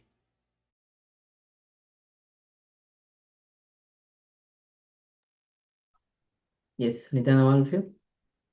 So there's only one thing, either low energy or high energy. So when you have low energy, one is into the disease, and if he has a high energy, there's no disease. So the way the mystics look at the way life itself is different. All right, but now with this, we'll be entering into the intra-analyzation exercise. Yes. Now let us bring back all the cosmic truths that Swamiji has given us during this session. Let us understand what cosmic intelligence is. Let's all pick up a pen and a notepad and request all the participants to actually open your cameras. Please start your cameras and also be available in the camera so we can see you, we can communicate with you. Yes. And if there is any support you need, we can guide you and assist you. So please start your cameras once again. A request to open all the cameras and be available in the camera as well. Now, this exercise is going to be a very profound exercise to internalize the truths that Swamiji has given us. You will need a pen and a notepad or a paper. So please pick up a pen and a notepad so we can get this started.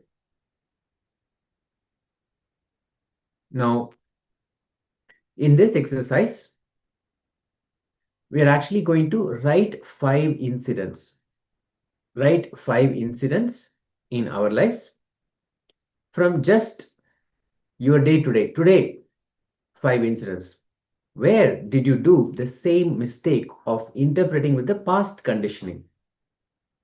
Maybe you met somebody totally new, but since they were from a certain city or a location, you immediately thought, okay, I had an experience with people from that location, that city. So this person, you also see that person with the same kind of conditioning, a preconceived idea, bringing wrong understanding because of past conditioning, how your mind is behaving and how our life is happening. So let us now start with writing 5 instances, at least 5. I'm pretty sure we will have more than that. So let us start writing.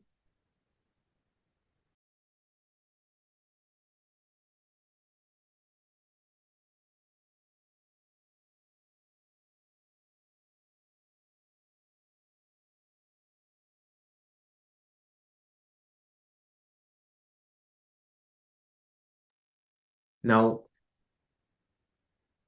let us understand what is really taking us away from being centered on bliss. We don't even bother to struggle or correct ourselves. The big problem is before we even understand the depth of the problem, we start correcting. The problem never ends because of that. Start understanding the depth of the problem. That's enough. We'll see the transformation. Even before understanding the depth, if we start correcting, that itself is a problem. So today, sit right where you came to the wrong conclusion by the past because of the past conditioning, and understood when you looked into the whole thing with a restful awareness, how you totally saw the whole thing. So let's enter into this exercise. Look into yourself or your suffering. All means all. Swami says capital ALL. All is this one problem. Carrying, interpreting based on the past conditionings leads to misconception or wrong understanding. So wrong understanding means wrong decisions, sufferings. You can see in your life, you don't wait till the situation comes in front of you. You take your own decisions, your own ideas. So let's enter into this exercise. As we already mentioned, write at least 5 incidents just from your today's day where you did some mistake of interpreting with the past condition. So let's begin. Have the notebook with you, pen and paper, and let's enter into this exercise. Yes, once again, we request all the participants to have your camera on and please be available on the camera as we bring powerful insights to this cognition. So we'll have the instructions also projected now. Let's start.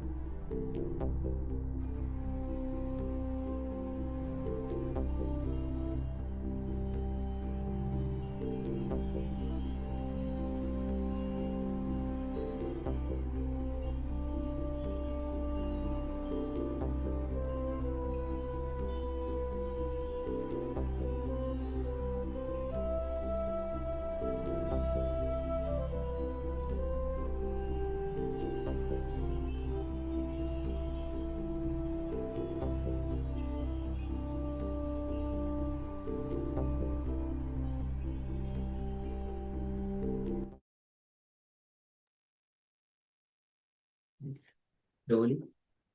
Slowly you can relax. And if you want to share anything, you can also use the chat box and share. Yes, only when you internalize, it becomes a practical reality for you. You will be able to see how all the past conditioning is giving you the wrong understanding of the present situation. This is the reason, the past conditioning is the reason why we react, we respond, come to decisions before even the situation fully arrives.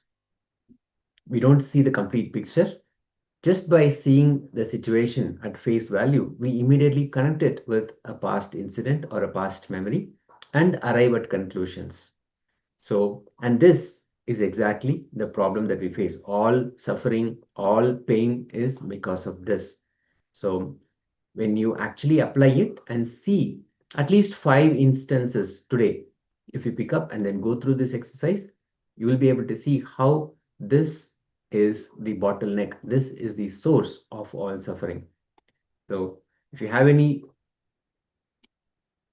clicks or any revelations that you found, anything that really clicked with you or occurred to you, you can share as well. You can go ahead and share.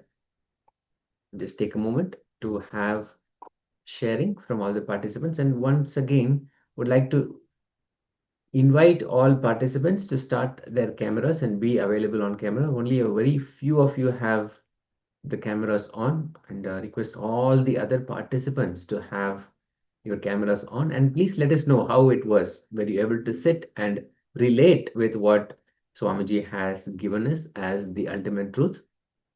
Or are you able to cognize it, apply it for yourself and see for yourself how this is affecting your lives, the past conditioning is affecting your lives, and how just this understanding can lead to transformation. So please take a moment to share with us while we get ready for the next session, which is a power manifestation session. Today we are manifesting the power of quantum memory. So if you are still in the middle of sharing, please go ahead and share. Just take a quick moment before you share. If you're done sharing, you can sit back in a comfortable space with your head, neck, and spine in a straight line. Sit comfortably and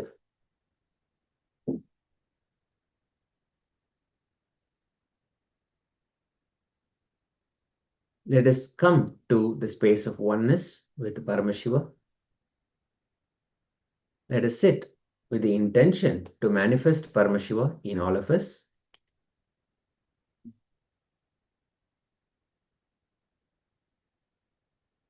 Remember the Supreme Pontiff of Hinduism, Bhagavan Nithyananda Paramashivam, in your inner space.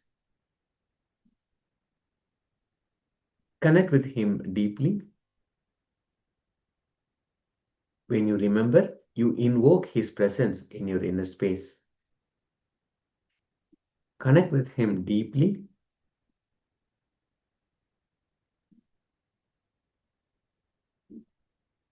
And from that space of oneness, let Paramashiva be the only being, only presence in all of you.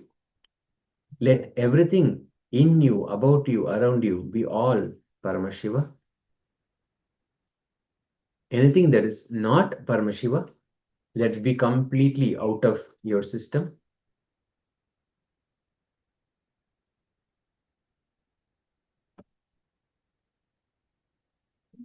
Now, with this space of oneness, we'll be showing the page, a page from the Living Enlightenment book.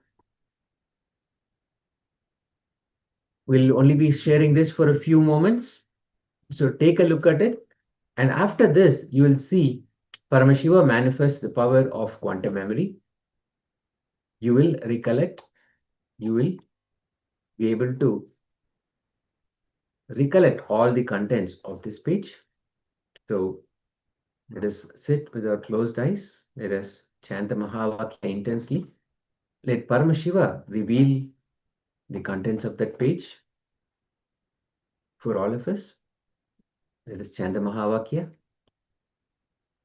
Om Nithyananda Paramashivoham.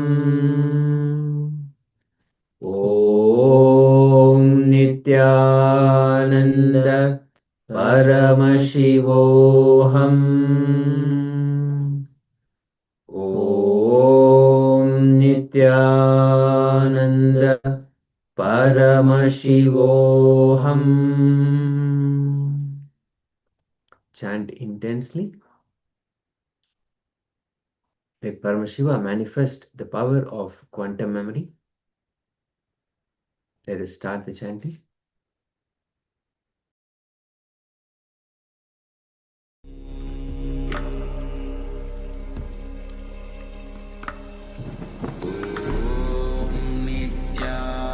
Nithyananda Paramashivoham.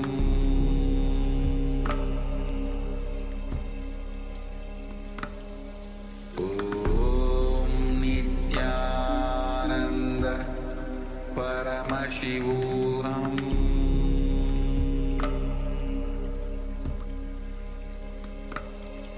Om Nithyananda Paramashivoham.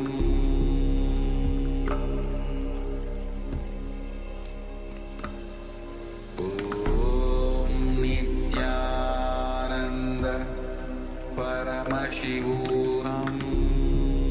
Om Nithyananda Paramashivoham. Om Nithyananda Paramashivoham.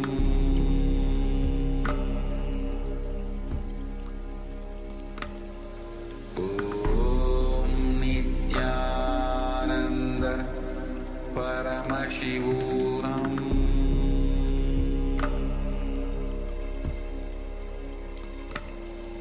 Om Nithyananda Paramashivoham.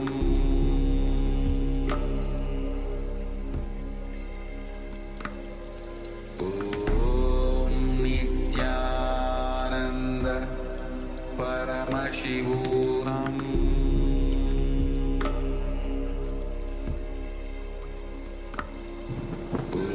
Om Nithyananda Paramashivoham.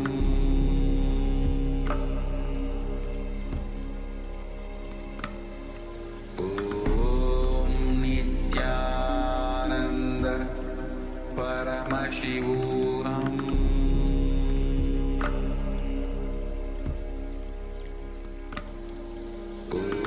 Om Nithyananda Paramashivoham.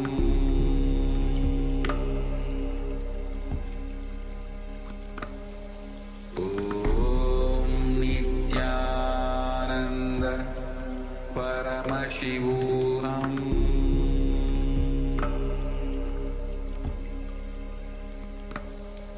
Om Nithyananda Paramashivoham.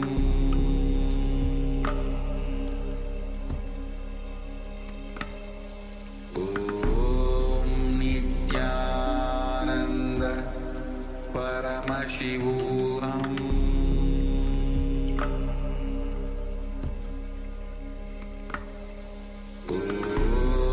Nithyananda Paramashivoham.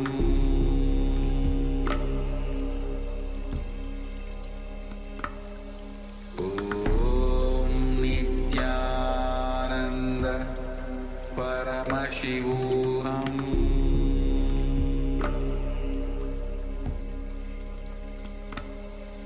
Om Nithyananda Paramashivoham.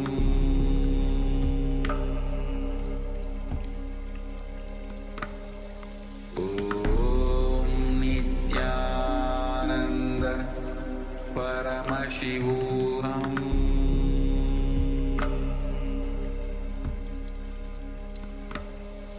Om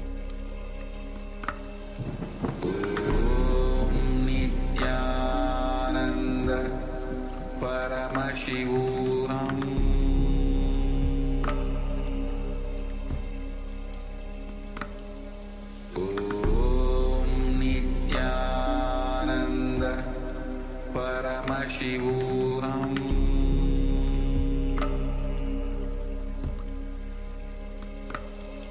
Om Nithyananda Paramashivoham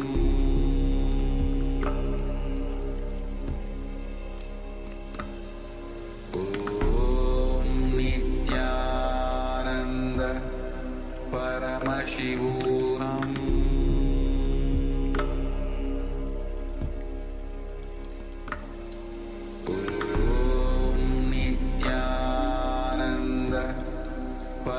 Paramashivoham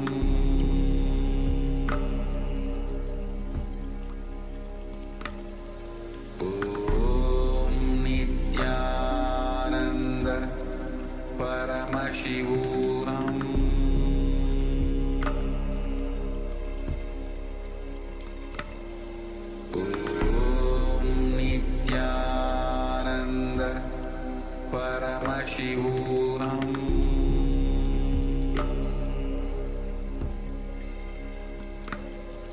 Om Nithyananda Paramashivoham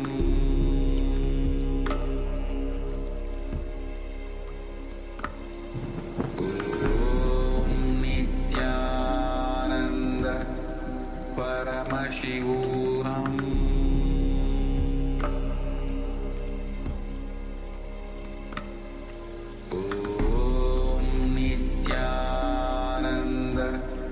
Paramashivoham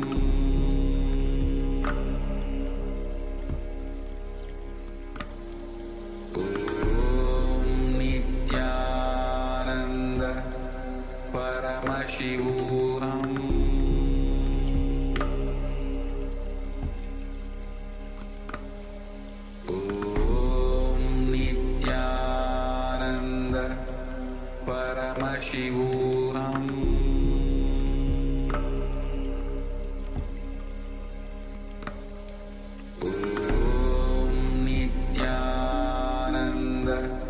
Paramashivoham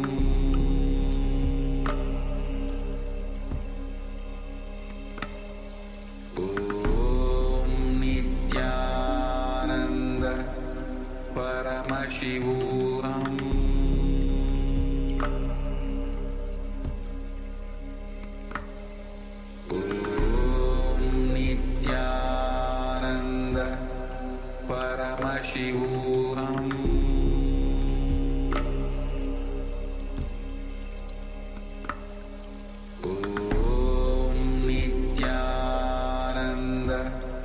Paramashivoham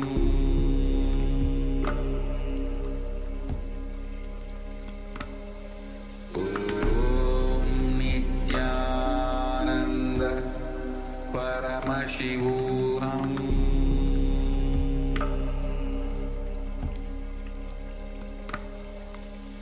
Om Nithyananda Paramashivoham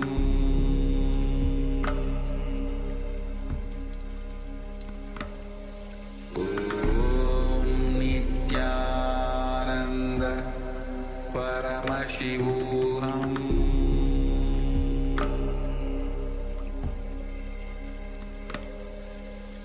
Om Nithyananda Paramashivoham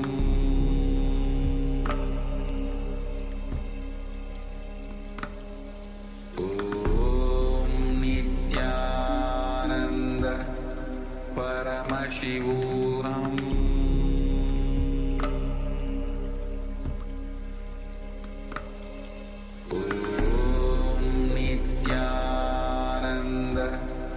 Paramashivoham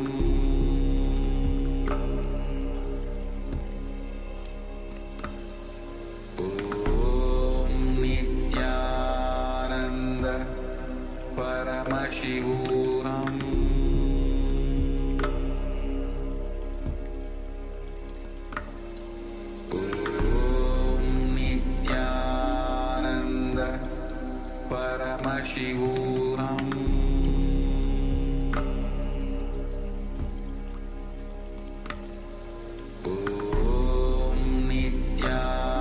Nithyananda Paramashivoham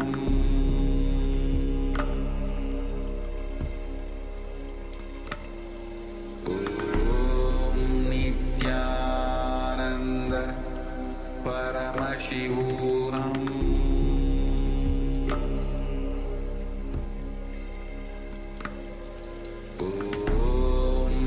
Nithyananda Paramashivoham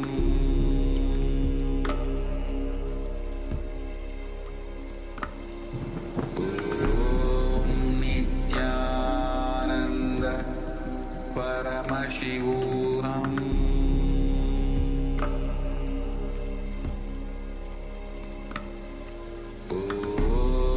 Nithyananda Paramashivoham Nithyananda Paramashivoham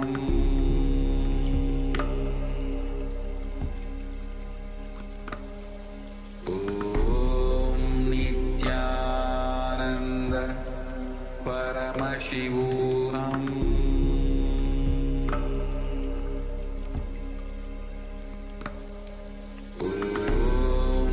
Nithyananda Paramashivoham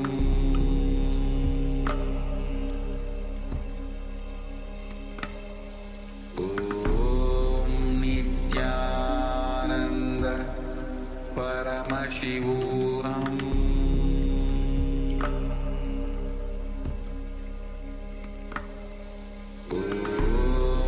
Nithyananda Paramashivoham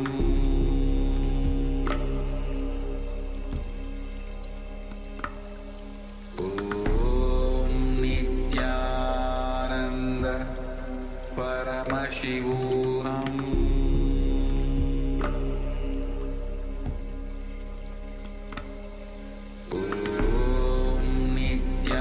Nithyananda Paramashivoham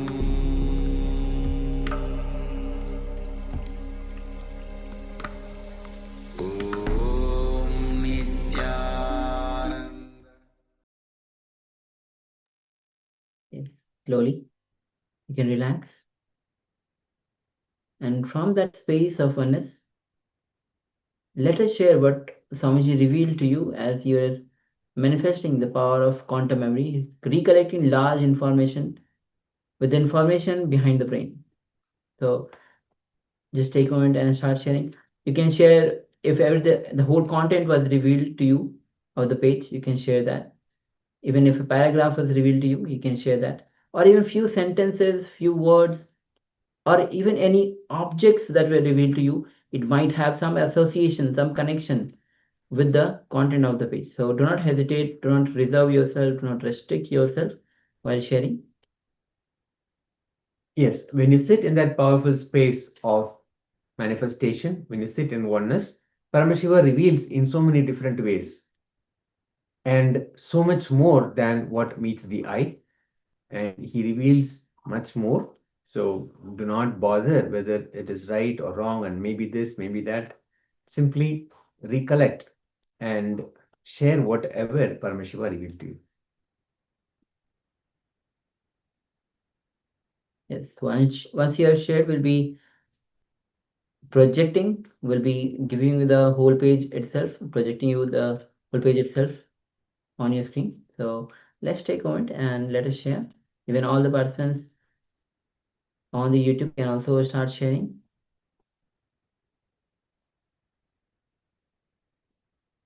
And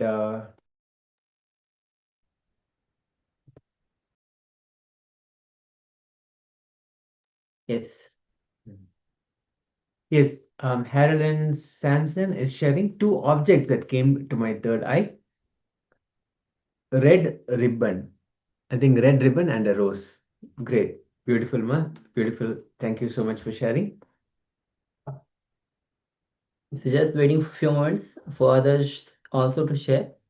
So just take a moment and start sharing your revelations.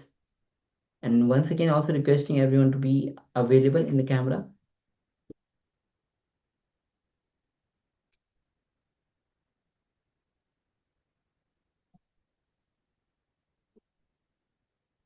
Yes.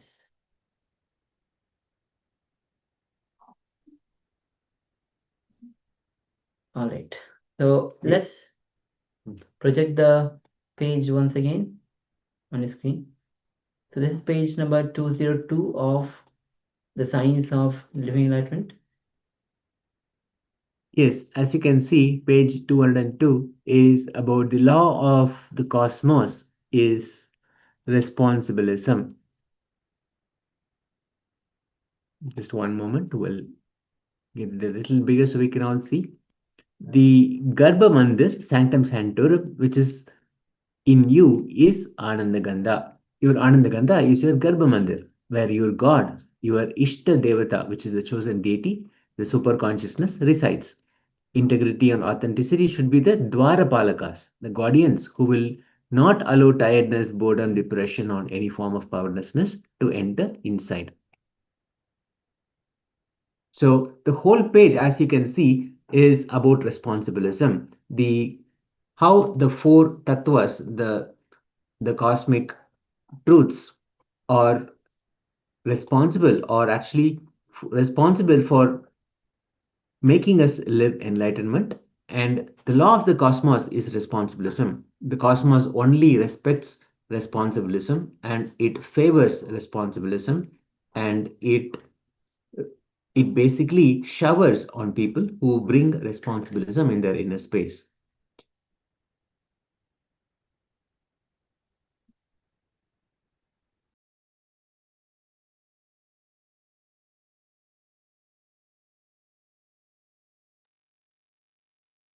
So we saw this Harlan Samson has shared about two objects.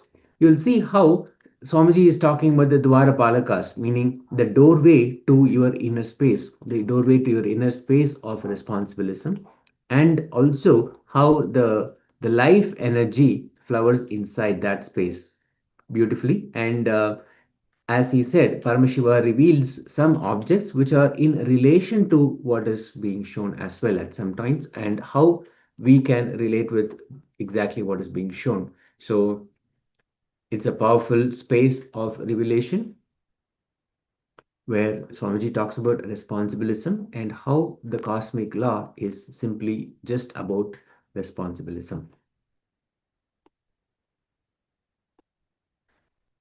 Yes. So with this power manifestation, now we'll be entering into the next revelation by Swamiji. And it is actually going to be a question and answer session on the superconscious happening. As today, the whole day itself is on the superconscious happening itself. So here in the next revelation, Swamiji will be answering so many questions by the participants. And if you have any questions, make sure that we have the deep listening, as your question also might get answered in this. Then Swamiji will be guiding us through the Vedic Renaissance and the time shaft. So let's be in the space of listening, and let's enter into these revelations by Swamiji.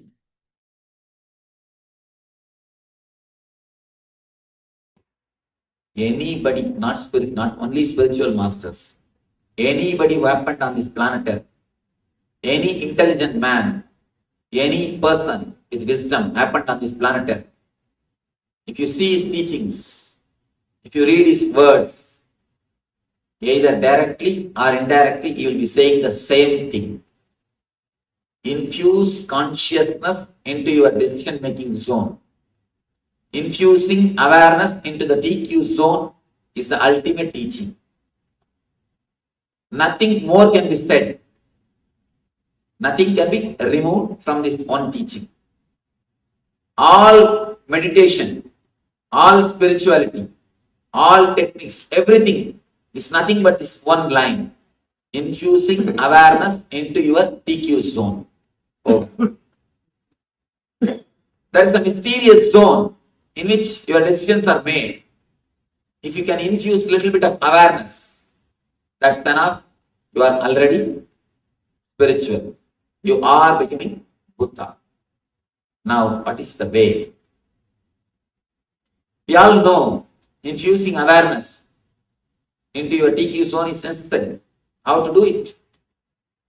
How to do? A simple thing. Understand these three things. Whatever way your body moves, try to be inside your boundary. Try to be inside your boundary. Wherever you are sitting, just be inside your boundary. If you see your life, if you are in the house early morning, you are bothering about your office. If you are sitting in the office, you are bothering about the evening beach. If you are sitting in the beach, again you are thinking, when will I go back to house? One thing is sure, if you are here, you are not here. If you are here, you are not here. That has become a mental setup. So understand this first key. Just be where you are. Just be where you are. If you are here, please be here. That's the first key. Next thing, infuse awareness into your inhaling and exhaling as much as possible. Whenever you are sitting, relaxing, watching TV, or driving, whatever you are doing, one thing is sure, you are breathing. Whatever you are doing, we are sure you are breathing. Why don't you infuse a little bit of awareness into your breathing? Why can't you infuse a little bit of awareness into your breathing? Whenever you remember, try to infuse awareness into your inhaling and exhaling. Third thing, bring awareness into the words which you are using with yourself. Try to bring awareness with words which you are using with yourself. Continuously you are using words towards yourself. What I call monologue. What I call monologue. Try to bring a little bit of awareness into your monologue. Bring awareness to your inhaling and exhaling. Bring awareness to your monologue and live inside your boundary. Here ends your body and here the universe starts. Please live inside your boundary. If you can live inside your boundary, you will be liberated. Understand, life is paradox. If you live inside your boundary, you will be liberated from the boundary consciousness. The moment you start living inside your boundary, you are Jivan Mukta. Please understand, Jivan Mukta does not mean, Jivan Mukta means in Sanskrit, we call a person who is liberated when he is living. A person who achieved the spiritual freedom when he is living in the body is called Jivan Mukta in Sanskrit. Liberated means don't think you will have some special powers. Of course, special powers come when you are liberated, that is different. But liberated means the person who is living inside his boundary. If you start living inside your boundary and infuse a little bit of awareness to your inhaling and exhaling, whenever you remember, bring awareness to your monologue, inner chattering. Don't create guilt. If you forget for a few moments, don't bother. If you create guilt, again you will be creating conflict between buddhi and ego. No. Don't create conflict between TP and TQ. Don't create guilt. Whenever you remember, just infuse awareness to your inner chattering, to your inhaling and exhaling, and to your body language. Just be aware, be conscious of your body language, how you are holding yourself, how your body is moving, how you are living inside your being, and just be inside your boundary.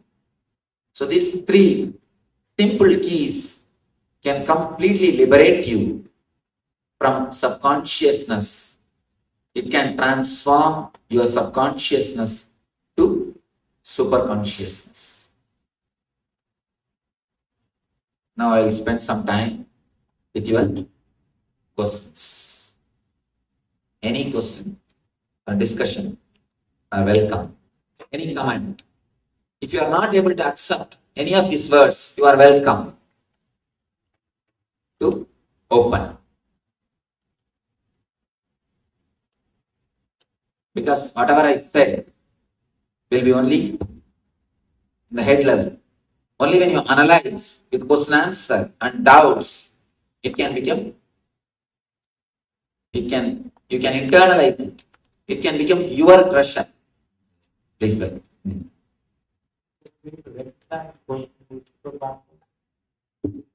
Sorry. Is there a way to recognize a person who is super conscious? He will be simply blissful. The person who is super conscious simply will be blissful. And one more thing, the question itself will disappear. I tell you, if you go and sit in front of a man who is super conscious, simply the question will disappear, whether he is super conscious or not.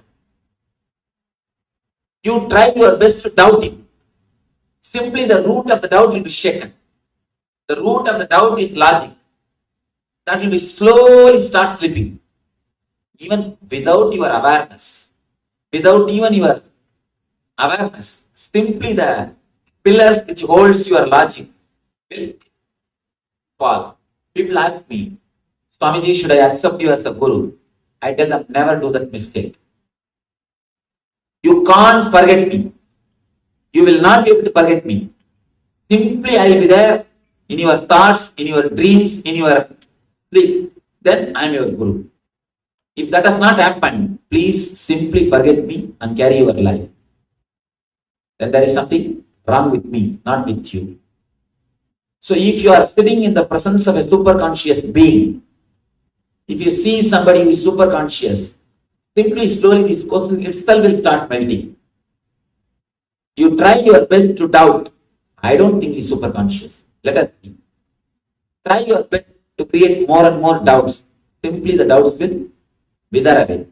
The doubts will not stand. That is the only technique. Nothing else can be done. Where your mind loses its control over your decisions. You will be just beyond your mind, beyond your logic, beyond your doubt. The conclusion will happen inside your system, inside your being. Then you can is superconscious. There is no other technique, no other scale, no other method, no other missionaries are invented to find the superconscious level.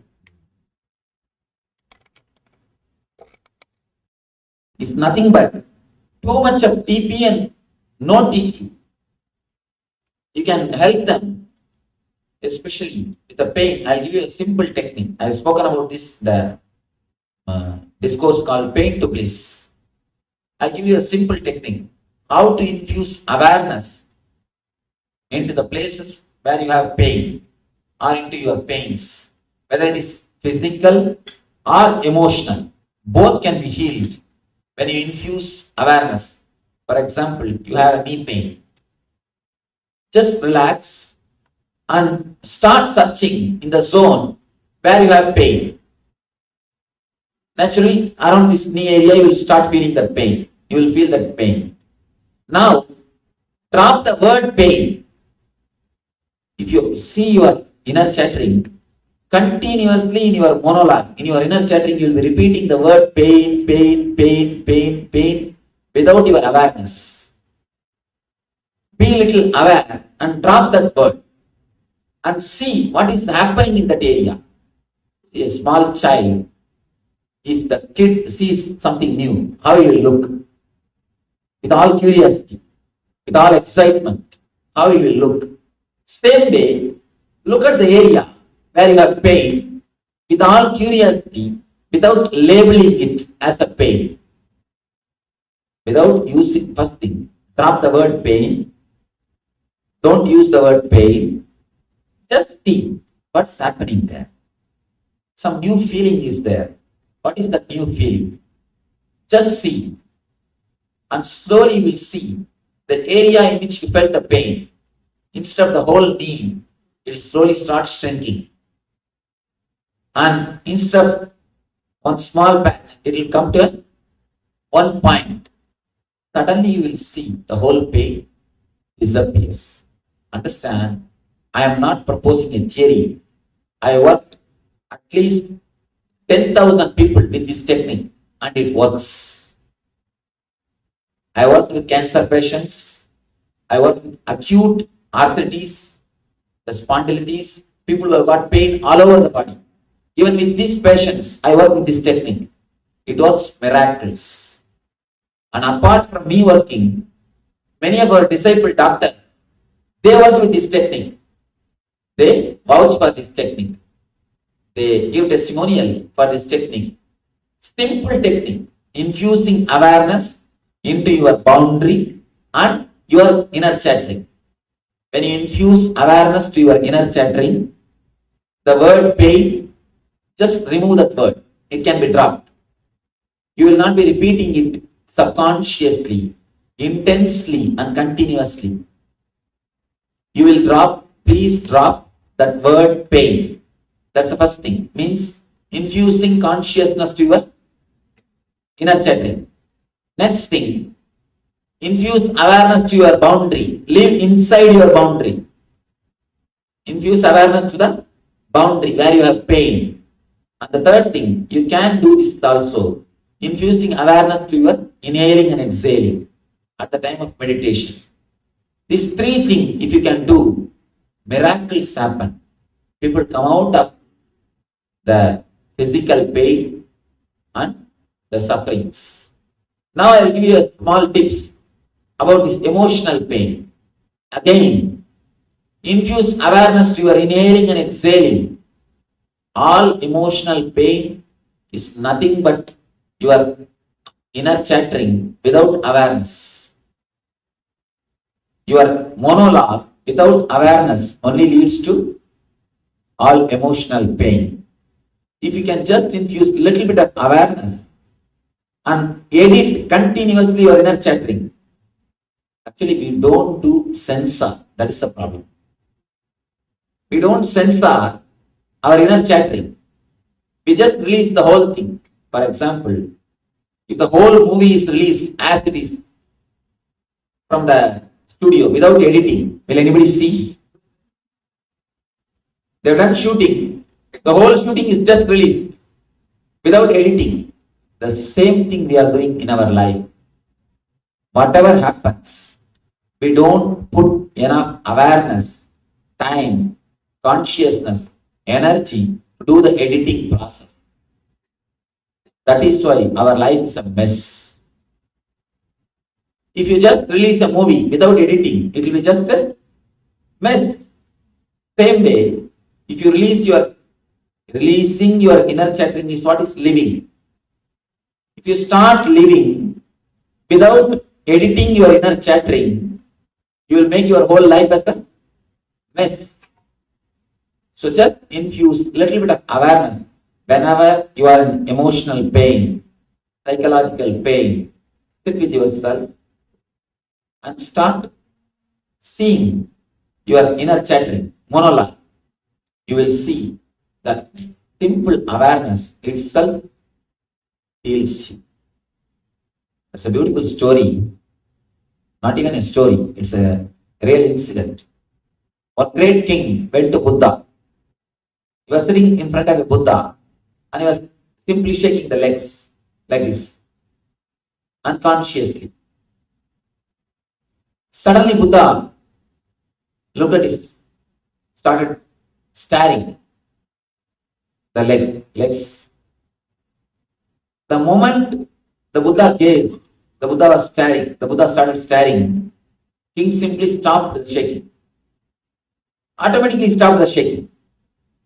King asked Buddha, how can I stop my mind?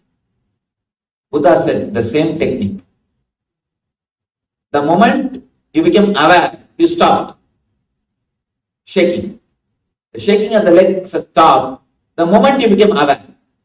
Same way, the moment you became aware of your mind, it stops. The moment you become aware of your emotional pain, psychological suffering, it just gets healed. All you need is infusing awareness. As long as you are unaware, you are in subconscious level, you will have physical and psychological pains. The moment you infuse awareness, physical and psychological, both pains simply disappear, dissolve. You are not even solving, you are just dissolving.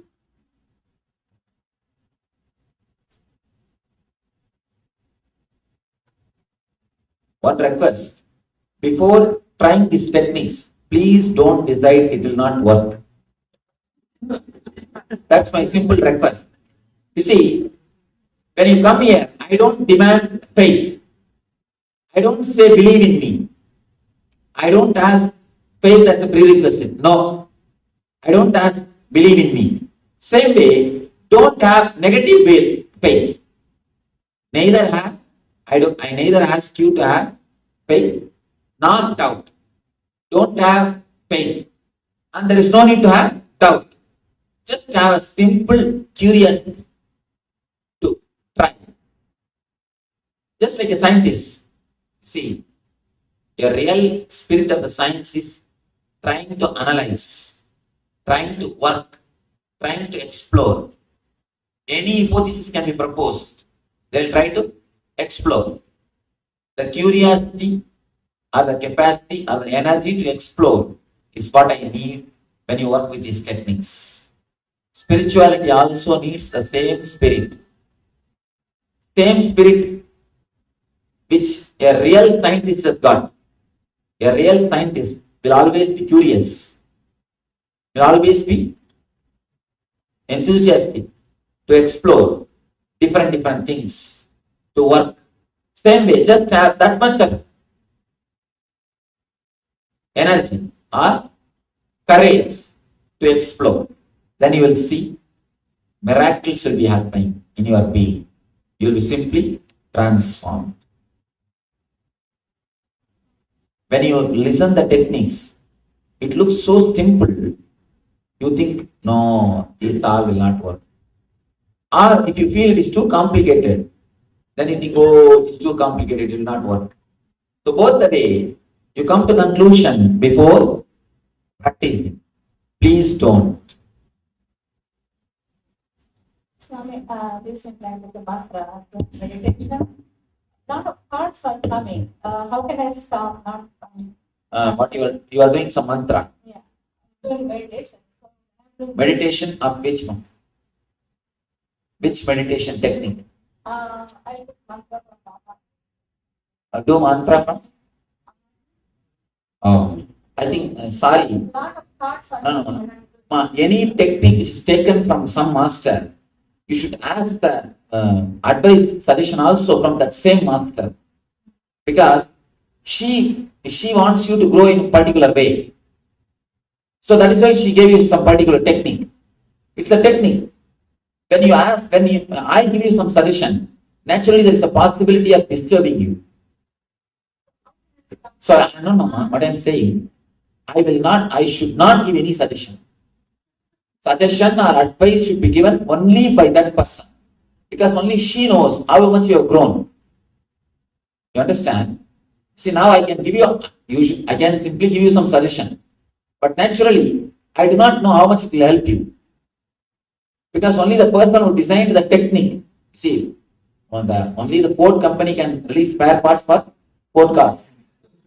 Only the person who launched the product can release the spare parts also. Only he knows the repairing and maintenance method. Same way, she gave you the technique. Now only she can give you the solution. And one more thing, you must follow only her solution. You should not, I request, don't follow my solution. Because my solutions are given to the people who are practicing my techniques. That's the understand.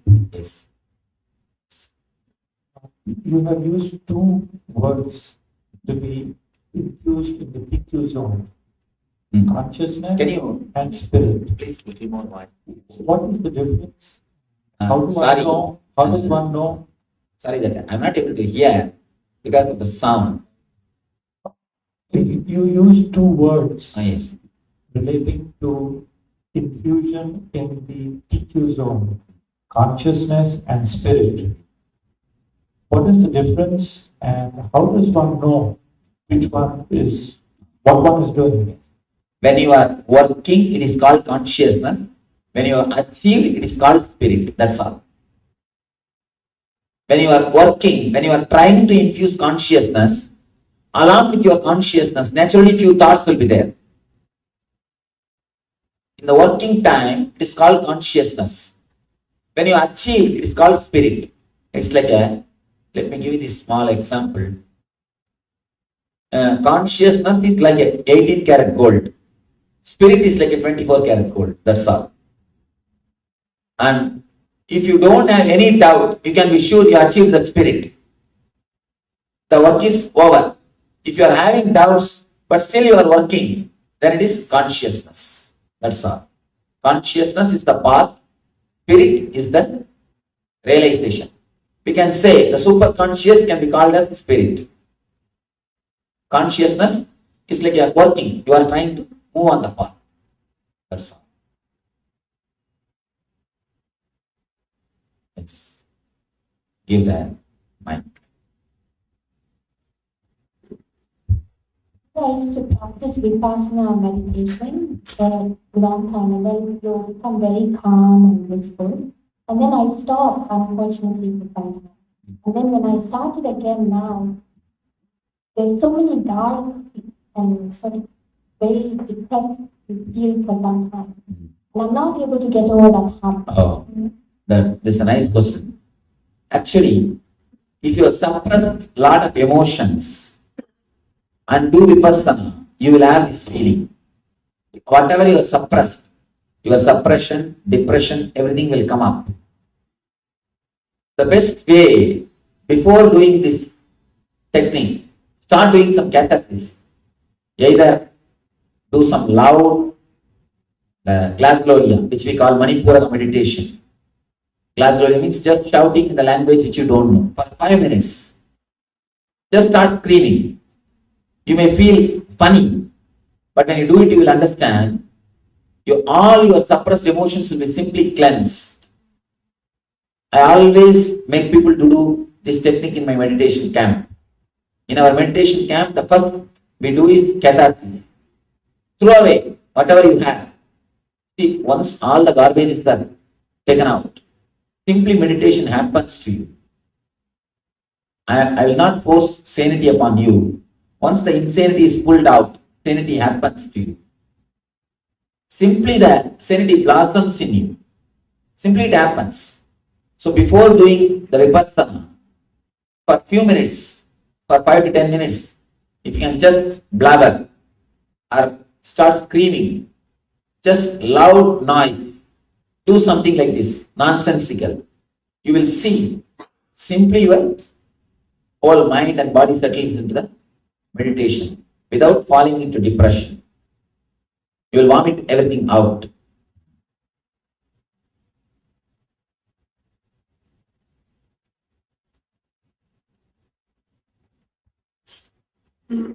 Namaskaram, Swamiji. First, I would like to talk in my language so I can express my emotions. ரொம்ப சந்தோஷம் நீங்கள் திருப்பி வந்ததுக்கு.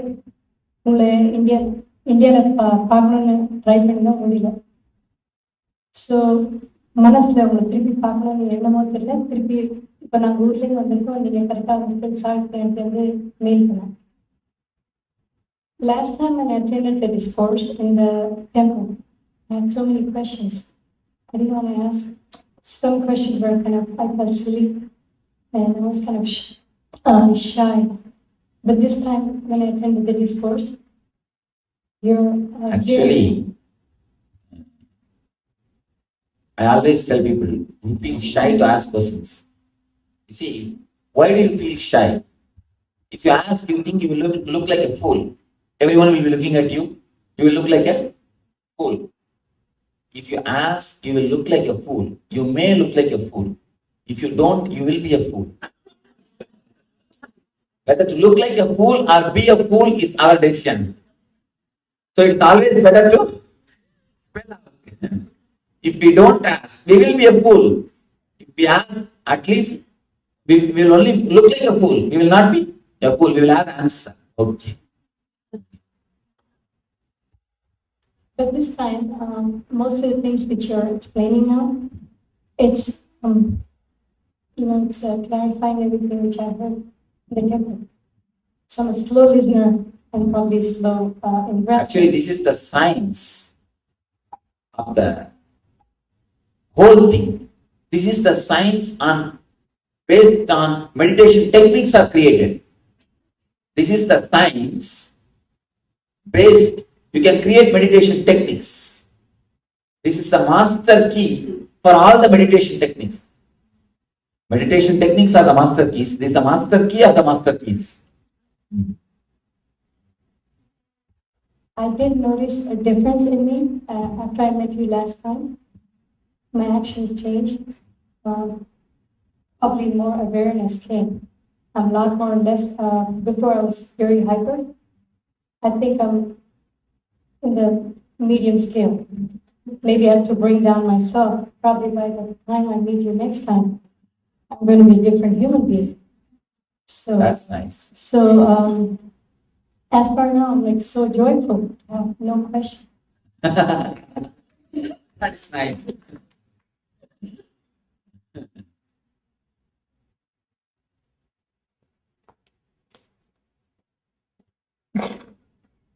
The very conscious decision, by that time I'll meet you next time, I'll be a different person. It's more than enough to have that shift or the transformation. We don't respect the power of our conscious decision. Actually, first of all, we don't respect ourselves. Where is the question of conscious decision? We don't think ourselves as an entity. That is why nobody else also thinks ourselves as an entity. Because we don't think ourselves as an entity, others also don't think ourselves as an entity. That's a basic trouble. If you think your conscious decision is powerful, simply people will obey. People come and ask me, Swamiji, how to impress others, how to influence people.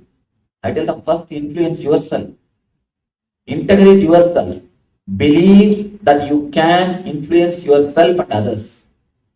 The moment you influence yourself, you integrate yourself, you will become such a power, such an energy.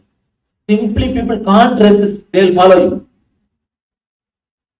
Anybody whose consciousness has become a leader will simply start leading. Will simply start leading. Whatever profession you are, wherever you are, whether you are in business or a job or a doctor or a lawyer or anything, if your consciousness is a leader, you will simply lead. If your consciousness is a follower, even if you are the CEO chair, you will be following somebody, imitating somebody. You will be imitating somebody. You will not be leader. Leader or the follower is based on consciousness. It is based on the state of your mind, not the status of your chair. Leader is a state, not status. Please be very clear. People who achieve the status without achieving the state never stay in the status. Even if you are in the status, without the state, you will not be enjoying it. If you are in that state, the status will simply follow you.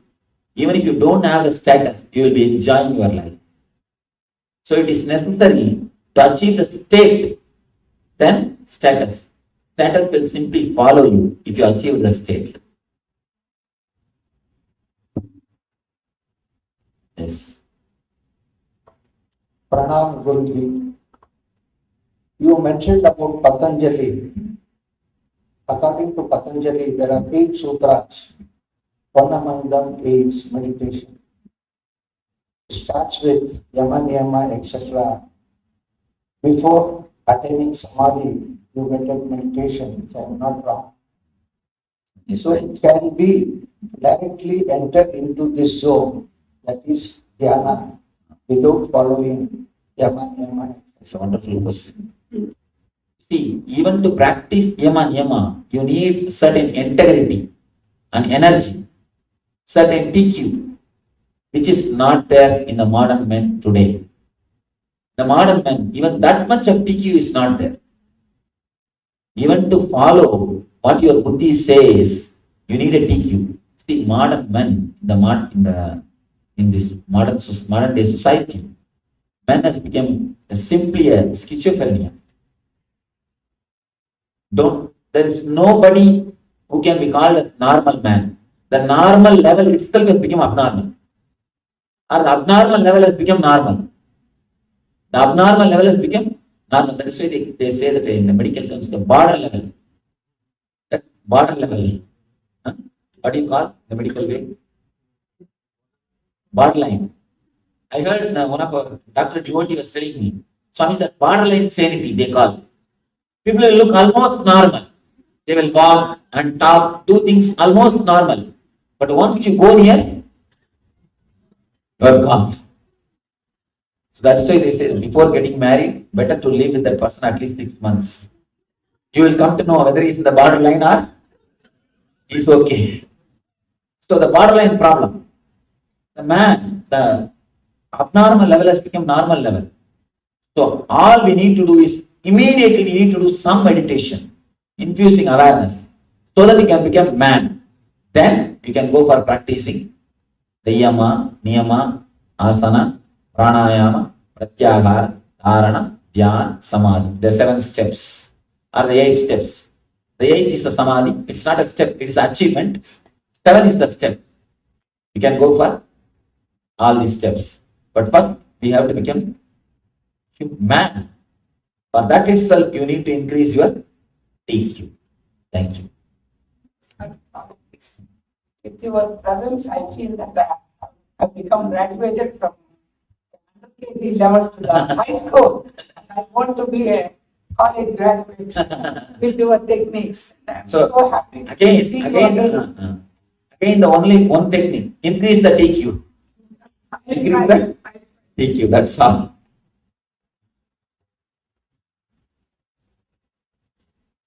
Actually, when you increase the TQ, that's the real Nidhi. Lakshmi means increasing the TQ. Lakshmi, the very word in Sanskrit, means increasing the TQ. When you increase the TQ, with the same house, you feel more comfortable. With the same furniture, you feel more luxurious. With the same people, you feel blissful. With the same situation, you feel joyful. Actually, Lakshmi is added when you increase the TQ. Of course, because of your right decision making, wealth is also will be added. You will have a bigger car. When the moment the TQ becomes big, your car will become big, your house will become big, your life will become big, everything will become big. Because of your decision making power, because of your clarity, that is true. Apart from that, your being, your Lakshmitva, the capacity to enjoy, the energy of the wealth consciousness. That is what the wealth consciousness will simply increase. Increasing the TQ is what I call creating affluence. Creating affluence is nothing but increasing your TQ. Swami, we have been always taught that ego is something bad, that we should try to get rid of ego. But the way you explained, if there is sufficient TQ, the ego will let us make a good decision. You see, if there is sufficient TQ, ego will disappear into Atman. Did you see a small diagram? Under that ego there is written a small diagram I put something called Atman. When the TQ is less, you are egoistic. When the TQ is more, there is no ego. Simply the ego disappears. Ego disappears, only Atman shines. So it is all about TQ.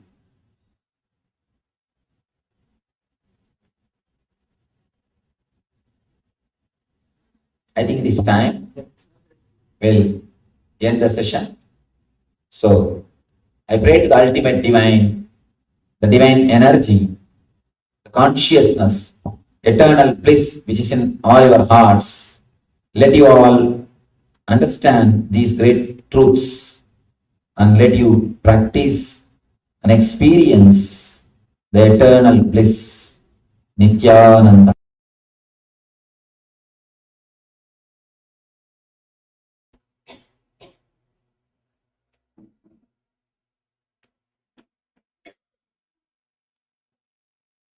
Welcome you all with my love and respect.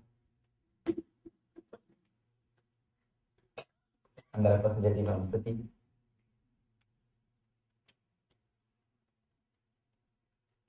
Today's subject is Vedic Renaissance.